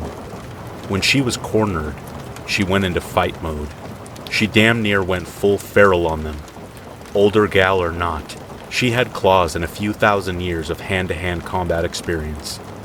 She had taken the right eye of a fat man in a My Little Pony t-shirt and cargo shorts by the time I could get through the crowd to her. I took some cuts myself, but it was understandable given the circumstances. I bear no ill will towards her. She, however, had felt awful about tearing out that dumbass's eye. But when she explained the situation to me, I was ready to arrest the little creep myself. He had been fondling her, thinking he was fondling a costume, and refusing to back off. I mean, what the hell? Even if she was in costume, you still don't go touching people who don't want to be touched. Ellie didn't want to press charges, though. She felt that losing his depth perception was enough of a punishment, even though she had done it in the heat of the moment and not in her rational mind. "Hey, Ellie," I said, giving her a gentle pat on the back. "Everything all right?" "Oh, quiet as the grave, hon," she said while taking a drag off of a Virginia Slim. "I got food waiting for you in there. Go eat. You're getting skinny." "Yes, ma'am." I watched the scrawny striper walking towards my table in my favorite corner of Toothy Earl's eatery. He must have been new because he was gripping both sides of my plate with strained white fingers. He was holding onto my steak and eggs like his life depended on it. And at Earl's, it did. You could always tell the new ones because they weren't used to their new environs. They are all anxious energy and fear. Speak to some of them too loud, and they crap themselves. Literally. Stripers are what we call the various crap bags and death row inmates, what gets sent to our town to serve the people. Keep a sense of normalcy for the inhabitants, trying to live something of a normal life. Maybe provide a meal every once in a while. Think of them as indentured servants without the attached value of life. They are dropped here and put to work for the rest of their sentences. In the old days, they used to wear striped prison uniforms. That's how the name took root, even though they dress differently now. "Keep the monsters with the monsters," the old sheriff had always said. "Let us sort each other out," he would finish with a diabolical laugh. He didn't refer to the people of his town as monsters in a denigrating way, of course. He was one. I don't mean that in a bad way either. Sheriff Onryo was literally the physical manifestation of a demon whose particular wheelhouse was vengeance. He stood 9 feet tall, had 3 legs, skin that resembled the strike here part of a matchbox, 4-inch fangs, claws, the whole 9 yards. A crown of green fire always burned above his bald head, whether he was wearing his brown round campaign hat or not. Green flames blazed out of his eye sockets as well. When he wore his silver-rimmed aviators, he looked like an Iron Maiden album cover. He had the voice to match, too. It was involuntarily terrifying, part of being the physical manifestation of a vengeance demon, I suppose. Keep in mind I said, the physical manifestation of. He wasn't actually the demon, or even a demon. It was some weird metaphysical nonsense that he tried to explain to me over beers once. Something about him growing stronger than the actual demon and killing its mind and breaking free. It didn't make sense to me, but not a lot about Bull's Heart, Texas actually does. Hell of a boss though. Tough but fair. The striper wordlessly placed the food down in front of me. The patches on his shirt said that he was a child murderer. The 3 red stars at the bottom of the child murderer patch said he was a pedophile as well. I was utterly incapable of feeling pity for the terrified man. The food looked good though, as it always did, at Toothy Earl's. But something was missing. "Hey, dirtbag," I said in my best prison guard voice. "Where's my coffee?" The striper looked at me with all the hate a man could muster. He looked like he was about to vent some of his stress in my direction. A bad choice for any striper.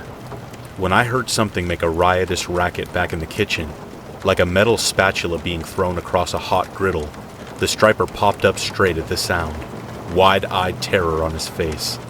His head turned towards the service window, between the front of the diner and the kitchen in the back. The man acting as my waiter let out a nervous moan. He brought his hands up into a ball under his chin, and his eyes went wide. A few of the other regulars turned their heads our way, hoping for a show, I reckon. Earl ran a tight ship. He didn't like it when his customers came into his establishment, plonked down their hard-earned money, and got poor service in return. When the waitress or waiter was a regular citizen of the town, they might have gotten a talking to, or an ass-chewing, as they were good people more or less. In the case of stripers, the ass-chewing could be a little more literal. "Marcel," a voice called from the kitchen. The voice sounded like it was bubbling up through a drowned man's voice box.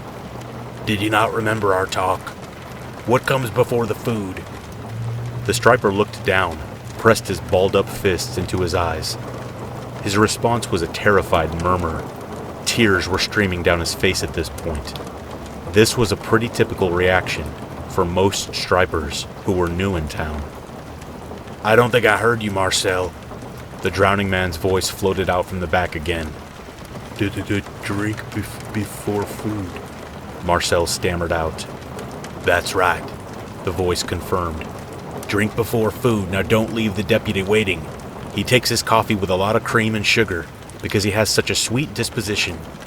Earl's voice had a note of playfulness to it upon mentioning my general attitude towards the world. Well, as much as that voice could sound playful. The striper probably didn't pick up on that. You had to stick around for a while to pick up on these sort of things, and most stripers didn't survive long enough. "Thanks, Earl," I called out to the kitchen. A large, three-fingered, scaly hand about the size of a dinner plate reached through the service window. A thumb ending in a massive claw extended upwards. "No problem, Deputy," Earl warbled back. "A favorable Yelp review would be appreciated." That got a snort out of a couple of the regulars sitting at the bar. It was an inside joke. I've been known to leave the occasional Yelp review. I don't know why people give me crap for it. Quality service should be praised, and bad service should be mentioned, so as the establishment can get better. But for some reason, which is beyond me, people like to give me a rasher of crap for it, and I don't see the humor in it, frankly. "Screw you, Earl," I said back as monotone as possible. The regulars at the bar let rip with outright laughter. "Charming as always, Deputy," the drowning man's voice called back, cheerfully busting my balls. Earl had known me long enough that he knew I meant nothing by it, or I wouldn't have made the joke. I could take Earl in a fight, with the proper equipment, of course, but he had started life as a water deity for a tribe somewhere on the Nile River Delta. One of the gods' folks prayed to me before they went out and screwed someone up, so fights he was involved with didn't tend to be fun affairs, so I generally try and keep it affable with him. I realized the striper was still standing next to my table. His hands were balled up at his sides, his eyes squeezed shut. He was muttering something. Sounded like a prayer. Now, a fella in his fearful condition might seem somewhat deserving of compassion. I am here to say he is not. He has earned every bit of this. He has earned this torment. Now, I know what you're saying. What if he was wrongly convicted of his crimes? What if it was a frame-up? What if he is a good guy caught in a bad situation? Allow me to hang a light on it for you. That crap happens in the real world. In this town, people know evil, can sniff it out like a bloodhound. Hell, some of them helped write the definition of the word. Now, the government has tried to use us to disappear people, before my time, or so I'm told. They found out that crap doesn't fly real fast. The people of Bull's Heart aren't a tool for slaughtering suspected communists, just folks tired of living in the dark and wanting to live around people they might have had a thing or two in common with. Doesn't mean they can't still mess stuff up. So when I say the government found out real quick that crap doesn't fly, they found it out real hard. You ever heard of Herbert Gilroy Chalmers? No, nobody has. He was president of the United States for about 3 months, at some point in the early 1900s. No one is exactly sure which 3 months, though. Now, there is some speculation as to which town he pissed off. Might have been Bull's Heart, or one of its sister townships or colonies. But for purposes of local pride, around here we say it was Bull's Heart. But anyway, the dude tried to lay down the law on a town full of nightmares and myths. Now he doesn't even exist in the history books. You figure it out. We're actually on the 46th president, and nobody knows it. Sorry, got off on a tangent there. Despite my hatred of my job, I can at least admit that the town has one hell of a fascinating history, the nature of it and all. The fearful striper looked dead set on finishing his prayer. I was more dead set on getting some caffeine. I rapped my fingers on the table to get his attention. I raised my eyebrow at the dude, giving him a look that said, "Chop chop, asshole." The striper looked down at me, his eyes flicked to the steak knife sitting next to my untouched steak and eggs. I could see what he wanted to do. I was used to being viewed as a soft target by rambunctious stripers. I'm not. But when you stack me next to some of the folks around here, it might just appear that way. Most of the normies living in this town looked like soft targets compared to everything else. They weren't either, though. Like most Texans who live outside of the big cities, you had to be tough to get by. In Bull's Heart, even more so. I placed my finger on the plastic handle of the steak knife. I met his eyes and slid the blade closer to him. I was damn near daring him at that point. "How do you want your day to end?" I asked him. "You want to go back to the lockup? Get a snooze in? wake up and face tomorrow all bright-eyed and bushy-tailed? Or I motioned with my head towards a couple of fellas at the bar arguing over who was going to win the Super Bowl this year, Dallas or Houston. This is Texas after all. You want to be someone's dinner? I said to him. The striper, Marcel, looked down at the knife. Then his eyes flicked up at me and back down at the knife again. A fat bead of sweat rolled down the side of his face. He ran his tongue across his suddenly dry upper lip as his eyes lost focus. I could tell he wanted to gut me. Old Bubba Ray over there is a vegetarian, but he doesn't mind taking a bite out of a striper every now and again, I said, not taking my finger off of the knife. Now see, he has blunt teeth, not meant for ripping throats out, meant for mashing down grass and the occasional bug, not for ripping and tearing, so he has to mash his meat before he can swallow it. Just big, massive, blunt teeth, pulping muscle and tissue down. Can you imagine what that feels like, Marcel? I leaned back in my chair, removing my hands from the table, putting them in my lap, presenting an easier target for him. I pulled his daughter out of a flipped-over pickup truck that had the temerity to be on fire at the time. Got myself cooked pretty good in the process. But she lived, starting high school next year. Good kid. Old Bubba Ray has pledged something of a life debt to me. Now, of course, I told him that wasn't necessary, of course, but you know how daddies are with their kids. You save their babies' lives. They think you hung the moon. Marcel's eyes darted over towards the large fellow with horns, wearing a 5XL J.J. Watt jersey. Bubba's horns could put a Longhorns rack to shame. They ended in nasty points that Bubba meticulously kept sharp. Not for intimidation, mind, but because he liked to look presentable. Bubba Ray was getting deep into his gridiron debate, and I could tell he was getting serious, too. He was banging his hoof on the floor, as if he was punctuating individual points of merit. I could tell that Marcel was deep in the middle of an internal struggle. He was close to the breaking point. The problem for him is that I really like messing with these guys. I leaned forward in my chair a little bit, doing my best to bore my eyes right through Marcel's. I straightened up my shoulders a little. I stared up at Marcel from under my eyebrows and gave him a mocking grin. One of those that a crazy fella in a movie might have when he is trying to mess with the heroic protagonist. Marcel's peepers flicked to the serrated meat cutter again. I placed my elbows back on the table. We both know you ain't got the sack for it, boy, I said, shoving every bit of high school bully into my voice that I could muster. Calling him boy was a bit of a mock, since he must have been at least 10 years my senior. That's why you went for kids, wasn't it? Marcel's eyes bored back into mine, anger darkening those baby blues of his. That was it. The striper was nothing but a rat bastard looking to feel tough. I had a notion as to what made him tick. Do you know what messes with these guys the most? When you just lay their crap out in front of them, make them confront it, poke through any different justification notions they may have built up. A full-grown woman would have rocked your crap, Marcel. A full-grown man would have turned your narrow ass into a doorstop. But kids? They can't fight back, can they? Too small. Smaller than you even. You ain't never been a tough guy, or even a durable guy. You probably grew up getting called a wuss every day of your life. Might have been your daddy, or it might have been whatever no-good piece of last-call bar trash your horror of a mama drug home that night. Might have been your gym coach. Might have been the guy who bashed your head into the locker so as to make his prom queen girlfriend moister than an oyster. The who might not matter, but it was someone, wasn't it? Some bastard you've been trying in vain your whole life to prove wrong.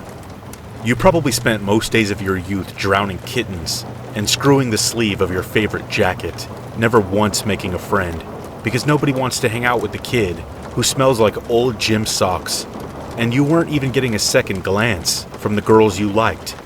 No, not at all, because you could never work up the courage to go talk to him, could you?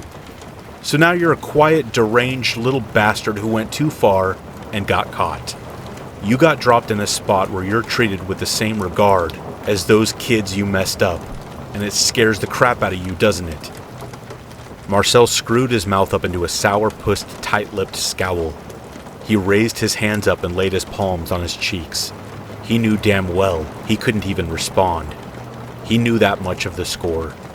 He had been cast out by police society and now was forced to walk amongst monsters who didn't seem to hold up in high regard either. I could see the anger in his eyes.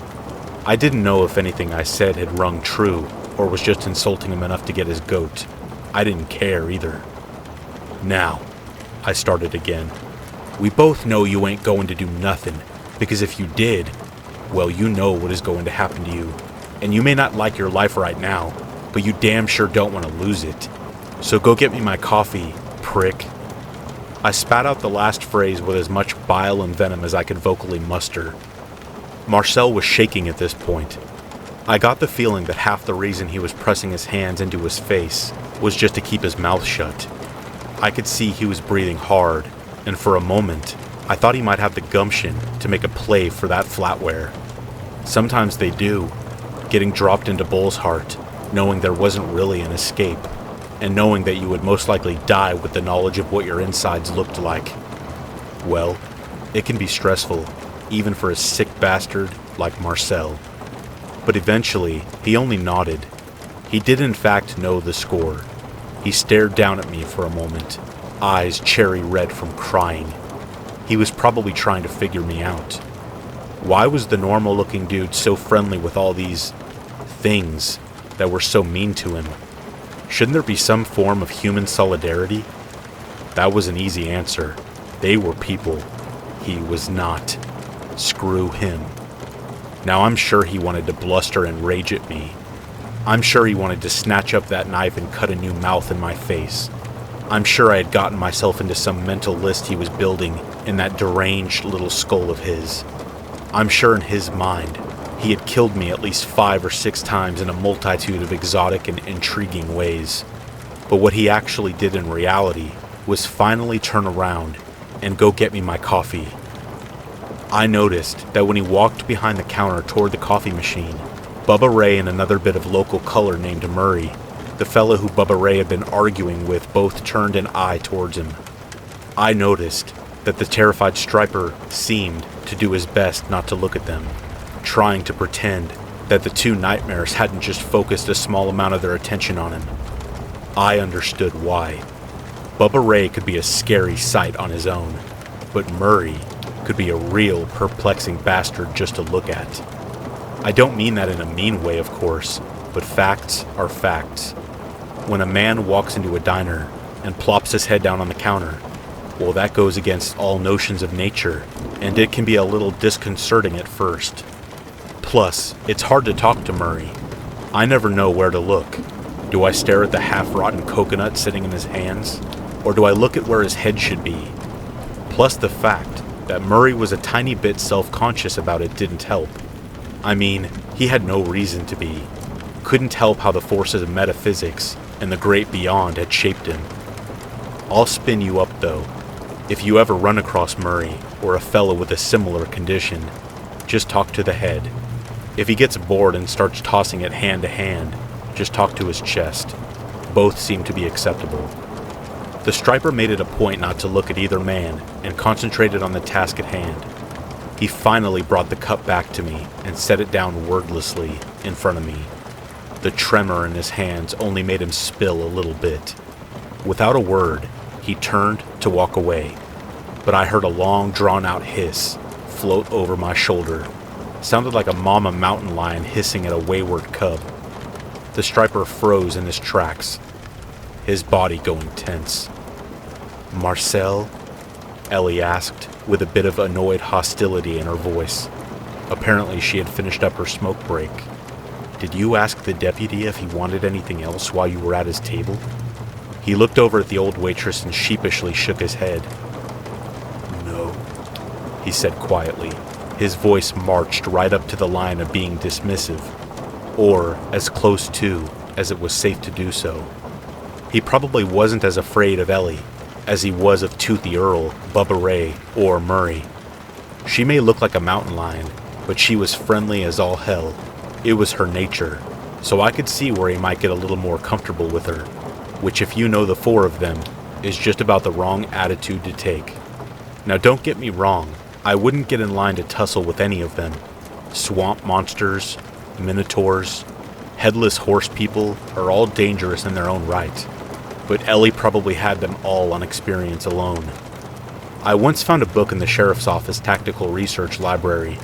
It was a transcription of an accounting of a brouhaha Ellie had found herself in, way back in 1300 or some odd year, somewhere in Proto-Germany. I don't remember which part. The condensed story is that 200 warriors, the best warriors from 3 different principalities at that, went to push her out of a forest she was calling home at the time. Only one of them came back. He was half out of his gourd and hauling a cart full of severed heads. A very elegant way of saying, "Leave me the hell alone." I briefly wondered if Ellie was going to take his head off. I had asked her about the battle in Proto-Germany forest once. She told me that she didn't really remember much about it. The 1300s were apparently a very wild time in her life, and she could hardly be expected to remember every little scrap she had been in. Which is fair, I guess. The striper looked up at her. Now, I may have had him a little worked up from earlier. The stress might have been getting to him, or he might just plain old have felt like standing up for himself. No, I didn't. He said a little louder, damn near glaring at Ellie. This isn't my job. This isn't right. I shouldn't be here. I shouldn't be surrounded by you, things. And this... He motioned towards me. Traitor. None of you are real. I noticed that his voice was rising. It was also starting to crack. Sounded like his balls were mid-drop. Racism aside, I can't say that a piece of degenerate detritus like Marcel implying that I was some sort of race traitor had much of an effect on me. Nevertheless, I eased my hand towards the handle of the large caliber smoke wagon sitting on my duty belt. Not to defend him, of course. I might have been okay with him taking a swing at me, but I didn't like anyone getting lippy with Miss Ellie. As Marcel got defiant, Bubba Ray and Murray dropped their conversation like a sack of bricks. Almost in sync, they spun around on their stools and leaned back against the counter creaking as Bubba Ray leaned his considerable bulk against it. Murray picked his head up from the bar and placed it on his lap. He jocularly elbowed Bubba in the ribs and pointed at the brewing altercation. Bubba slapped his elbow away. "I'm watching it too, dumbass," Bubba Ray snorted at his pal. "Now hush up." Ellie's pupils got thin as she stared back at the wayward striper. I noticed that her hands began to flex, her claws slowly sliding out of her fingertips as she worked her fingers. Her posture tensed up like she was about to pounce. I noticed that her ears were laid back against her skull. In the background, I noticed a toothy snout sliding out of the kitchen service window, followed by the rest of Toothy Earl's head. It reminded me of a crocodile gliding through water, his reptilian eyes taking in the situation, his forked tongue sliding out of his mouth, slapping at his lips like a lizard. He looked like he was invested in the situation taking place in his dining room. "Listen here, you cheeky little gobshite," she said, her voice more of a low rumble at this point. "Your people cast you out. You were sentenced to death. You are dead as far as anyone of note is concerned." She was interrupted by my radio squawking to life, a dispatcher calling my name out of the ether, wanting to know my location. Marcel jumped, and a little bit of tension was bled out of the room. "Son of a bitch," I grumbled as I reached down to the hand sitting on my shoulder. "Yeah, Jen, I'm at Earl's," I replied back into the radio. I realized I hadn't eaten yet. If they were calling me, I might not have a chance to eat tonight, so I shoveled a forkful of eggs into my mouth. "I got Deputies Gruck and Delawall responding to a 1016 over at the Miller's place. Can I route you over to back them up?" I sighed. Getting between the Millers in the middle of a marital dispute was about the last thing I wanted to do. But I doubted that Gruck and Dallowall wanted to be there either, though. Before I could say anything, Ellie pounced forward. Marcel let out a high-pitched squeak and fell back onto his narrow ass. He started screaming and scrambling back as fast as he could. He kicked chairs away with a clatter. Tables fell over. Little bundles of silverware wrapped in napkins were propelled across the room. I could imagine that his life was flashing before his eyes. Ellie came to a stop in front of me. She reached down and picked up my cup of joe. She spared a glare towards the simpering striper, one that bespoke of a lot of matronly anger. She spun on her heel and moved with a purpose towards the coffee machine and the stack of styrofoam to-go cups next to it. Murray and Bubba Ray fell over each other laughing. Murray thumped Bubba Ray's back as he howled with laughter. Bubba Ray himself was in the middle of hitching, snorting laughs. Sounded like a bull who was charging a matador, but he had just thought of a really funny joke another bull had told him back in the bullpen. Toothy Earl was glaring at the destruction of his dining room, or as much as a reptilian swamp monster was capable of glaring. I knew that Marcel was going to have a rough night ahead of him. If he even survived the night was a different question altogether. As funny as the spectacle of it all was, he was a striper, and he had just made a big ol' whopper of a mistake. My thumb shifted to the PTT button on my handset as soon as the ruckus died down some. Yeah, show me en route.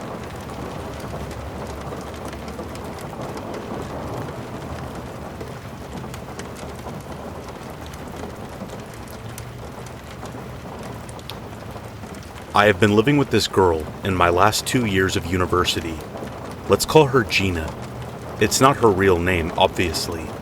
She's the shy and quiet type, and I figure she wouldn't be happy if I would air her secret out with her real name. But the thing is, we're in a bit of a pickle here, and I know you guys have good knowledge in dealing with gory events. Hell, I'm pretty sure that there are a fair bunch of serial killers. So maybe one of you can help me figure out what to do in situations like this. So let's start from the beginning. I met Gina through a friend. Even though we are not exactly the same character, we always had nice chats. She's shy and quiet, but not the creepy kind. She has a good sense of humor, she's tidy, and she tends to put up with a lot of crap without drama. Last summer we both ended up in a situation where we had to change flats. So we decided that we would go flat hunting together. Long story short, we ended up as flatmates. The first few months were rather uneventful. We got used to each other's quirks, settled in, all was well. Now, one night I was heading home from my workplace. I worked in a bar part-time, and it closed at 2 a.m. That, plus cleaning and locking up the place, meant that I usually walked home around 3. By that time, Gina's usually asleep, so I was surprised to see that the kitchen lights were on. Figuring she just left them on, I walked into the kitchen to turn them off. Apparently, though, there she was, awake, sobbing in the corner. And in front of her, a dude laying face down with a dozen stab wounds in his back and a big puddle of blood underneath. All in all, it was a huge mess. Thankfully, it was not in the carpeted living room. My first thought is that I really can't be bothered in dealing with this now. I cleaned up a whole damn pub. Now I have to clean up a dead body as well? But I had a feeling that it was not the kind of problem that would just disappear tomorrow. I mean, I could have told Gina that it's her mess, so she should deal with it. But I kinda considered her more of a good friend than just a flatmate, and she really didn't look like someone who's on top of the situation, sitting there, crying in the corner. I tried to ask about what exactly went down, but she kept stammering that she was not in control and she did not know what happened. I briefly considered involving the cops, but I was pretty sure that it would end with the arrest of Gina. Now, I don't want to be the one that sends a friend to the pen, and more importantly, I was way too broke to pay the rent alone, and finding a new flatmate was always a hassle. So finally, we wrapped the dude up nice and tight, popped him into my car, and drove to a nearby forest, to a nice little campfire spot. He burned all right. Gina was rambling about some dark presence, but I was a bit too busy disposing of the bones to listen too closely. I patted her on the back and told her to forget about it. Now we were even, after I stole her frozen pizzas a few times. Yeah, I'm that kind of flatmate. Don't hate me. She was a bit jumpy and anxious for a few days after, but eventually, things went back to normal. Until like a month after at least. I was coming home from a night out. I was calmly chain-smoking, a little bit intoxicated, when I noticed, once again, the damn kitchen lights. I went into the kitchen, and I met with the same scene. A dead guy, stab marks, and Gina sitting in the corner. "Yo, we really got to address this tomorrow," I said. We had to get rid of this guy as well, of course, but I really wasn't in a state to drive a car, and any place to safely discard a body was way beyond walking distance. Not to mention that you actually have to carry the body. So my drunk mind conjured up something that, until this day, I don't know how, but it worked. I put a puffy jumper and an old coat on the dude and called a cab.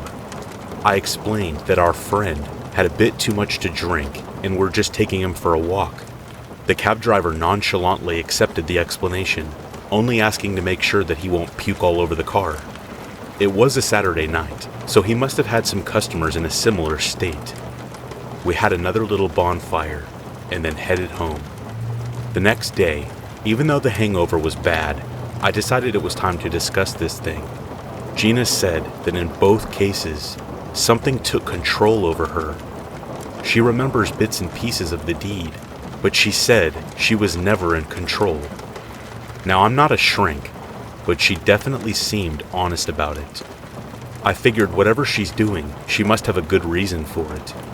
It was a nuisance for sure, but it was not worth breaking our friendship over, so I decided to let it go. It happened again and again. Usually before, she was particularly stressed, rambling some cryptic stuff like, "The hunger is gnawing at me," or "It must be fed again." Like, talk about some B-horror cliches. Whatever floats her boat, I figured. I tried to ask her to at least try and leave the body somewhere else, but considering she was not exactly in control of what she was doing, the corpse always ended up on our kitchen floor. I was hooking up with a girl a few times, and coming home to a dead body on the floor could have been a bit of a turnoff, but luckily, Gina sort of felt when the killings were about to commence, and screwed off God knows where to hunt. So when that happened, I knew it's better not to take anyone home and get my cleaning gloves ready. Certainly not an optimal situation, but we managed. You know, when something becomes a habit, you sort of get used to it, whether it's your flatmate not doing the dishes so you do them instead, or when she brings home corpses, you burn them. It's just routine. However, here's the thing. I finished my degree, and I got a pretty good job offer abroad. Now this means moving out of town and leaving Gina. I don't think she could afford the rent alone, and she still has a year to finish.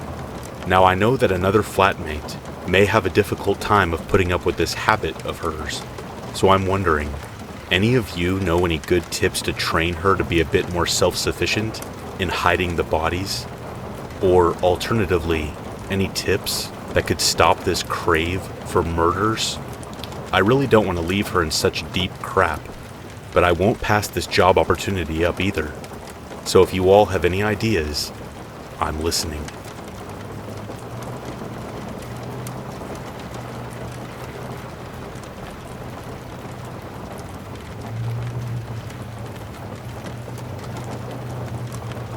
There's been 2 times in my life where I have ever really cried. When I was 11, when I learned that my mother was never coming back, and after my father had been buried. My father was a big, burly man, the kind who filled a room with both his stature and personality. His jovial exterior concealed the long-hidden pain of my mother's leaving. His long shifts as a delivery driver took him all over the country. In the mornings when he came back, his eyes would be red, the bags beneath them the size of gunny sacks. He would collapse onto the sofa, where he wouldn't wake up for hours, and he had done it all for us. Despite his strength, lung cancer had been quick to consume him. The 1 pack a day habit he had picked up to cope might have had something to do with that. My father had died long before he was ever laid in that coffin. We had watched helplessly as he had wasted away to a skeleton whose graying skin hung from his emaciated body in drooping folds, his haggard, wheezing breaths muffled by the oxygen mask strapped to his face. He was barely coherent most times he was conscious, due to the multiple medications he was on to ease his pain. When he would hallucinate, screaming that something kept holding him down in the night and trying to squeeze the breath out of him and begging us to get him out of there. His eyes had been emptied of all former soul, now brimming with pure desperation. All his life, my father had put on a smile for us. When he had been dying, I was determined to do the same for him, to ease the agony of the final few months. Even when he had choked out his last breaths, and the weak jolt of his ECG monitor had trailed off into high-pitched flatline, the tears had brimmed inside, but hadn't spilled. The one thing that kept me from breaking down in the middle of the service was my daughter, Katie. At 6 months old, she was already vocalizing, babbling and cooing throughout the service, completely oblivious to what was going on. She was like a ray of sunlight that penetrated through the dark, permeating clouds of grief. Dad had adored her. She had been his first grandchild, one he had waited for years. When she had been born, he had been there at the hospital, his arms brimming with presents, a bright pink helium-filled balloon emblazoned with the airy text, "It's a girl," tied to his wrist, that bumped against the white hospital corridors. He had been there for me when Katie's father had wanted nothing to do with her. His favorite thing to do was whisk her out of her cot and spin her around in the air, where she would kick her stubby legs in the air and giggle in delight. Even after he had started coughing up blood, and the doctors had forbidden him from doing any strenuous activity, he would still sneak out of bed to rock her in his arms. I hadn't just cried for my own loss, but for Katie's. She would never get to know him like I had. What a wonderful man he really was. I just wanted to give all the opportunities that he had given me to her, and maybe even be half the parent he was. Rain pattered down, soaking through our black funeral garb as the priest had spoken the last rites. Katie had been sheltered from the rain by my umbrella, joined at my hip in the pink baby sling she was strapped to. I held her close all throughout, as my father's coffin was lowered into the ground. After my siblings and the rest of the mourners had dispersed, returning the plot to its former undisturbed green, I had decided to come back with Katie for my own private goodbye, far from prying eyes. I couldn't help but wonder whether I was an emotional masochist for returning. The wind shivered the bright green grass, the heads of wildflowers, pushing through the dewy heads after a winter spent long dormant. I marveled at how there was such life in a place with so much death, and the still healing wounds inside me reopened with a searing vengeance. By then, Katie was asleep. Her tiny pink hand rested against my collarbone, her face fixed into an expression of absolute serenity. I found myself longing to experience that perfect, undisturbed and dreamless sleep again, the sleep of the innocent. I knelt to face my father's tombstone, staring at the golden font chiseled into the polished marble surface. Loving father, husband, and friend. It was reading over those indelible words that it finally bowled over me. He was gone.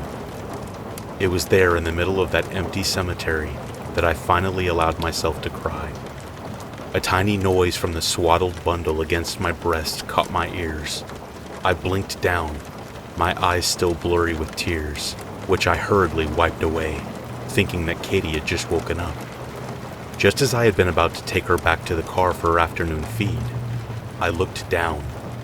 Her half-open mouth was stretched into a toothless smile, despite both eyes being closed. She wriggled around in my grasp, like a puppy eager to escape the confines of the cocoon, bursting with trilling gurgles.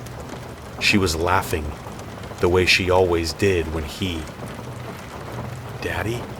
I choked out, somewhere between a laugh and a sob. Even in death, he still couldn't help but love her.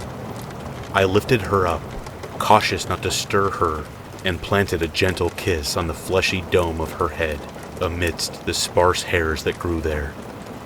I left that cemetery with my head lifted towards the sun that peeked through the clouds, embracing all its warmth as it dried my tears while my daughter still slept. It was only when we were in the car that the first strange things started to happen.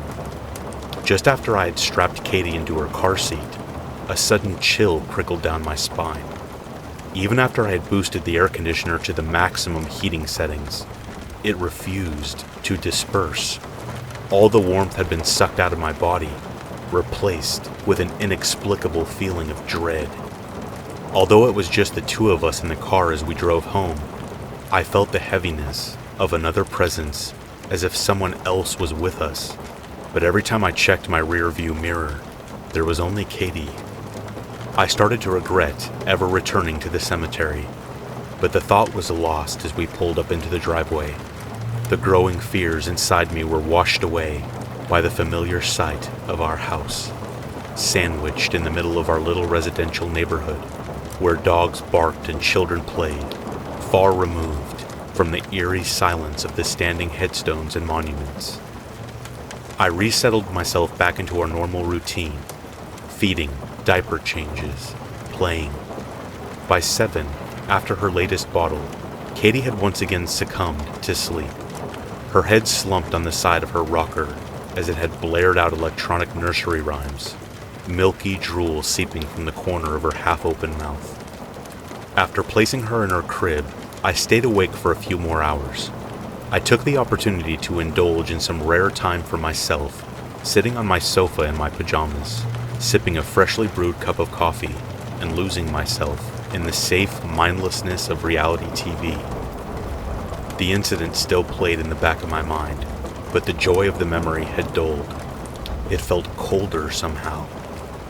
I knew that the door was safely shut and bolted. I still couldn't shake off the feeling that another person was in the house with us, watching from the shadows. Some sentimental part of me still wanted to believe that it was my father, watching over us, but it didn't feel like him at all. It was almost threatening. When I had retired to my own bed, I had expected to stay awake for another hour or two, but the moment my head hit the pillow, my vision had blinked into darkness. It was the crackle of the baby monitor on the bedside table that had woken me up at around 2:30 in the morning.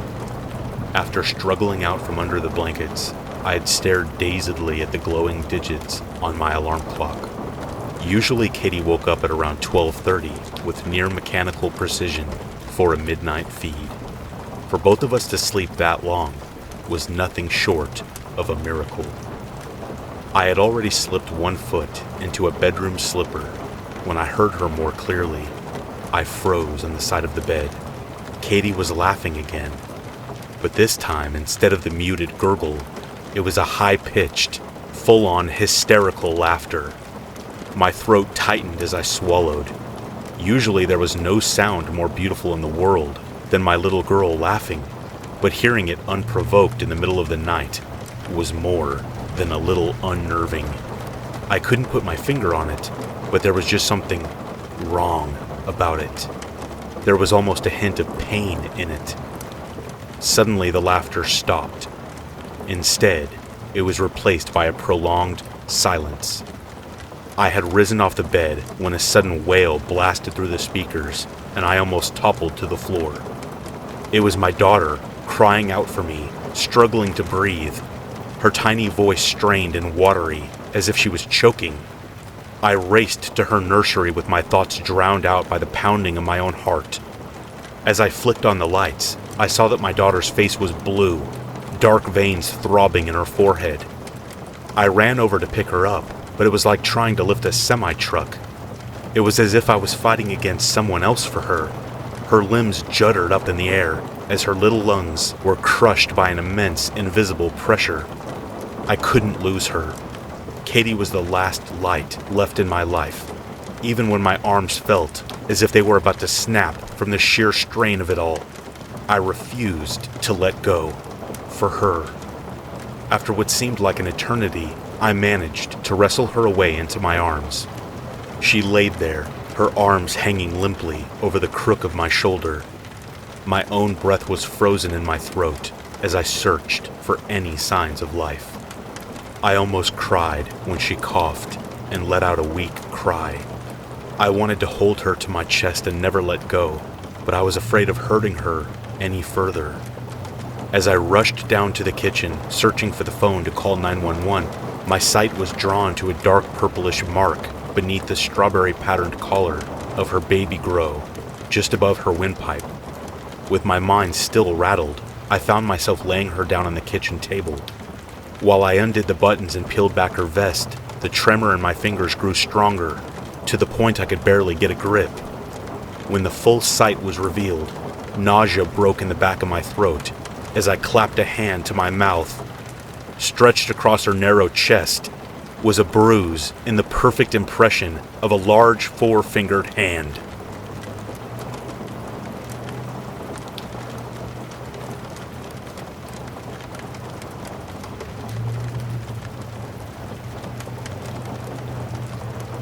When I was a kid, I lived in the country in a little village. It was quite tightly packed, but I lived right at the end, the second to the last house on the road. So instead of houses being my view, I had fields. Fields across the road in front of my house. Fields as far as you could see to the east, past the very last house. The fields stretching to forever beyond our garden. Most of them were crop fields, and as a country girl, I learned quickly not to walk through them. But the field that bordered our back fence was empty. Well, I say empty. It was full of long grass and flowers, with beautiful blackberry bushes around the edges. Just no crops. The grass was coarse, and the brambles scratched me when I climbed over the fence. But to a bored little kid, it was magical. I never saw anyone in it. I didn't even know who owned it. So in my mind, it was my special field. I must have hauled myself over our wobbly old fence thousands of times over the years. One of those times I was around 13, and I wanted to pick some of the blue flowers that grew in the middle of the field. So naturally, I just clambered over the fence and started wading through the grass towards them. I picked as many as I wanted, but as I was walking back, I heard a voice. What are you doing, sweetheart? I jumped out of my skin. I was terrified I'd get in trouble, and spun around trying to see who had spoken. Over here, dear, the voice said, and I turned towards the fence of the neighboring house. Peering over the fence in a stiff straw hat was a wrinkled old woman with fluffy gray hair and wrinkled lipstick, looking like an illustration in an Enid Blyton book. Betty had lived next door since I'd been a baby, but we had never really spoken. She threw my lost balls back over the fence, and sometimes I heard her grumbling as she did her laundry, but that was the extent of our interaction. My hands were trembling a little, but I played it off. Sorry, Betty, I shouted back. Is this your field? I was just picking flowers. I waved the stalks in her direction. It is my field, dear, but that's all right. My stomach dropped. I was a very nervous child, and the thought of getting in trouble pulled the blood from my face. Don't look so scared, dear. I'm not upset. Why don't we make a deal? You can keep the flowers so long as you give me your firstborn child. I smiled, both out of gratitude and amusement. And then I made the gravest mistake of my life. All right, Betty, I laughed. If I ever have a baby, you're welcome to it. Betty smiled and went back home. I almost instantly forgot the deal I had made and went on with my life as usual. I studied not quite hard enough, did my GCSEs, went to college, met the love of my life. I never thought I would meet someone so amazing, but so different to me. He was a theater student. I was a business student. He barely had any time outside of rehearsals, but we made it work. My God, I loved him. We somehow stayed together after we graduated, ended up buying a house together. It was small, essentially a bungalow, but we converted the attic into another room and hosted many a sleepover with our college friends, the ones we stayed in contact with. We never got married, much to his mother's dismay, but we lived together for 10 beautiful years. But the most incredible thing of all was that we got pregnant. I was so sure throughout my early 20s that I never wanted children. I was terrified that I would raise them wrong, that I'd be a bad mother, that my child would grow to resent me. Even once we started living together, I knew I wouldn't change my mind. But one day I woke up and looked over at him sleeping beside me and knew that I wanted to have a child with him. I knew that it wouldn't be my child. It would be our child, and that they would be so loved, so cared for and cherished. I would learn from everything I didn't want to be and raise that child right. So we got pregnant. I swear, I had never felt joy like that before, looking down at that test and realizing I was going to be a mother. I was overflowing with happiness. We felt like we were floating on air. Over the months, my stomach grew. We painted the nursery, thought about names, Googled nurseries and baby playgroups, did baby yoga, played Mozart against my stomach. Nothing was too cheesy. We would have done anything for our beautiful bump. Then, things started to change. I would wake up at night with the bedroom window open when I was sure I had shut it the evening before. Knives started to disappear from the kitchen, only to be under our duvet, or once, stabbed into the mattress. The animals that we painted in the nursery stared out at us with blank, faded eyes when we were sure we had painted them. Neither of us had any idea what was happening. I had forgotten all about Betty. We tried to laugh it off. We were so preoccupied with the baby, we had gone a bit scatty, but we knew this wasn't us. We continued in that state of unease, confused, unsure, but afraid, until the scratch marks started. The newly painted crib had swaths of paint scratched off, as if someone had pulled their hand along the wood. Our door, our windowsill, the floor beneath our bed, all scratched in the same way. We were terrified, but one night, I woke up to a searing pain on my stomach. I sat upright and shook my boyfriend awake, thinking the baby was coming, but the pain was coming from the skin across my stomach, not inside it. My boyfriend turned the lamp on, and I almost cried out in fear. On my beautiful bump, 3 red lines stretched across, raised and puffy. There was no blood, not even a cut. It looked just as though I had scratched my stomach in my sleep. But I hadn't. Just like I hadn't scratched the floor, or the windowsill, or the door, or the crib. We were so afraid. My boyfriend decided, I wish I could remember his name. He decided that we should stay in a hotel for the night. So we packed a bag and drove to the nearest hotel, faces pale and drawn. We settled into our room, agreed to keep the lights on, and tried to forget the terror we had felt. The scratches had faded from my bump. You could barely tell they had been there at all. And at least here, we wouldn't be followed by whatever was tormenting us. We were worried that whatever it was would destroy the house while we were out, but that was better than it destroying us. I had forgotten all about Betty. When I woke up, I felt lighter. It was dark, pitch black in the room. All the lights turned out. I reached for my husband and felt nothing. No, that's not true. I felt cold. Something cold and almost solid, like touching the early morning mist. I was instantly terrified that something had happened to him, that something would happen to me, or the beautiful baby I had promised to look after. As my eyes adjusted to the dark, I saw my husband lying in the bed next to me, sleeping soundly. I instantly relaxed. I must have missed when I reached for him. I must have imagined the cold. I felt so stupid. I reached for his hand, but I missed again, and again.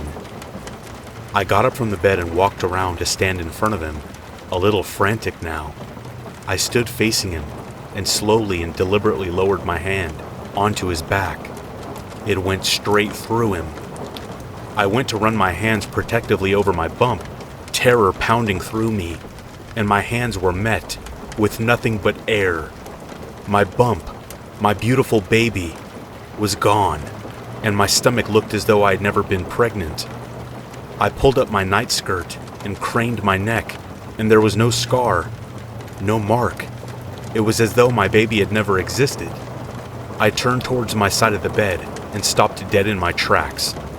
Laying on the bed, staring shrewdly at me, was Betty. In a single horrifying moment, I remembered that day, that joke from so many years ago, and it was all I could do to not collapse from terror and misery. Betty hadn't aged a day. Her gray hair and lipstick were just as I remembered them. As she stared at me, she ran her hands over my stomach, over my bump. She had my bump, sitting unnaturally on her frail form, straining under her nightdress as if it were her child. I made a strangled noise, speech far beyond me, and lunged towards her, blind with misery. My hands went straight through. Under my own useless hands, I watched her change. Her features morphed and shifted. Her hair lengthened. Her skin smoothed. Her eyes changed color, shape, size. As I watched, she became me, morphed into a perfect copy of me. Every little detail perfectly caught. I could hardly tell the difference. And I knew my boyfriend wouldn't be able to. And when she spoke, she had my voice. "Enjoy the flowers, dear," she said, her tone so indifferent, so easy, as if this really was just business to her. I screamed and wailed, a noise of pure loss, misery, and suffering went through me as everything I loved was torn from me in a moment. I must have screamed and sobbed for hours on that floor, begging and pleading for my baby, for my love. But the morning was worse. Watching him kiss her awake like she was me. Watching him whisper hello to my baby, kissing the skin of her belly when it should have been mine. I couldn't stand it. I must have cried myself raw 100 times over, but I promised. I swore to my baby and to my love that I wouldn't leave them, and I would stay and watch over them, that I would try and protect them from her, and I did. I followed them everywhere. I slept by their bed. I protected them, alternately watching my boyfriend and my baby, but I couldn't keep going after the birth.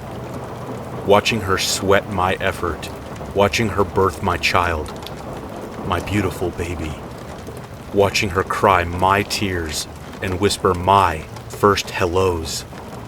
I felt sick. I couldn't stand to watch my baby grow up with her. I couldn't do it. I left. I ran far away, far from anyone. I ran to a solitary house in the countryside and tried to remember my beautiful family, tried to remember their faces, my boyfriend's face, my boyfriend's voice, the way he would hold my hand at night. But one by one the details slipped away, and I was left alone. I aged and withered alone, while Betty stole my baby's first steps, first words, first day of school, their exams, their partner, their life. I lived in silence and mourning. Eventually, as I grew older and older, expansion caught up to me, and the remote house I lived in became part of a village. Houses sprung up in the distance, but only on one side. Mine was the last house in the village. A family moved in next door, and I ignored them as much as I could. I could barely think of anything now, except my beautiful family. How they looked all those years ago. How small my baby was. How wide my boyfriend smiled. How I would do anything to have them back. Over time, though, I became familiar with the family next door. I didn't talk to them, but I heard their children playing. I heard their cat yowling. After a decade or so, their daughter started climbing into my field, playing pirates, picking fruit. Betty had taken everything from me. She had taken my baby, my happiness, my life. And I would do anything to get them back. "Hello, dear," I called to the girl in the field, enjoying the flowers.